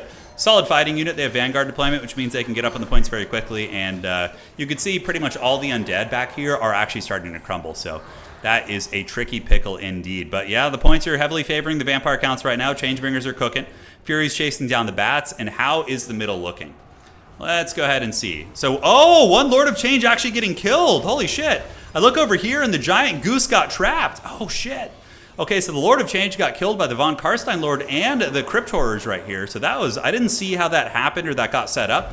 But clearly, I think the chicken landed, tried to attack the Von Karstein Lord, and then it got surrounded by Crypt Horrors. Because surrounding in this game is actually very relevant. You know, units, how it works is like when a unit surrounds another unit, you can try and push your way through, but the mass of a unit, which if you look in the tooltip here, dictates how effectively you're going to be able to push out. So the chicken probably didn't have enough mass to push through the Giga Chad Cryptors, who are just a little bit too thick. Now, Tzeentch army ability is going to be going down here. That's very, very nice. That's going to be hitting most of the Vampiric army in the middle. Currently, though, Vampire Council have that one, comfortably sitting on Objective 1 in the back. And Tzeentch is now finally on the board. So now that they've defeated this Vampire Vanguard that was pressuring their back objective, the Tzeentch hordes are going to be heading to the middle to try and grab that point. And yeah, Changebringers, if anything is going to win the forces of Tzeentch this game, it's going to be these things. Because now that the Air Force is completely dominated by Tzeentch, the Vampires, they don't have any guns or shooting units. They only have like melee, really, and spells. So you're going to be seeing these Changebringers fly over, and bread is going to be buttered pretty damn hard. And currently, as it stands, I mean, yeah, Tzeentch doesn't have a lot of points, but there's still a hell of a lot of time to be played in this game, guys. And yeah, we're going to have to see what happens here. So the Changebreakers are flying, and sniping attempts on the Von Karstein Lord. So the Vampire Lord getting blasted. Oh, but he uses the WoW Arena tactics. He hides behind the pillar. The caster humping the pillar. Name a more iconic duo from WoW Arena. But he is able to get around it, and a lot of the spells do get blocked there. But now the Changebringer is going to be cooking, and man, these Cryptors are going to get absolutely just roasted, guys. If you want just the necrotic barbecue, well, here you go. These Cryptors are already starting to crumble. A lot of HP damage, and the Flamethrowers are so good against them because these guys have the regenerating attribute, which makes them heal. But it also makes them weak to fire damage. So they're just getting absolutely cooked right now, guys, and they are having a absolutely terrible time. And honestly, the Vampire army is looking really raggedy here. I think that Czarix might be running away with this game. The fact that the Vampires were defeated so decisively in the air is pretty damn big. So Objective 2 is now flipping to Tzeentch, and I don't know if Count Chocula is going to be able to get this one back. I mean, we do see the Vampires sitting at about 700 points, give or take, with Crypt Ghouls coming in, but he has no answer for this Air Force, like none whatsoever. That's why I was kind of surprised Tim picked this matchup. I mean, you can win this, guys, with the Vampires, but I don't know if his build is quite up to the task. Oh my god, they're just cooking him. Value on these guys currently as it stands is going to be 800 and only is going to be getting bigger. Kairos Fateweaver is also a big, scary beatdown character, so this big chicken is going to be able to slap the base. Kairos is such a cool character. If you guys don't know the lore of Kairos, he's basically, he's the go-to of the Exalted Lords of Change. He's like the main one. And he can see the past and the future, but he can't see the present. So he's like, he can see the future, but like when the present is happening, he doesn't know like how it's going to get there, but he can see the past and the future, but not the present. It's kind of a funny thing. Yeah, Tzeentch is always a bit of a troll. He'll bless his champions with like just enough to be badass, but then like give them some bullshit like that, you know? It's classic. So we do see the Von Karstein Lord getting hit. He does activate the Charm Shield to give him a little bit of ward save. But yeah, I think he's in trouble. Oh, Gaze of Fate. So Kairos locks him in place. Oh, I am Gotham's Reckoning, and the Vampire's getting cooked in Warfire. Oh my god, and down he goes. That is GG, ladies and gentlemen. The Vampiric forces are now going to be routed off the battlefield super hard by the forces of the Changer. And ladies and gentlemen, everything is crumbling and dying. Because when your Lord dies in this game, your entire army takes a leadership penalty right here, -16, so it makes it super easy to roll down. And I honestly did not think this was going to go to Game 9, ladies and gentlemen. I am standing in pools of sweat right now. These guys are sweating, and this is over. Because, yeah, like, this is where, like, there were some people earlier being like, well, the objective's the only thing that matters. That is not true at all. Look how massively behind Czarix is. And, you know, he's probably still going to win this game. Because, you know, he just beat down the enemy army so hard that he can just go roll through eventually and get that last objective. Like, he has a long time to get that objective too, right? A long time. So, down to the ground, we do see some Black Knights moving around the flank. The only way that Tim could win this, or OwnGoal, the only way the Vampires could win this would be objective cheesing. So this is like basically like playing ratting or laming in Warcraft 3 at this point. You just like stop focusing on fighting and sneaking units to steal objectives and just try and win on points. That's the only chance he has. The Black Knights here actually do a really good job. They're able to get a beautiful lancing charge into the blue hordes right here, and blues are really squishy. They have like no armor, and you know, Shock Cav are going to be able to annihilate these guys. So yeah, not a good fight for the blues. And I mean, maybe Tim is one of the best players in the world. So if anybody can find a way out of this horrific situation, it would be him. And you can see he's playing ahead. So the overall strategy is, cheese your opponent's back objective, force them to overreact until you get to the point where you can win on one objective, and then send every single unit you're able to summon to your home objective and, you know, sound the horn of Helm Hammerhand once more in the deep. That's basically the strategy here in this game. All right, how do the Vampires beat air units? The Vampire Counts have a ton of air units themselves. He had a really good start, but I think you need to go more in on the air. If you're the Vampire Counts, you need to bring like 2 Terror Geists. You need to bring, more Fellbats, maybe like a Vampire Hero on like a Hellsteed. Death Magic, Spirit Leech is really good for just like sniping the Flamethrower guys in the air. Like there's a lot Vampires can do, but it just wasn't necessarily done. And Tzeentch actually stabilizes their back objective, so this desperate attempt to get the point by OwnGoal here, or Tim the Wilder, did not work out. Tzeentch was able to defend it using their Air Force and some of their Furies and mobile units. And now the back objective is going to be taken by Tzeentch as well, it looks like. So Horsemen back here fighting. We do see the Blues fighting off the Skeleton Spearmen. Every unit, of course, has its own capture weight value. But since these guys have the Meat Shield or Expendable trait, that means they only have 2 capture weight, whereas normal infantry have 5. So, because zombies only cost 100 gold. They'd be incredibly overpowered if they had, the same capture weight as like a 500, 600 gold infantry unit. So that's how it's balanced in this game. So that's a triple cap for Tzeentch. Tzeentch has all 3 objectives. The Vampires are basically just, unga bunga at this point. They're moving forward, and it looks like Czarix despite dude, Czarix had a huge blunder in the beginning, like a huge blunder. The fact that he lost that freaking those expensive a 2,000 gold unit instantly, I thought he was in trouble. But Tzeentch's Firestorm going down, so the Changer are going to be summoning a Firestorm, which is going to rip apart. Oh my god, talk about carnage. So Zombie's going to be getting absolutely roasted. Oh my god, look at the damage. That killed like 4 units. Granted, they only cost 100 gold apiece, so it's not like a huge loss, but goddamn, Joe Rogan, that was a crazy one right there. So the Vampire Lord is back from the dead. He has replenished and been resummoned from the altar, and is moving out, but like he's not going to be able to turn the tide of the fight. Czarix, I don't know why OwnGoal is still even in the game. This game is 1,000% over. Like, the Vampires have literally a zombie, a couple beat-ass skeletons on the battlefield, and some bats. And, like, Tzeentch has a ton of infantry, full map control, and, yeah, Kairos has how many kills? He's got 644 kills right now, 3,400 value on the Tzeentch caster here. He's going to be using a blue fire to shoot these Fellbats and, potentially get them broken. Changebringers are running away right now. But Czarix is, he plays a lot of off-meta factions, Tzeentch being off-meta. He does play them. Vampire counts are very meta right now. They're being played a ton at the high level. So cool to see, like, the off-meta faction defeating the meta faction, right? So, very fun stuff. Granted, I've always felt this matchup's pretty good for Tzeentch. They have a lot of tools that are very good against vampire counts, tons of fire damage and, lots of witchcraft like that. I don't know what Homeboy hopes to accomplish. He taps out. Thank you for that. All right, so 4-4. We're going to Game 9, ladies and gentlemen. Fasten your seatbelts and get ready for the match of matches. Do you think Elite Infantry would... I wouldn't be against experimenting with Elite Infantry having more capture weight, I wouldn't be against it. By God, says Professor Pone. That's right, dude. By God, he broke him in half. All right, so that's 4-4.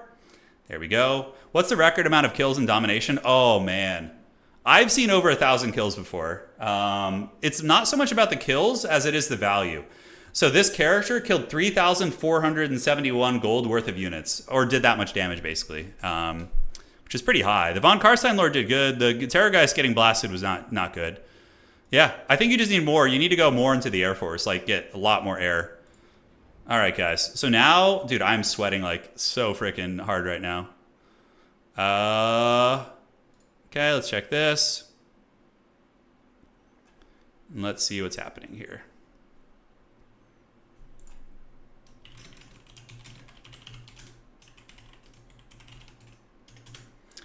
Okay, so the map for the next game. And where are we at? So we are on the altar. Oh, how fitting is it that the last map is the Altar of the Champion? Just such a cool name. The Altar of the Champion. Oh, hell yeah. Yeah, the 12k value Mortis engine? Yes. Yeah. It's super fun. Well, guys, thanks for hanging out today. We're approaching the 4-hour mark. We should be finishing around 4 hours today. Then I'm going to go check out my wife's art piece that's being displayed downtown. And maybe be back later tonight after I rest the old man hands for like a short stream or something. We'll see. We'll see. YouTube does punish you for putting up multiple things a day, though, so we might just do it on Twitch. I'm not sure if it's like just a casual game or something, but maybe we'll do them both. I'll look into it. I think I only posted this today, so it should be fine. Usually on YouTube, if you do 2 videos a day, it's fine, including a stream. But if you do more than that, they tend to kind of start shitting on your stuff. You could concede air and take the points. It's absolutely an option, but I don't know. I think that's a risky way to play. It's a risky way. Okay. Outstanding. We're all good. So I'll let you guys know what the matchup is as soon as I know. Oh, it's so hot. I didn't think it was summertime yet, man. Shit. Yeah, it's the same on both. Whichever archery, whichever platform you prefer to watch on. I'm typically always going to dual stream. Yeah. And if I'm able to fix my wrist problems in the next few months, then I'll definitely be doing several streams a day, or longer streams too. My wife did like a collage art piece, yeah. Yeah, maybe I'll post a picture of it in the Discord, we'll see. Up to her. Up to her. Hey Morgie, thank you so much for giving out the 5 subs. I appreciate that, man. Dude, it's so hot right now. It's over 90 degrees outside, I think. And it's like literally, it's not supposed to be hot for another 2 months. The series has been great and really useful to a newer player like you. I'm glad to hear that. Yeah, and by the way, if you guys want to just talk to these guys, they're very approachable. Like, if you join our Discord and you're a new player and you just have questions about the game and tactics, get in there, and like either of these guys, you could probably just direct message them and they wouldn't care. Tim they're both an RTK. RTK is really good for beginners as well. They have a training room. They have like new player tournaments. You know, the Rat Clan does great stuff as well. There's a lot of really good resources out there. So, yeah, if you're into it, don't be shy, man. Don't be shy. Yes, good, Frost. Good. Good. It's comfy 62 here in Anchorage. That sounds nice. Yeah, that's very true, Backseat Counselor. Yeah. Yeah. For me, though, I like the system we have now, for sure. RTK says your builds suck. It's probably because you just bring big haggard monsters in every build. Yeah, Razor, that's good to hear it. We have the scene's pretty damn active. Yeah, we're in a good spot right now. Even though it's like a bit of a downtime, slow time right now, it's still rolling. Monsters are cool, and sometimes monsters are good as well. Yeah, so Tim does have his own YouTube channel. That's something we were going to talk about today. So at the end of the stream, I'll drop a link to Tim's Tim, our OwnGoal as he goes by now, formerly Tim the Wilder. He made a YouTube channel recently, and he's going to be posting like a ton of videos on beginner guide stuff. So that's not really my forte. I like to do battles and kind of teach people through battle. But he's going to be doing like beginner's guides for domination mode and multiplayer and all that stuff. So I'll direct you guys over there if you guys are interested. And he's one of the best players in the world too. He's very, very good. I mean, these are two of the best players out there. Yeah. Yeah, I do want to do a Bannerlord playthrough with the Game of Thrones mod. I heard they have freaking dragons and shit in that. Has anybody tried it? Is it worth doing? I would love to do one. I think it'd be fun. Yeah.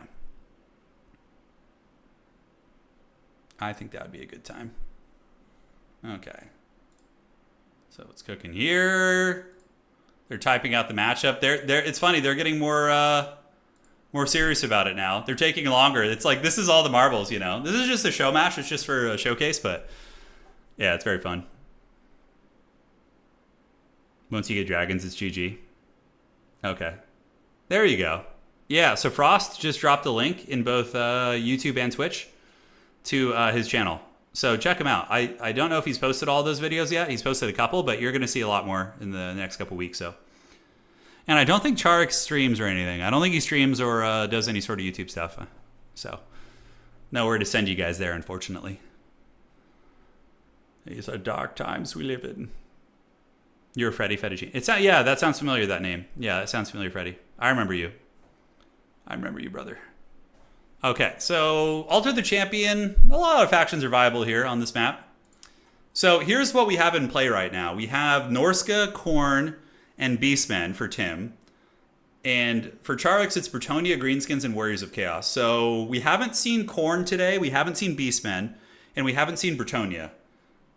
So there is a potential for you guys to see some factions you haven't seen.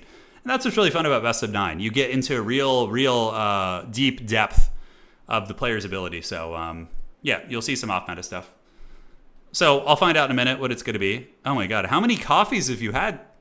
Tim is like, this is the third time he's grabbed a coffee during the stream. Yeah, I would love to see some Beastmen. They're really strong. Khorne, I would think I would prefer to see Khorne. I want to see Khorne played. I love seeing Khorne. They're very fun. Yeah. You know what would really interest me would be to see, you know, from the event we had, the Warcraft 3 event, I'd be curious what factions those guys would choose in Warhammer, you know? Like, what do you guys think? Like, stylistically, obviously, Greenskins are like Orc, you know, there's a bit of crossover there, but like, thematically, they're pretty different. The Orcs in this game are just like chaotic destruction. They don't really have that like sense of honor, and I mean they do have the warrior culture a little bit, but it's just about like destruction and chaos and violence. Yeah, they do have some crossover. The Empire has some similarities to the humans of Warcraft, you know. They have a little bit. I hope we see. Oh yeah, Czarix is very good at Bretonnia. He is. Yeah, he's very good at them. I don't know what Grubby would play. He might play Orc. He might, just because that's his thing, but I don't know. It's hard to say. Grimgor is badass. He is. Unfortunately, Grimgor sucks. He's pretty terrible. Yeah. There's a lot of things you could do to Grimgor to make him better. Just like give him one really impactful ability that's like solid, you know? And then that would be very, very strong. No, Tyler One would play Khorne. He would play Khorne, not Ogre Kingdoms. I think he would just play like Ragebone or Khorne charging people. Probably be my guess. Kislev or Warcraft Orcs. Yeah, Falcon. Falcon hit me up recently. Yeah, I had a brief message exchange with him. He was one of the goats of Warhammer 2, so he was a legend of the days of ye old past. The Empire's not been picked today, but Empire's a good faction. We do see them in competitive play in the last grand finals we had, like the big season final tournament. We did see Empire picked a lot. I think they got picked like 3 or 4 times. Footlords are good in this game. They're niche, but they have their applications. It depends on what what faction we're talking about. Okay, so Khorne and Warriors of Chaos is not going to happen. Yeah, Simple Mass. We have a big competitive scene. I mean, you can go and look on our esports website, which is here. You can go to TotalTavern.com. I'm going to fix the banner. It shouldn't be pixelated like that. I don't know why it is. But if you go to our Hall of Fame for Warhammer 3, which is the current game, you can see these are all major events. Like every one of these events right here had. So the ones I have highlighted right now, every one of these events had a $3,000 prize pool, give or take, which is pretty cool. It's not like huge, like, Microsoft tournament money, but like, these tournaments were $2,000-$3,000, which is pretty sweet. And these ones are the ones that I like. This is my competitive league, which is Total Tavern season finals. These are usually like $500 prize pool, give or take. Sometimes bigger if I can get a sponsor. Yeah, so we have some good stuff. There's actually a little bit of money in the scene. Nothing to, you can't live off it, but it's something fun. Yeah. I mean, vampire counts for sure. Spalder could be cool. Yeah, we'll have to see. Is Falcon making a comeback? No, he burned out. Falcon grinded too hard, I think, and wasn't super into Warhammer 3. So, I'm sure Falcon will be back for future Total War titles. It'll be fun to see what he can do. Yeah, there's Lord Chickenfeed up in there. That's right. Lord Chickenfeed winning the 5th official Creative Assembly event, which is pretty awesome. Does Blizzard ever put money up for Warcraft 3 tournaments outside of because I know that Blizzard sponsored Grubby's invitationals, but they don't put up money for like other community tournaments, do they? Warriors of Chaos and Jur? Yeah, could totally happen. Oh, Supachai's around. Yeah, he's hosts tournaments and plays, just not as much. Yeah, got it. Yeah, only Grubby's events make sense. Yeah, it's definitely smart for business. Okay, no admin issues here. Looks like we're good. So it's either Bretonia Khorne or Greenskins or Beastmen. That would be fun. Those are both fun matchups. Yeah, we're updating Total Tavern as well. So this website, by the time we get another big, Total War title, we're going to have an updated version of this website that's going to be way faster, way more responsive. But right now, you can see all the leaderboards of the best players in the world, their win rates, where they're from. We have a very robust, kind of cool competitive scene that's run through this website. So this guy, see Leechlord, so I also have something called bounties, which I need to update. But basically, if you win a tournament semifinal or final with like a weird condition, we give you a special avatar portrait. So we like hand design you a portrait, right? So you'll notice that this guy, hang on, that's going to load. Yeah, Leechlord, he has Limp Bizkit. It's because he won a tournament with like a certain style build. So we gave him a Limp Bizkit avatar, right? So, but it's the same as Warcraft 3 Champions. You unlock avatars by winning with factions. So as you get wins, you unlock like more advanced avatars for the factions you win with. So the one thing this game really lacks is the gateway to this game sucks. Like the quick battle system here is pretty terrible. Like the leaderboard doesn't work. There's no elo. It's just like, it's really bad. It's really, really bad. So, yeah, if that could be fixed in future games, then we're golden, Well, Out of Region hasn't put in a ton of time this season, probably. Oh, he's won 2 tournaments, yeah. Anticity is the #1 player in the world right now. So this is the current season, but Anticity, if we go to the Hall of Fame, he won the last season. So he technically is the #1 player in the world right now, followed by #2, which is Oishi. So, yeah, Czarix has almost an 80% win rate. And those are in tournaments. It's not like it's a quick battle win rate. Those are tournament win rates against other tournament players, which is nuts. So, all right, anyways, let's get back to the game here. And the matchup is going to be... Okay, they're still figuring it out. Absolute weepest of all the names, yeah. I'm going to go grab some water, guys. I'll be right back. BRB.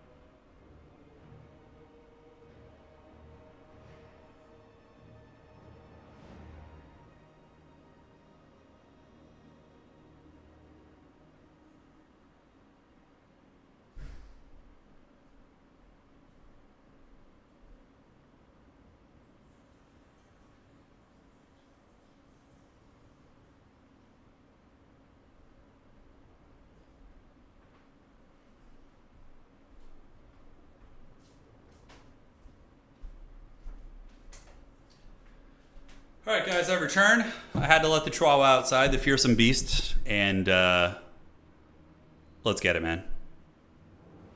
So where are we? What the hell? Oh, I missed Norska. No, it was in the options. So it's going to be Norska versus Warriors of Chaos, which is kind of fun. You got subjugation battle. Are the Warriors of Chaos going to be able to bully these Norskins into working for them? We'll find out. We will find out on today's episode. Yeah, Solasoro is really good. The Chinese player. Yeah, he won 3 major tournaments and then disappeared into the sunset. That tends to happen in the scene. You get like somebody who's really dominant for like a couple seasons and then they just disappear and come back eventually. It's very strange. Yeah, the Chihuahua called. She was battling to go outside. This is about as unga bunga of a fight as you can get, almost. I mean, to be fair, though, they both have range units. Like, Norska has javelins and throwing axes, and Warriors of Chaos have a similar composition as well. Oh, yeah. So what are you guys all up to tonight? What do you got plans? Gonna hang out, watch some streams? You guys going out? Anything super fun? Any concerts, movies? Anybody seen Thunderbolts yet? I've heard good things. You know, Marvel's been pretty disappointing for a while, but I heard good things about that. So, could be fun to see. All right. Yeah, so the meta on this one's interesting. Blood Beast will probably see some play from Warriors of Chaos and Mass Hellstriders, obviously. Oh yeah, so a couple of people have asked me how you cheat in this game. So here's the thing. Let me show you this. So it's kind of funny to talk about, actually. It's something that we catch very easily now. So let's say the way that the tournament circuit works in Total War Competitive is we have a season. The season is 2 to 3 months long. And after that, we take the top 16 players in the world, okay? 1 through 16, whoever is there on the cutoff time, and they get to play in a big money event. So they play for the big finals, which is like, you know, the grand finale of a season. So some high level players were doing is they're not. We're aware of it now, so it's fine. But they would play in tournaments with 2 separate accounts. So they'd have 2 Steam accounts, and they would be some of the best players. So they would be able to get 2 accounts in the top 16, or maybe 3, whatever, right? And then that means they would have 3 extra lives to play with in the grand finals, right? So you'd have to eliminate that person technically like 2 or 3 times, because they had multiple accounts they would play on in the season finals. And they would either play on both accounts, or they would like have a friend play on one, those type of things. So it's basically a smurfing problem, which is, you know, it could be worse. Yeah, there's some other stuff as well, but that was really the most recent one we've dealt with. Yeah, but you know, it doesn't happen too much anymore, to my knowledge. You never know, though. There's some sneaky gets out there. Thunderbolts was a solid 7, better than the last couple Marvel slops. Okay, cool to see. I really hope for a 2.0 multiplayer in Warhammer 3 before they end support. Yeah, I don't know. I think what you see now is what you're going to get. I think for future Warhammer games, you know, and Total War games and stuff, we might be okay, but yeah, we'll see. What if the 2 accounts met in the tournament? That's funny. So if his 2 accounts did, if the people who cheated, if their 2 accounts did end up meeting in the tournament, yeah, you would be like, they would just have to play each other at that point, you know? So I mean, those type of things did happen, you know? Is this the season with the highest tournaments on top of the leaderboard? Yeah, we have a really active tournament scene. Yeah, we have a really active tournament scene. Multiplayer, I think we get it pretty good though, man. Like I've talked to people coming from other RTS games, and the frequency we get support and updates for multiplayer is like actually higher than a lot of other games that are dedicated multiplayer games. So I'm pretty happy with it, honestly. Yeah, there are some weird bugs in this game too. They've been fixed over time, but there are a couple, yeah, that can be abused. But we have a really robust system of like admins, and if anybody does that shit, they just get kicked out of the tournament scene. You get pariah'd, so. Ranked matchmaking, yeah, ranked matchmaking isn't great. It's okay. You know, domination matchmaking is fine. We got the maps fixed. It's still not amazing though. But yeah, I recommend joining our Discord. And organizing games or playing in new player tournaments, or you know, quick battles is fine too. But yeah, Vermin League is good if you want to play old school land battle. Yeah, that's what he does mostly. Definitely, he does a good job with that. The Imperium or Space Gaven. All right, Warriors of Chaos are ready. This is for all the marbles, guys. Warriors of Chaos are very fun. They're very fun. I myself am a Nurgle enjoyer because I think Tamarcon is like one of the coolest characters in the game, but you know, can't win them all. And I need to go let the foul Chihuahua back in because it's quite hot outside, and she's gonna want to get back in here soon. So I'll be right back.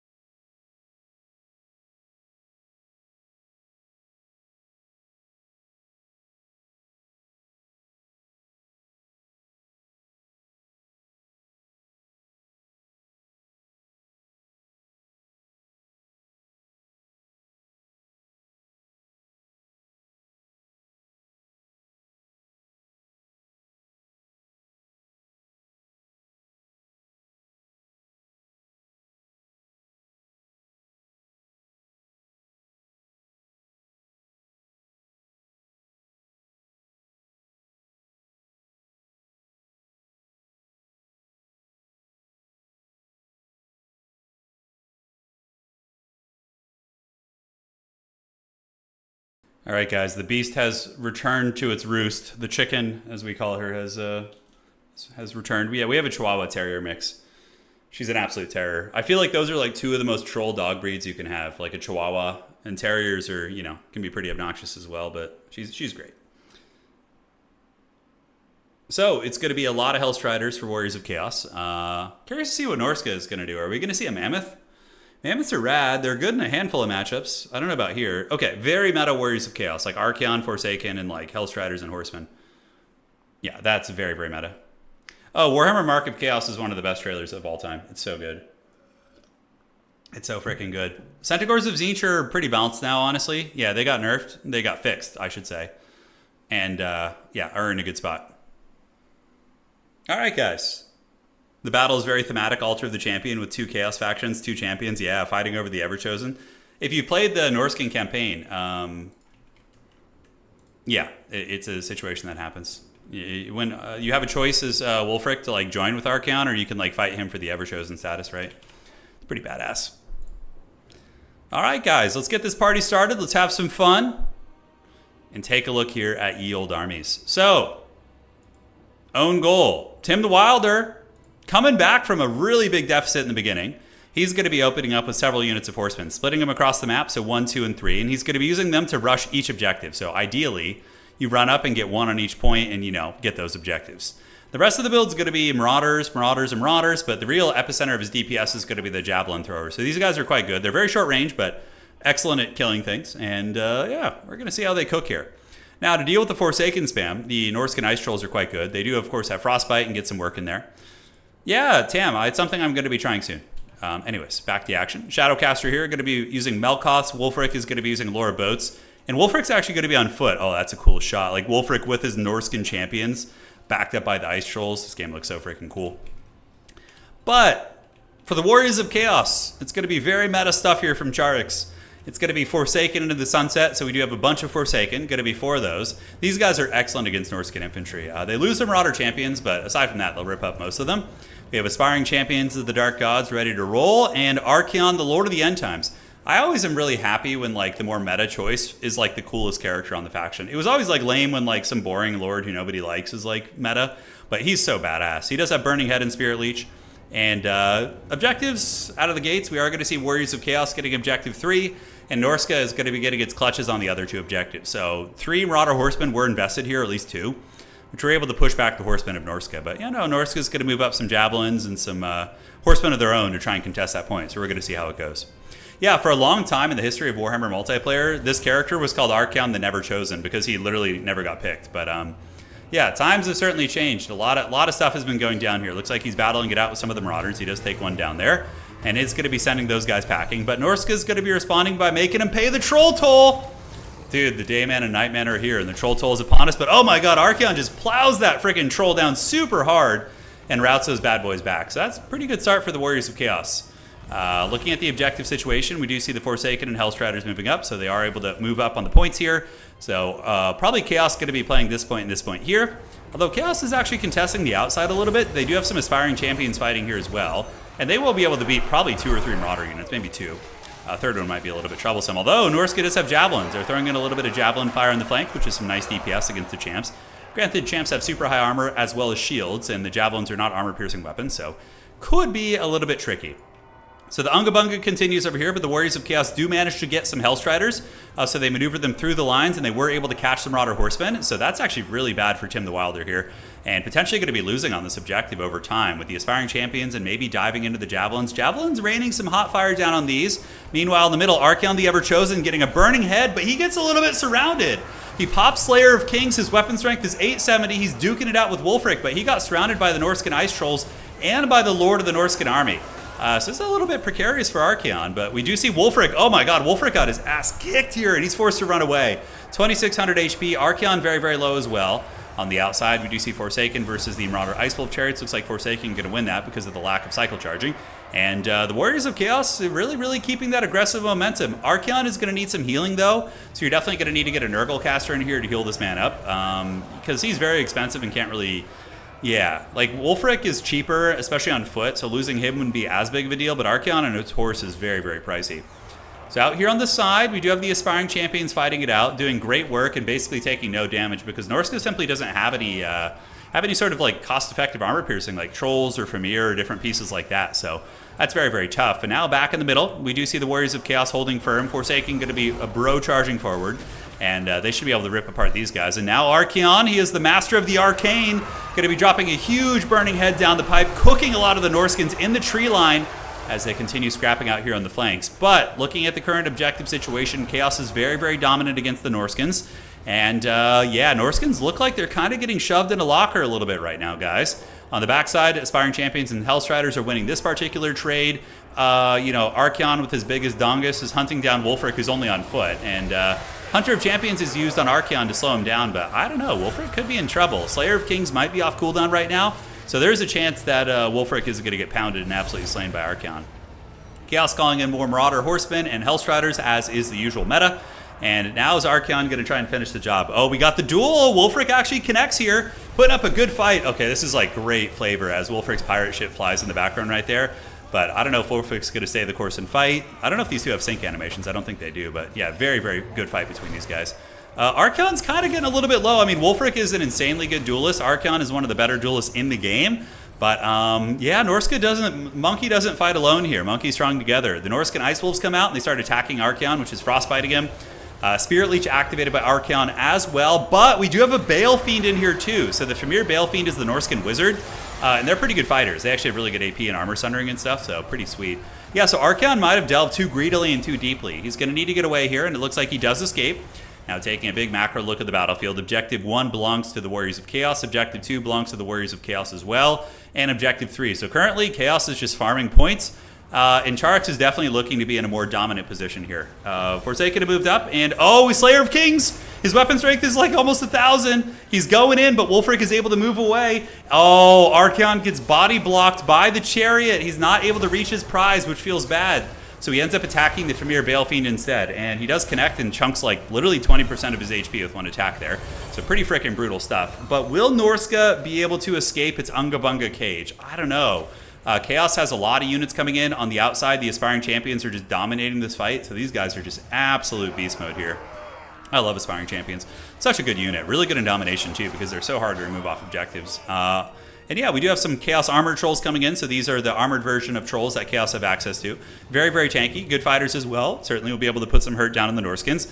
But Archaon, oh, is he going to lose the duel? Archaon is just too deep in enemy lines. 600 HP, negative 10 leadership. It looks like Wulfric and the Balefiend and the Wolves able to beat him. And is Archaon going to go down to the onslaught of Norska? This could be an avenue for a comeback. Javelin's going after Archaon. Look at him getting peppered. All the Javelin throwers have zeroed in on the Everchosen. He's at 200 HP. And is he going to get it done? Forsaken rushing forward to try and shut down some of the Javelins. 132 HP. Hunter of Champions activated on Archaon. Oh, man. Where's Wulfric? Where's the Hunter of Champions? It looks like he might have gotten bumped and knocked over somewhere, but Archaon is trying to get away. Maybe he's going to live. And no, Archaon gets taken down by a Condom Wolf. All right, guys. GG. Well, it's not GG, but for him it is. So Chaos has all three of the objectives, but Norska does cut the head off the snake, which is going to be a big leadership problem. Will Wulfric ascend to the Everchosen and win this battle? Let's find out here, guys, as Archaon delved too greedily and too deeply. The javelins were actually Norskin javelins, so I don't think it was friendly fire, unless I missed something. Hard to say. All right, Armored Chaos Trolls moving up, and now Norska. You know, the thing is, when your Lord dies, it sends a shockwave through your army. Pretty much all your units are going to be taking leadership penalties and potentially running, which is very, very bad. But looking at objective number 1 here, looks like Norska is going to be able to get its clutches on this one. We do see some Ice Doggos out there capturing the outside as Hellstriders are called in by Czarix to try and stop that. And over towards objective number 3, the Aspiring Giga Chads holding the point, potentially going to be out-wrestled by all these units. If there's like 4 units on them, maybe. We'll have to see. And over on objective 1, Norska does get it. Dude, they laughed at Wulfric. They laughed at the foot character, but he endured. He took those beatings like a champion, and he called in his homies to help him, which obviously in a duel, Wulfric would have lost, but with his homies and the trolls nearby and the Familiar Balefiend and stuff, he was able to get it done. So pretty cool stuff. All right, so objective 1 still belongs to Norska. Objective number 2 here is being contested, and we do see Czarix calling out 2 Hellstriders, which will beat these hounds pretty well, I think. Although those are Norskin Ice Hounds, they're pretty strong fighters. But this is a really good play. So what he does is he charges in the front with one unit and then flanks and envelops with the other one, which is going to give him a nice flanking bonus there. So he does get around the side and potentially going to be farming down these Houndo units. Norska, in the meantime, sending some Spearmen over there. And Norska has still not been able to get this outside objective. These Aspiring Champions are a big problem. But finally, Norska calls in the correct counter, which is going to be the Norskin Ice Trolls. Trolls will basically take Armored Infantry to absolute Pound Town right now, guys. They're gonna definitely, you know, if you've ever been to the UK, we got Pound Land, we got, well, not we, but they do. They have Pound Land, Pound Stretcher. It's gonna be one of those things. So those Aspiring Champions are finally gonna fold. It looks like Norska, with their Spearmen, should be able to take this objective because these fast mobile cav that got called out by Chaos are pretty awful against Spearmen. So Spearmen gonna surge forth and chase them back. They're gonna get their clutches up on that point right there. And holy shit, Norska probably wins this damn game. This is insane, dude. What a comeback. He was in the dregs. I mean, Archaon just got too greedy and delved too deeply. Also, Czarix needed to bring a Nurgle caster because anytime you bring Archaon, you have to bring a Nurgle caster in reserve to heal him. If Archaon had just been healed, then the game would have just been won by Chaos, right? So that's, yeah, that's something that needs to be considered. Yep, we see Tim the Wilder, OwnGoal, pulling this game back here, ladies and gentlemen. Objective 1 belonging to Norska. Objective 2 in the clutches of Norska. Trolls are really risky when you lose your Lord because they have god-awful base leadership. So when you take that penalty for your Lord dying, Trolls tend to just run away, which is very sketchy. And on the outside, the Norskin Trolls have made them pay the Troll toll. So the Aspiring Champions that were holding very well, basically countered by the Norskin Trolls over there. So that's going to be the end of the road. At this point, it's basically GG. Even though there's a massive points lead for the Warriors of Chaos, they lost the battle on the field. So that is that's going to be it. And it looks like OwnGoal is going to be clutching a 5-4 victory over Czarix. So the Millennials still got it. Although I'm a huge Czarix fan too. I have no horse in this race. I'm a big fan of both these players. But, you know, the old man, I don't even know how old he really is. I think he's like 33 or something. So, yeah, really, really good series. A couple of Forsaken being called in. You know, if you guys are a little bit newer, you basically get 15 supplies every second. Both players do. That never changes. And you spend that on units to call in from reinforcements. So yeah, that's that. So objective 2, and yep, everything is owned by Norska, and Czarix is out of the game. He literally has 2 units on the battlefield. Norska, or Chaos, has this and this. So the Norse have gotten the job done. The Hunter of Monsters, Wulfric the Wanderer, has ascended to the Ever-Chosen status, and he has done well. It was a blast to watch. Well, I'm glad you guys had fun. So this is a showcase of what a tournament grand finals could look like. And that was kind of my goal with today's stream, was to show you guys what like a big major event finals could look like. And yeah, this was a pretty good look at it for sure. Some Marauder Spearmen moving in. We do see the Chaos Armored Trolls, and you know, Trolls would normally fight well here, but against Spearmen and their low leadership, Trolls, when they get surrounded, tend to run as well. They have like insanely OP combat stats and healing, but their leadership is the one thing that keeps them balanced, because they just like turn and run super easily, right? So yep, that's it. I don't know why he hasn't left yet. You know, like in other RTS games, people don't leave right out of the gate. Sometimes they try desperation tactics, and what's happening here is Czarix is going to try and alpha strike this outside point. So you see what he did is he saved up enough resources to call in a bunch of units at once. And yeah, he's just bum rushing this point here. So he's just going for that. And I mean, look, Czarix is at a position where he could still win on 1 point. So if Norska like fumbles this objective and like fumbles it for a long time, maybe Czarix would be able to win something. I'm not sure. Yeah, I'm not sure. So Hellstriders are here. Norskan doggies are being called in. The Norskans do have some infantry of their own and trolls here, but the trolls are going to get attacked by Hellstriders, which is a bad fight. And man, really nice round by Czarix. So he maneuvered 2 speedy units around the edge of the formation, one through here, and enveloped the trolls. Well, I knew their leadership is shaken, but there's a lot of Marauder infantry nearby, and these Norskan doggos are also there as well.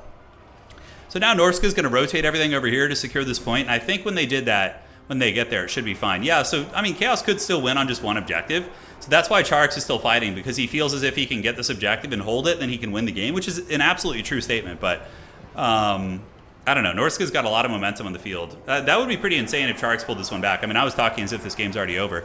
Kind of looked like it to me, but yeah, you never know. The Dark Gods are you know, tricky, and now he's got some Forsaken coming to the outside. I mean, could Czarix actually pull this one back?